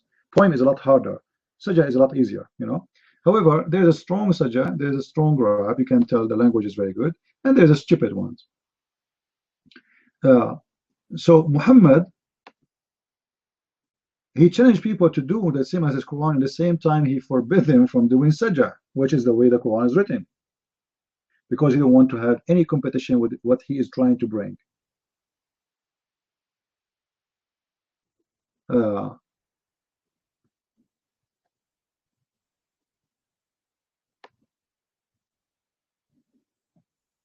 Well, if I give you a reference, I can give a reference, but you don't speak Arabic anyway, you know.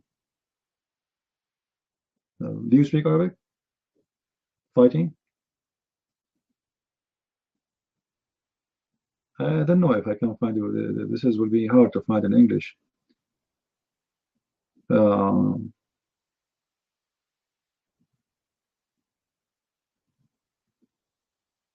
But maybe we can find some books translated in English. I don't know.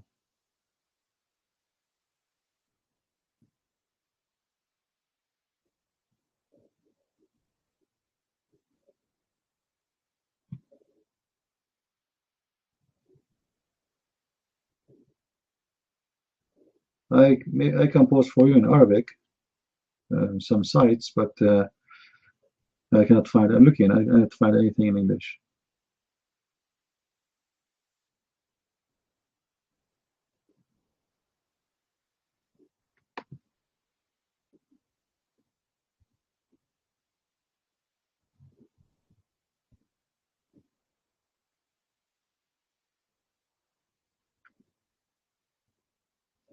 Anyway, those who have a specialty in the Arabic literature, they were able to expose Muhammad. And there's a lot of people who made articles or make studies, and they compare between the Quran and the Sajah. And they found easy that the Quran is very bad Sajah. It's not a good quality at all. It's like it's a trashy one. It's an attempt to copy others who do the same kind of writing. It's a bad attempt. But let me try to type the word in English. Maybe we can get something. Let us see. Arabic.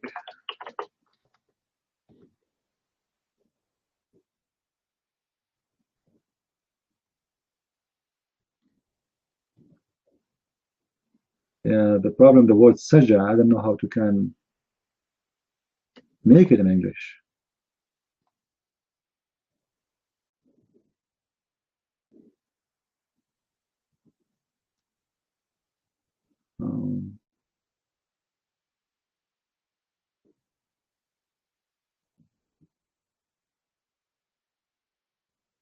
I need to find what is an equal word in English. They use it for it.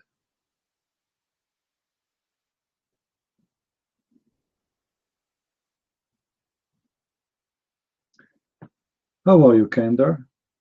Allah is the creator. Well, there's no proof that Allah created anything. Do you have a proof? Allah can create anything? If your God, Allah is a creator, how come he told Muhammad read it 3 times, still Muhammad can't read? The creator, if you say to a donkey, read, he will read. What do you say? Are you there, Kinder? Or Kinder?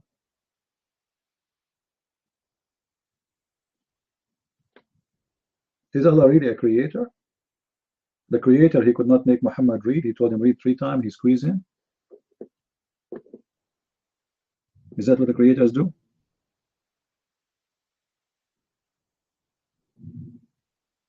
Where is the proof of Allah? Where is the power of Allah? In the Quran, Allah, he told the Muslims, you will be victorious in the chapter of Al-Anfal, verse number 65. The Muslims, they went to war. He told them, one of you can fight 10. They went to war, their ass was kicked.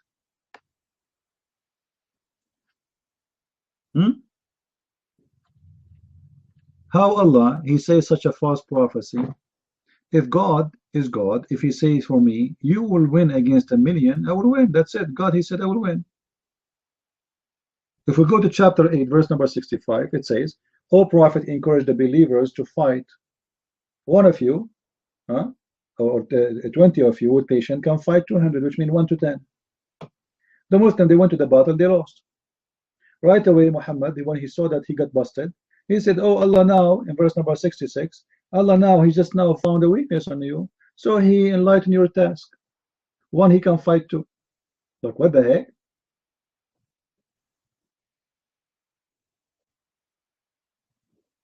Do you have an answer? Mr. Islam exists from day one. I agree with you. Islam exists from day one. A human being was always idiot.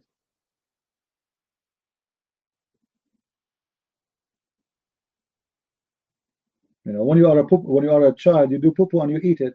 If your hand can reach to your ass, you will take the shit from your ass and you will lick it. You're a child. You're an idiot. This is why Muhammad said everyone is born as a Muslim. I agree with him. You are born as a Muslim, born as a puppy. Then you get smarter, then you leave Islam. You stop being stupid, right?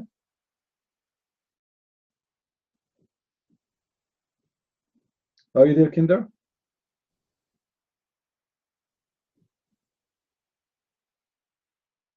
You know, the God of Islam, the creator, when you go to heaven, he is God, right? He will make us 60 meter tall. Anyone knows how he will make us tall? Kinder, do you know how Allah will make us tall? Before we enter heaven? He will make us wide and tall. Do you know how? Guys, you're not reminding me. Not scream. I'm screaming. I forget myself.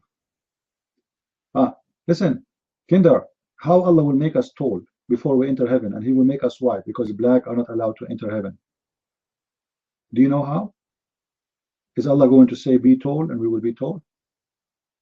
Is it true that he will make us a drink from the fountain of youth, and that will make us live for eternity, and then we will get taller, 60 meter tall?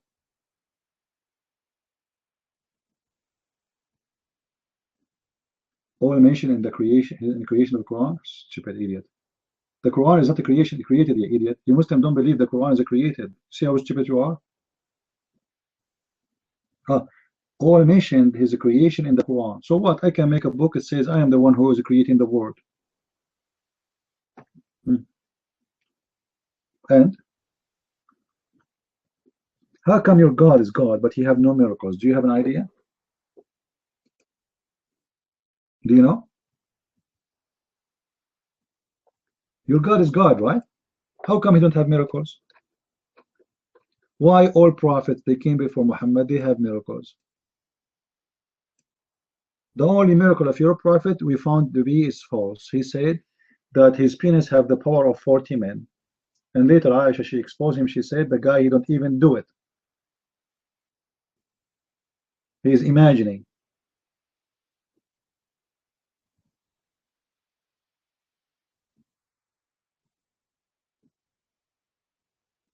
Oh boy. I see a paper under the door of my room. Do you think they gave you a warning? Let me see. Hold on. Oh boy.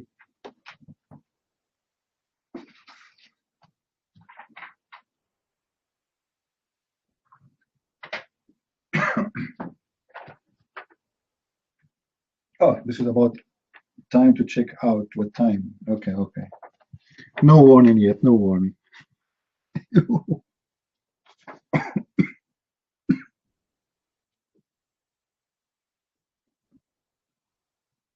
Any Abdul? You know, Kinder, I challenge you even to explain to me what Islam means. I accuse you to be an aftermarket Muslim who do not know what Islam means. What Islam means? Here you go. Go ahead. What Islam means? I'm listening. You want to take the mic and tell us? I challenge you. You don't know. What Islam means?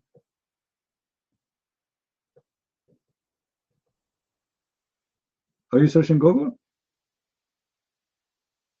Are you calling a friend? How many times we heard people saying Islam means submission? How many of you heard them? I heard Sam Shamoun saying it. I heard David Wood saying it. I heard in NTV, everybody saying it. Everybody, you know, and James White, etc. But this is not true, right? We taught you better, right? What is the real meaning of Islam? Surrender. Anyone he says to you, because many of them, they say it by mistake. They don't speak Arabic. You know, like those David Wood, etc. What they know about Islam is very little. So they say to you what they heard from the Muslims, or what the Muslims, they say to them in English. They say that Islam means submission. The fact, this is absolutely not true.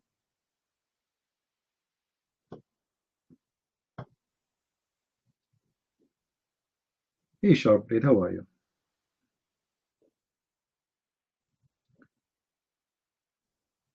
Islam means to surrender.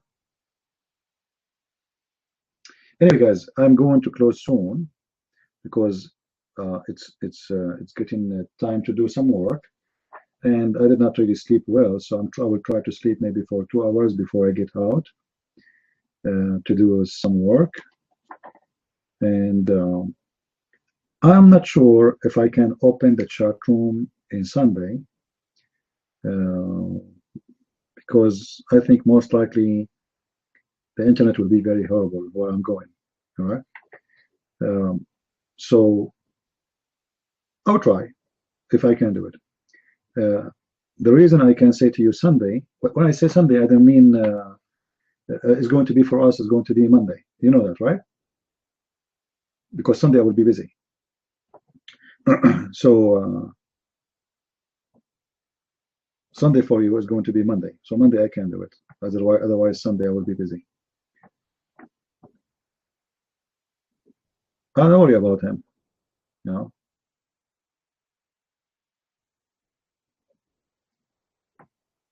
Jesus, he said that. Jesus, he said by the will of Allah. Man, Jesus said, guys. Jesus, he said by the will of Allah. He said, but by my Father. So what Jesus is saying, Abdul, that do you agree with Jesus saying that? You agree that Jesus said that he have a father? No, thank you very much, hypocrite. So you change the word father, you replace it with Allah? No, shame on you, scumbag. So what Jesus is saying, the man in front of you, he do nothing of his own. Don't believe the man, believe God in this man. For everything I have is from my Father, which means he's saying to them, yes, I'm a man in the flesh, but I have the authority of my Father. I speak of the Father. For he said, they said to him, why don't you show us the Father and that's it? He said, I am with you all the time, all this time, and you do not know me. Me and the Father is one. So a corrupt Muslim, he take the word Father, he replace it with Allah because he is a false Muslim. Oh, sorry, he's a false man. He don't have even the dignity to say, to quote the verse as it is.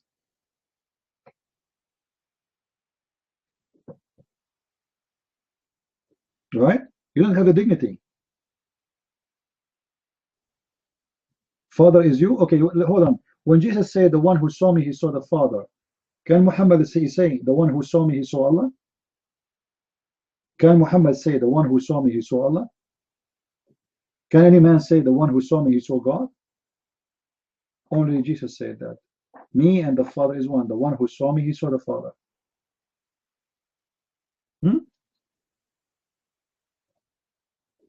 However, the Quran confirmed that Jesus is God and Allah is not. Why? For Jesus is not a sinner, but Allah is a sinner. Allah is a sinner, Allah is a stupid, Allah dummy, Allah says stupid things. And as an example, are you good in mathematics, Kinder? Kinder, are you good in mathematics? Can you explain to me the Quran? Speaking about dividing inheritance? It's driving me crazy, man. Allah can do anything with his word? How come he said to Muhammad 3 times read and Muhammad still is stupid, can't read? Ah, I see. Allah is so stupid, but because Muhammad is so stupid, I mean Allah is so powerful, but because Muhammad is so stupid, so Allah's word is not working with Muhammad. Do you think so? He told him 3 times read. And Muhammad keeps saying like, what? Huh? Who? And Allah squeezes him. Like read, you idiot. Like read what? I don't know how to read.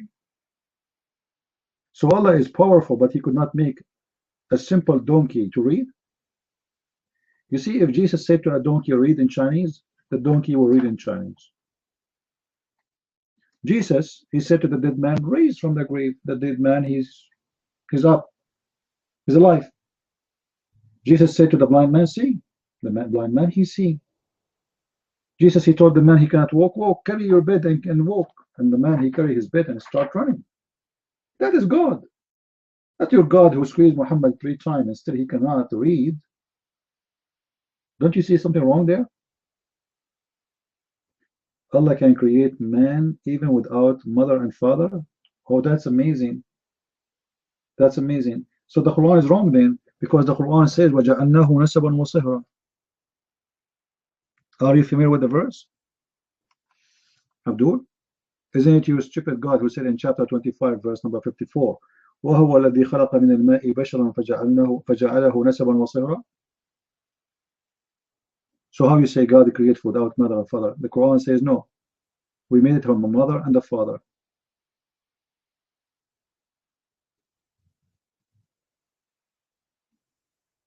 Are you there? Thank you very much. Guys, did you see what Kinder he said? How Allah can have a son without having a girlfriend? This is a very stupid logic of your God, proving that Muhammad is the one who is fabricating the verse. Because none of the Christians believe that God have a mate. What a stupid God. Who in the world believe that God have a mate, you idiot? So the stupid Allah, He make a verse saying, he's refuting the Christians, as if the Christians believe that God have sex with Mary and they have a son, his name is Jesus. What a stupid God. Your God, He said, how I can have a son without having a mate, right?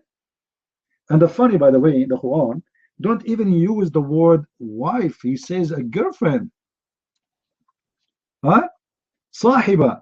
What kind of God? He says, how I can have a son if you don't have a girlfriend? Chapter 6, verse number 101. Chapter 72, verse number 3. How I can have a son without a girlfriend? And here, that is the question is, if Allah is Almighty, how He say, how can I? Because how can I is something you can question for anyone except the Almighty God. He is called Almighty because He can't do anything. Almighty God do not need a girlfriend to have a son, you idiot. How the God of Mary was able to make Mary then have a son without having a mate? Idiot. You Muslims believe that Mary, she gave birth without having a mate. So how the God of Mary was able to make Mary have a son without a mate, and your God says, how I can have a son without a mate? Who is the stupid here?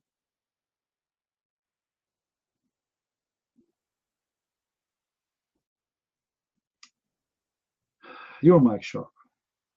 Go ahead.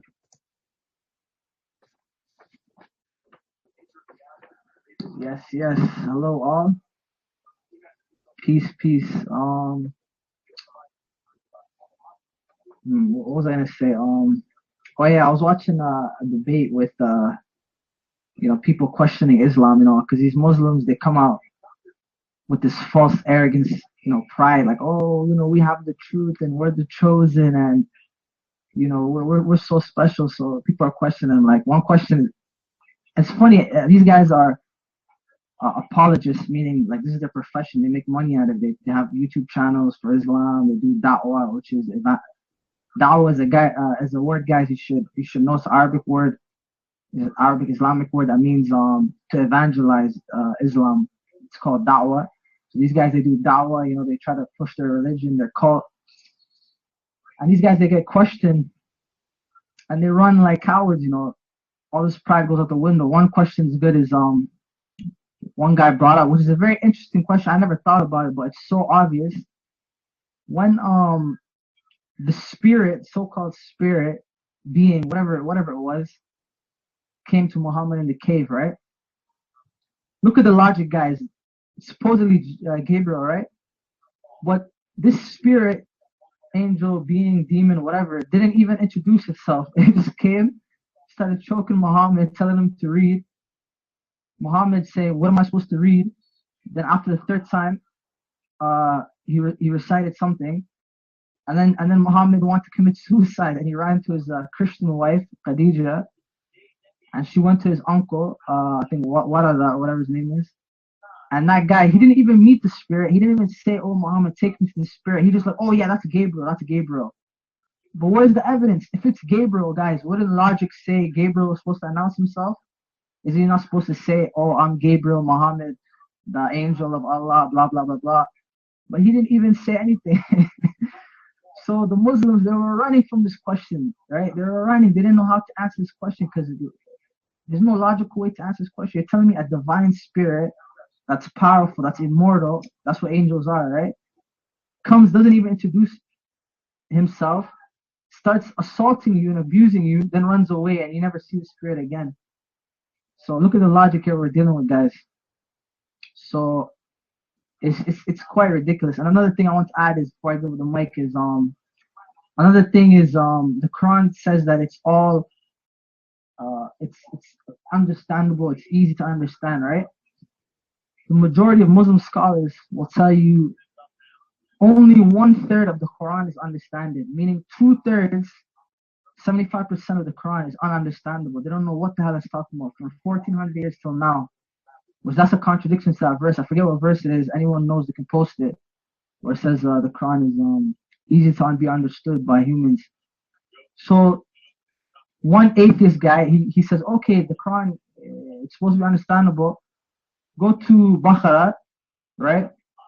That's the second chapter, guys. Al-Baqarah, the cow in English. And read me the first line. The guy, he's dodging and ducking and dancing from this question. He doesn't want to do it. Because if you go to the second chapter, Al-Baqarah, it's 3 Arabic letters, Alif Lam Mim. Now, in my Quran, because I have family from the Middle East, right? My family's from Kuwait. And when I went to Kuwait, my uncle gave me a Quran, which is in English. It's all in English. So I looked in it, and it says there's what do they call that thing? Indication or quotation, or whatever, at the bottom of the page. And it says that this is only understood by Allah. Muslims do not understand what this means. Can you see the logic, guys? You're telling me a supreme being sent down a book for all humanity, and there's so many things in there that only he knows. So what's the point of putting it in there? Shouldn't have he kept it for himself? Can you see the logic, guys?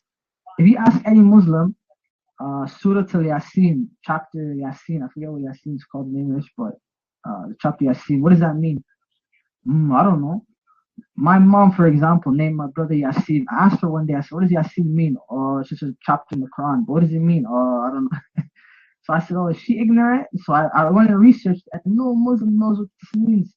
So this is a gibberish, silly cult, pagan nonsense. It's fairy tales, fables, you know. But I'm going to give it the mic. Mic is free.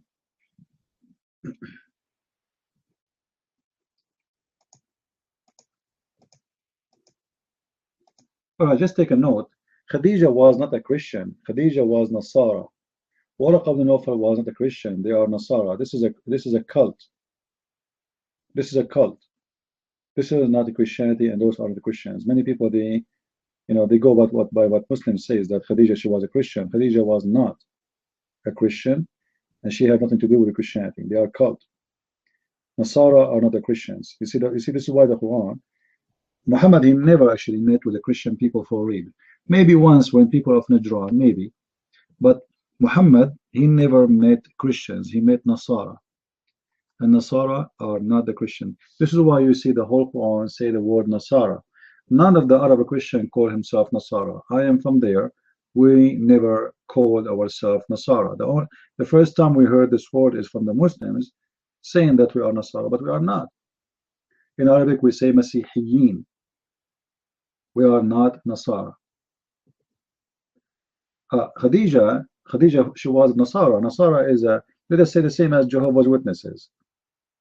You know. Do you know there's a cult exists? It's called the Nazareth. They call them the poor. Why they call them the poor? because they have a poor understanding of the Bible. Those are the Nasara. And the first time those people, they were introduced to this cult by the Jews. The Jews, if you remember, I don't know how much you know about the history of Christianity. In the beginning, there's a group of the Jews. They have their own understanding of the Messiah. So what they said, we are Jews who want to preserve the law of Moses. However, we are going to be believing in the Messiah. But how we believe in the Messiah, they have their own version of the Messiah. So you will see that most of the things Muhammad accept, it's coming from the Nasara about the Messiah. It's not coming from the Christians. It's not from the Bible. So this cult became many cults, and one of them is they believe that God and Mary is part of the Trinity. So they start worshiping Mary. So they start believing that God, he have Mary as the same as a wife, and then they have a son, his name is the baby Jesus. But this is not what Christianity believes. This is why you see the Quran is very confused. And because Muhammad, he never met the true Christians who really, they explain to him what their real belief is. He's always speaking about the Nasara belief. All right? Those who have a wrong belief about Christianity. But none of us believe in this garbage.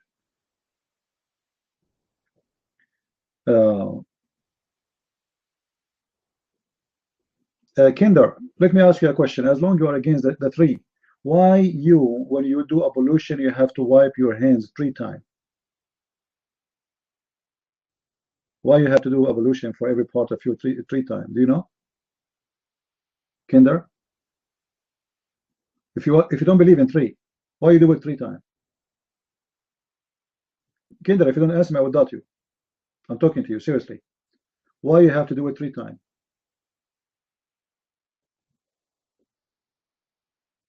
I'm waiting for the answer. You Muslims don't believe in 3, right? So why you have to do everything 3 times? Even your stupid prophet, when you enter a room, here we go.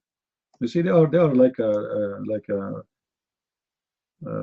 robot machine. They don't, they don't have an answer. They keep posting whatever they want to say, but they have no answer. You see, the stupid Muslims, everything in Islam is based on number 3. You know that? Even their prayer is based on number 3. Even the God of their God, they say Bismillahi, Allahi, Ar-Rahman, Ar-Rahim, 3 names. 3 names. Why 3? If Allah is 1, why you need 3 names? And the 3 names are part of 99 names. The 99 are nothing but multiply of number 3. Everything in this religion is based on number 3. Even if a Muslim, he take an oath, he have to say it 3 times. If a Muslim, he divorce his wife, to make his divorce final, he have to do it 3 times. Everything in Islam is based on 3. Ablution, prayer. Even the Quran says to the Muslim, pray 3 times, not 5 times. The 5th time is Muhammad later. He tried to be just from the Jews. So this is the prayer. It was 3 times. Everything in Islam. And I challenge any Muslim to say it's not true. Everything. And when I say everything is based on number 3. I mean, how stupid Muhammad is to go inside a house and he say Assalamu alaikum 3 times. I mean, isn't it stupid? Seriously? Imagine I say to you, Shalom. You say Shalom. And then I say Shalom. You say Shalom. And then I say Shalom. What the heck?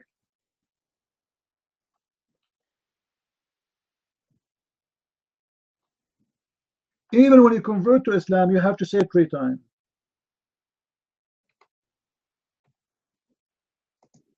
Even the tree, when the tree converted to Islam, she took Shahada 3 times.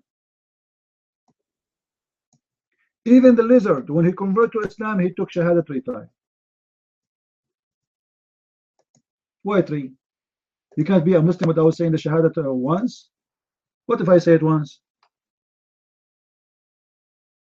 Huh? So they say we are against the Trinity, but everything in this cult is based on 3. Even if you commit sin, the Quran says you have to fast 3 times. You have to fast 3 days. When Zechariah he asked God for a sign to show him that he is really true God, he make him mute for 3 days. When Mary, she said to him, she said, well, the people, they will ask me about where I get the son from. He said, you don't talk for 3.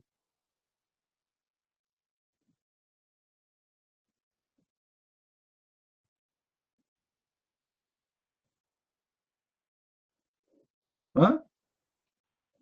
Even if you pray 33 prayer, 30 times you say Alhamdulillah, Alhamdulillah, Alhamdulillah, 33 times you go to heaven.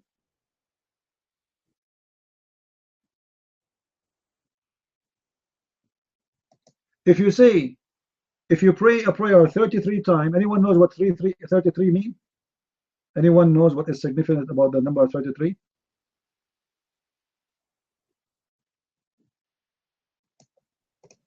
The age of Jesus. Even Jesus, he lived in the earth 33. Look at this hadith.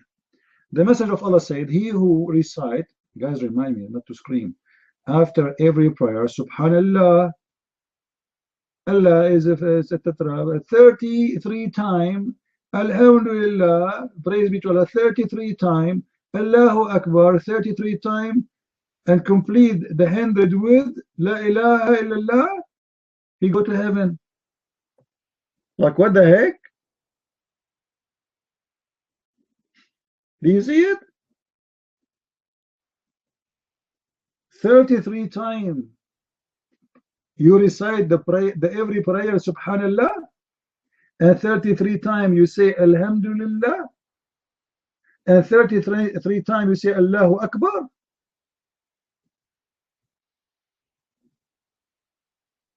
Why not 34?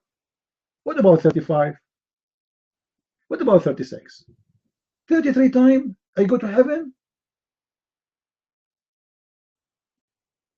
Any Abdul? And then you complete it with 100 by one more you add it. And the Muslims, they complain about number 3 when everything in this cult is based on number 3.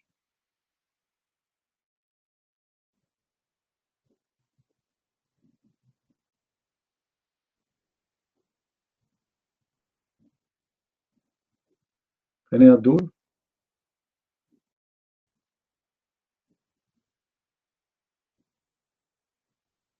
Even Muhammad, when he told the Muslims, when you go to the bathroom, you have to shake your penis 3 times.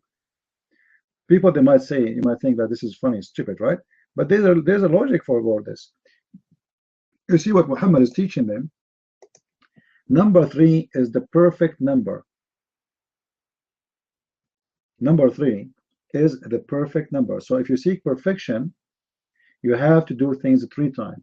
So when you do ablution, if you want to have perfect cleaning to be ready for prayer, you have to do it 3 times. When you piss, you have to shake it 3 times if you want to have perfect, because God don't accept 4. God don't accept 2. God accepted 3. Are you getting the point? So what the significant about the number 3 is about the perfection. Otherwise, if we shake it more 4 times or 5 times, should be cleaner. No, you should not. It's not allowed actually for you to do the ablution if your hands 3 or 4 times. If you do it this way, you have to start all over, because you have to do it 3 times and stop with the 3 times. For this is the perfection. If you do more or less, is not accepted.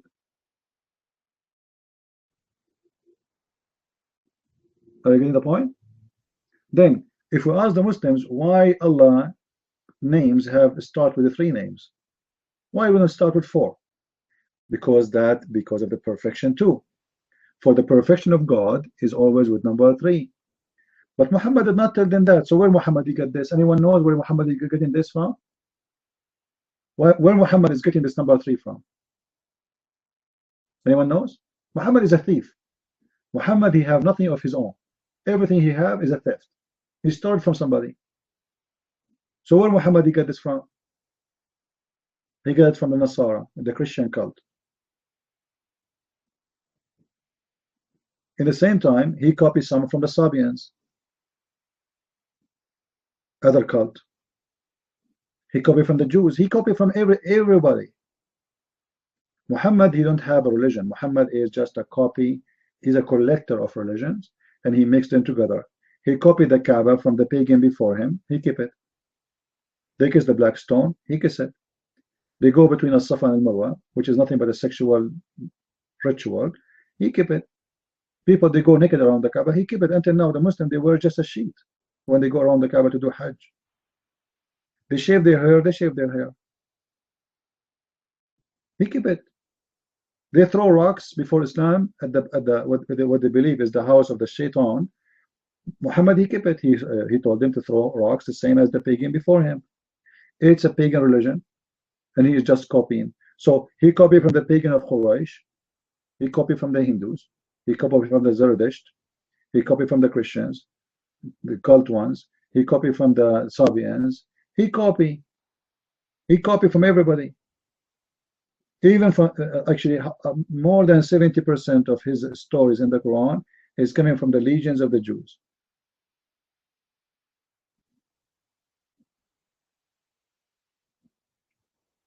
Megan, you are in Japan, right? You are in Japan, right?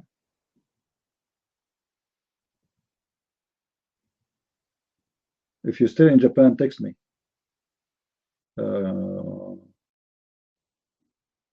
Maybe I can visit you. Do you want to visit? Do you want me to visit you? Megan, do you hear me? See, people, they don't hear me when I say I want to visit you. They keep saying to us, come and visit us, come and visit us, come and visit us. Now, I'm there. Okay. Huh? Are you talking to me? Huh?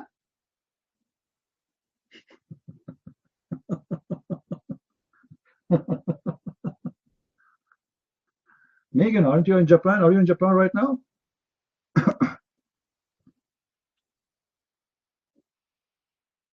Okay, I was going to invite her to attend the seminar, but look like she is not. She don't hear us. Maybe, I don't know. Anyway, guys, I cannot really stay longer. Sorry, Sharp played.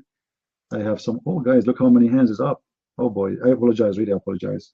It's getting. It's morning here, not late, but it's late for me. I have to do some work.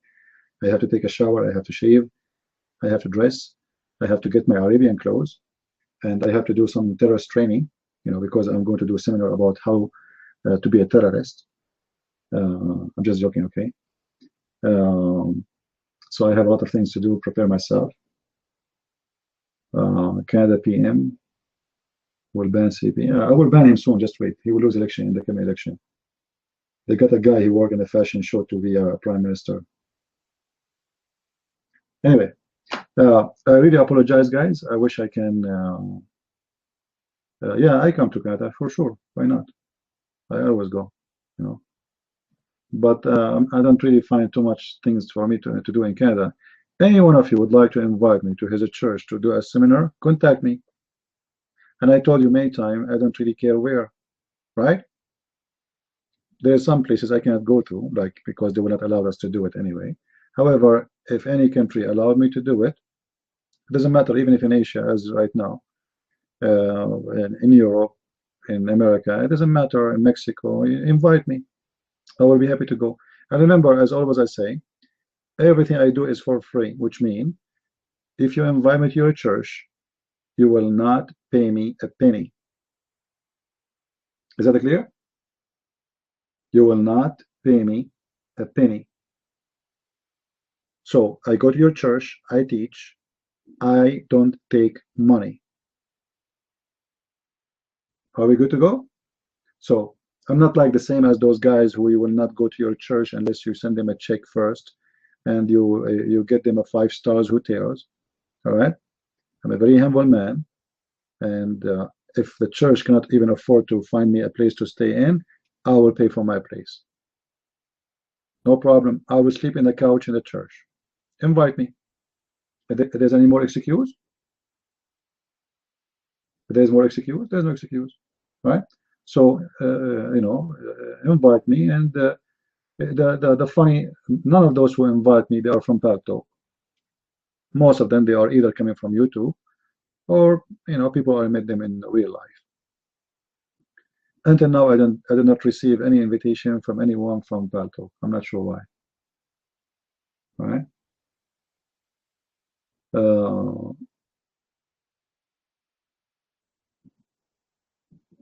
So why you don't invite me, Star? What are you waiting for? Prepare for any with your church, or even, by the way, not necessarily a church. If you can have like a place, because all what we need is a seminar. You know, we need to do a seminar. I don't care if it's done in a church or not.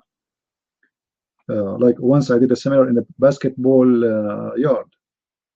Seriously, I have the basketball thing in the top of my head. You know, so it doesn't matter really, you know, because it was fixed, not the one you can move it around. It's fixed in the floor. So it doesn't matter. What does matter is sharing the education. See how you can organize it. Church, a club, friends, it doesn't matter, you know. Expensive place, poor place, I don't care. Actually, I prefer and I love to be with the poor one, you know. I really enjoy it more when I am teaching the poor one, because the poor one, they are different, and I'm very serious about that. They are really, really different. They listen to you carefully, and they appreciate a lot more than those who they are wearing expensive rings and driving nice cars and nice suits. You know, those people, they are just thinking about, okay, I will give him some donation. Most of them, they are coming there to show off, like he is attending a seminar, or, you know. The poor are different. The poor are there to listen, and they are decent, and they are so beautiful, you know. And I really, really love to be between the poor. So if you are from a poor area, trust me, I would love to go. Like, let's say you are from South America, a poor country in South America. I will be happy to go. I will be happy to do a seminar in a village, have no electricity. All right? More than doing a seminar in a place that will give me a big screen, etc. For sure, like, you know, if we have tools, that will make our, let us say, explanation better. But things can be delivered anyway. And even if people don't speak good English, like, you know, someone was telling me about going to Puerto Rico as an example, and they said that their church people there don't speak good English. I said, so what? You can stand next to me and you can translate. You know what I mean? That's not a problem. Just try to be as much as accurate as you can, and then that will be good, right? Yeah. So invite me, and trust me, you will not regret. I never went to a place to do a seminar and they don't invite me again and again and again. And actually, very soon I'm going to do a seminar with Messianic Jews. Anyone knows what Messianic Jews is? Anyone knows? Who are the Messianic Jews? Okay, those are Jews. Now, they have a club in Asia, and they are very, very powerful people too. Let us say it in a different way. All of them, they are very, very rich. All right. However, they are very, very strong believers at the same time, which is unique, because usually when you get rich, you stay away. Those are very strong believers. So they are Messianic Jews. Originally, they are Jews who live in Asia for long. And actually, most of them, they don't even look Asian. Some of them, they look because they mix, you know, like they marry from Asian. But originally, all of them, they are Jews.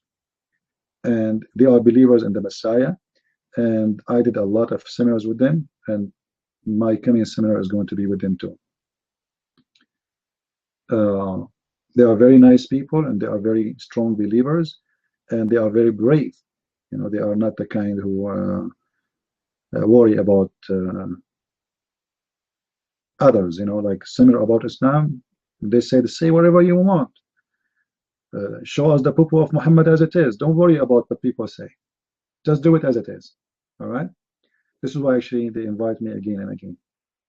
So it's very beautiful, and really I enjoy showing people how stupid Islam is,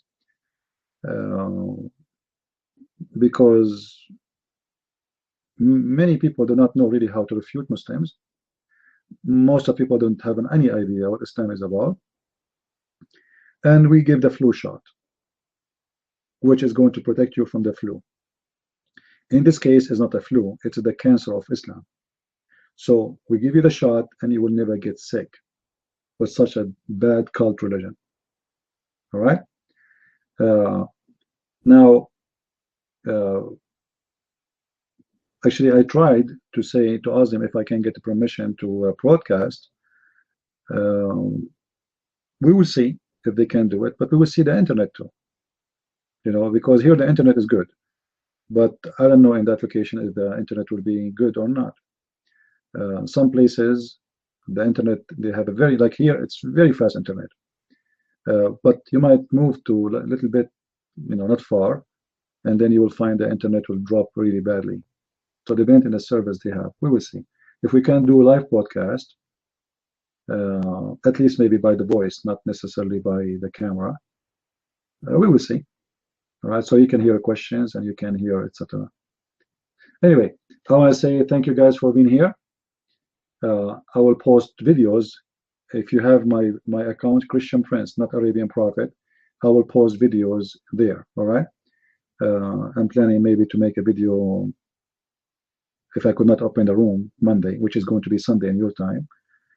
I will post the video, and until we are back, we will be good to go. So with this, I want to say thank you for being here. May the Lord bless you and keep you in good health and wealth. And with this, as always we say, Christ is Lord, Islam is false. Amen to that. And see you soon again. Bye-bye.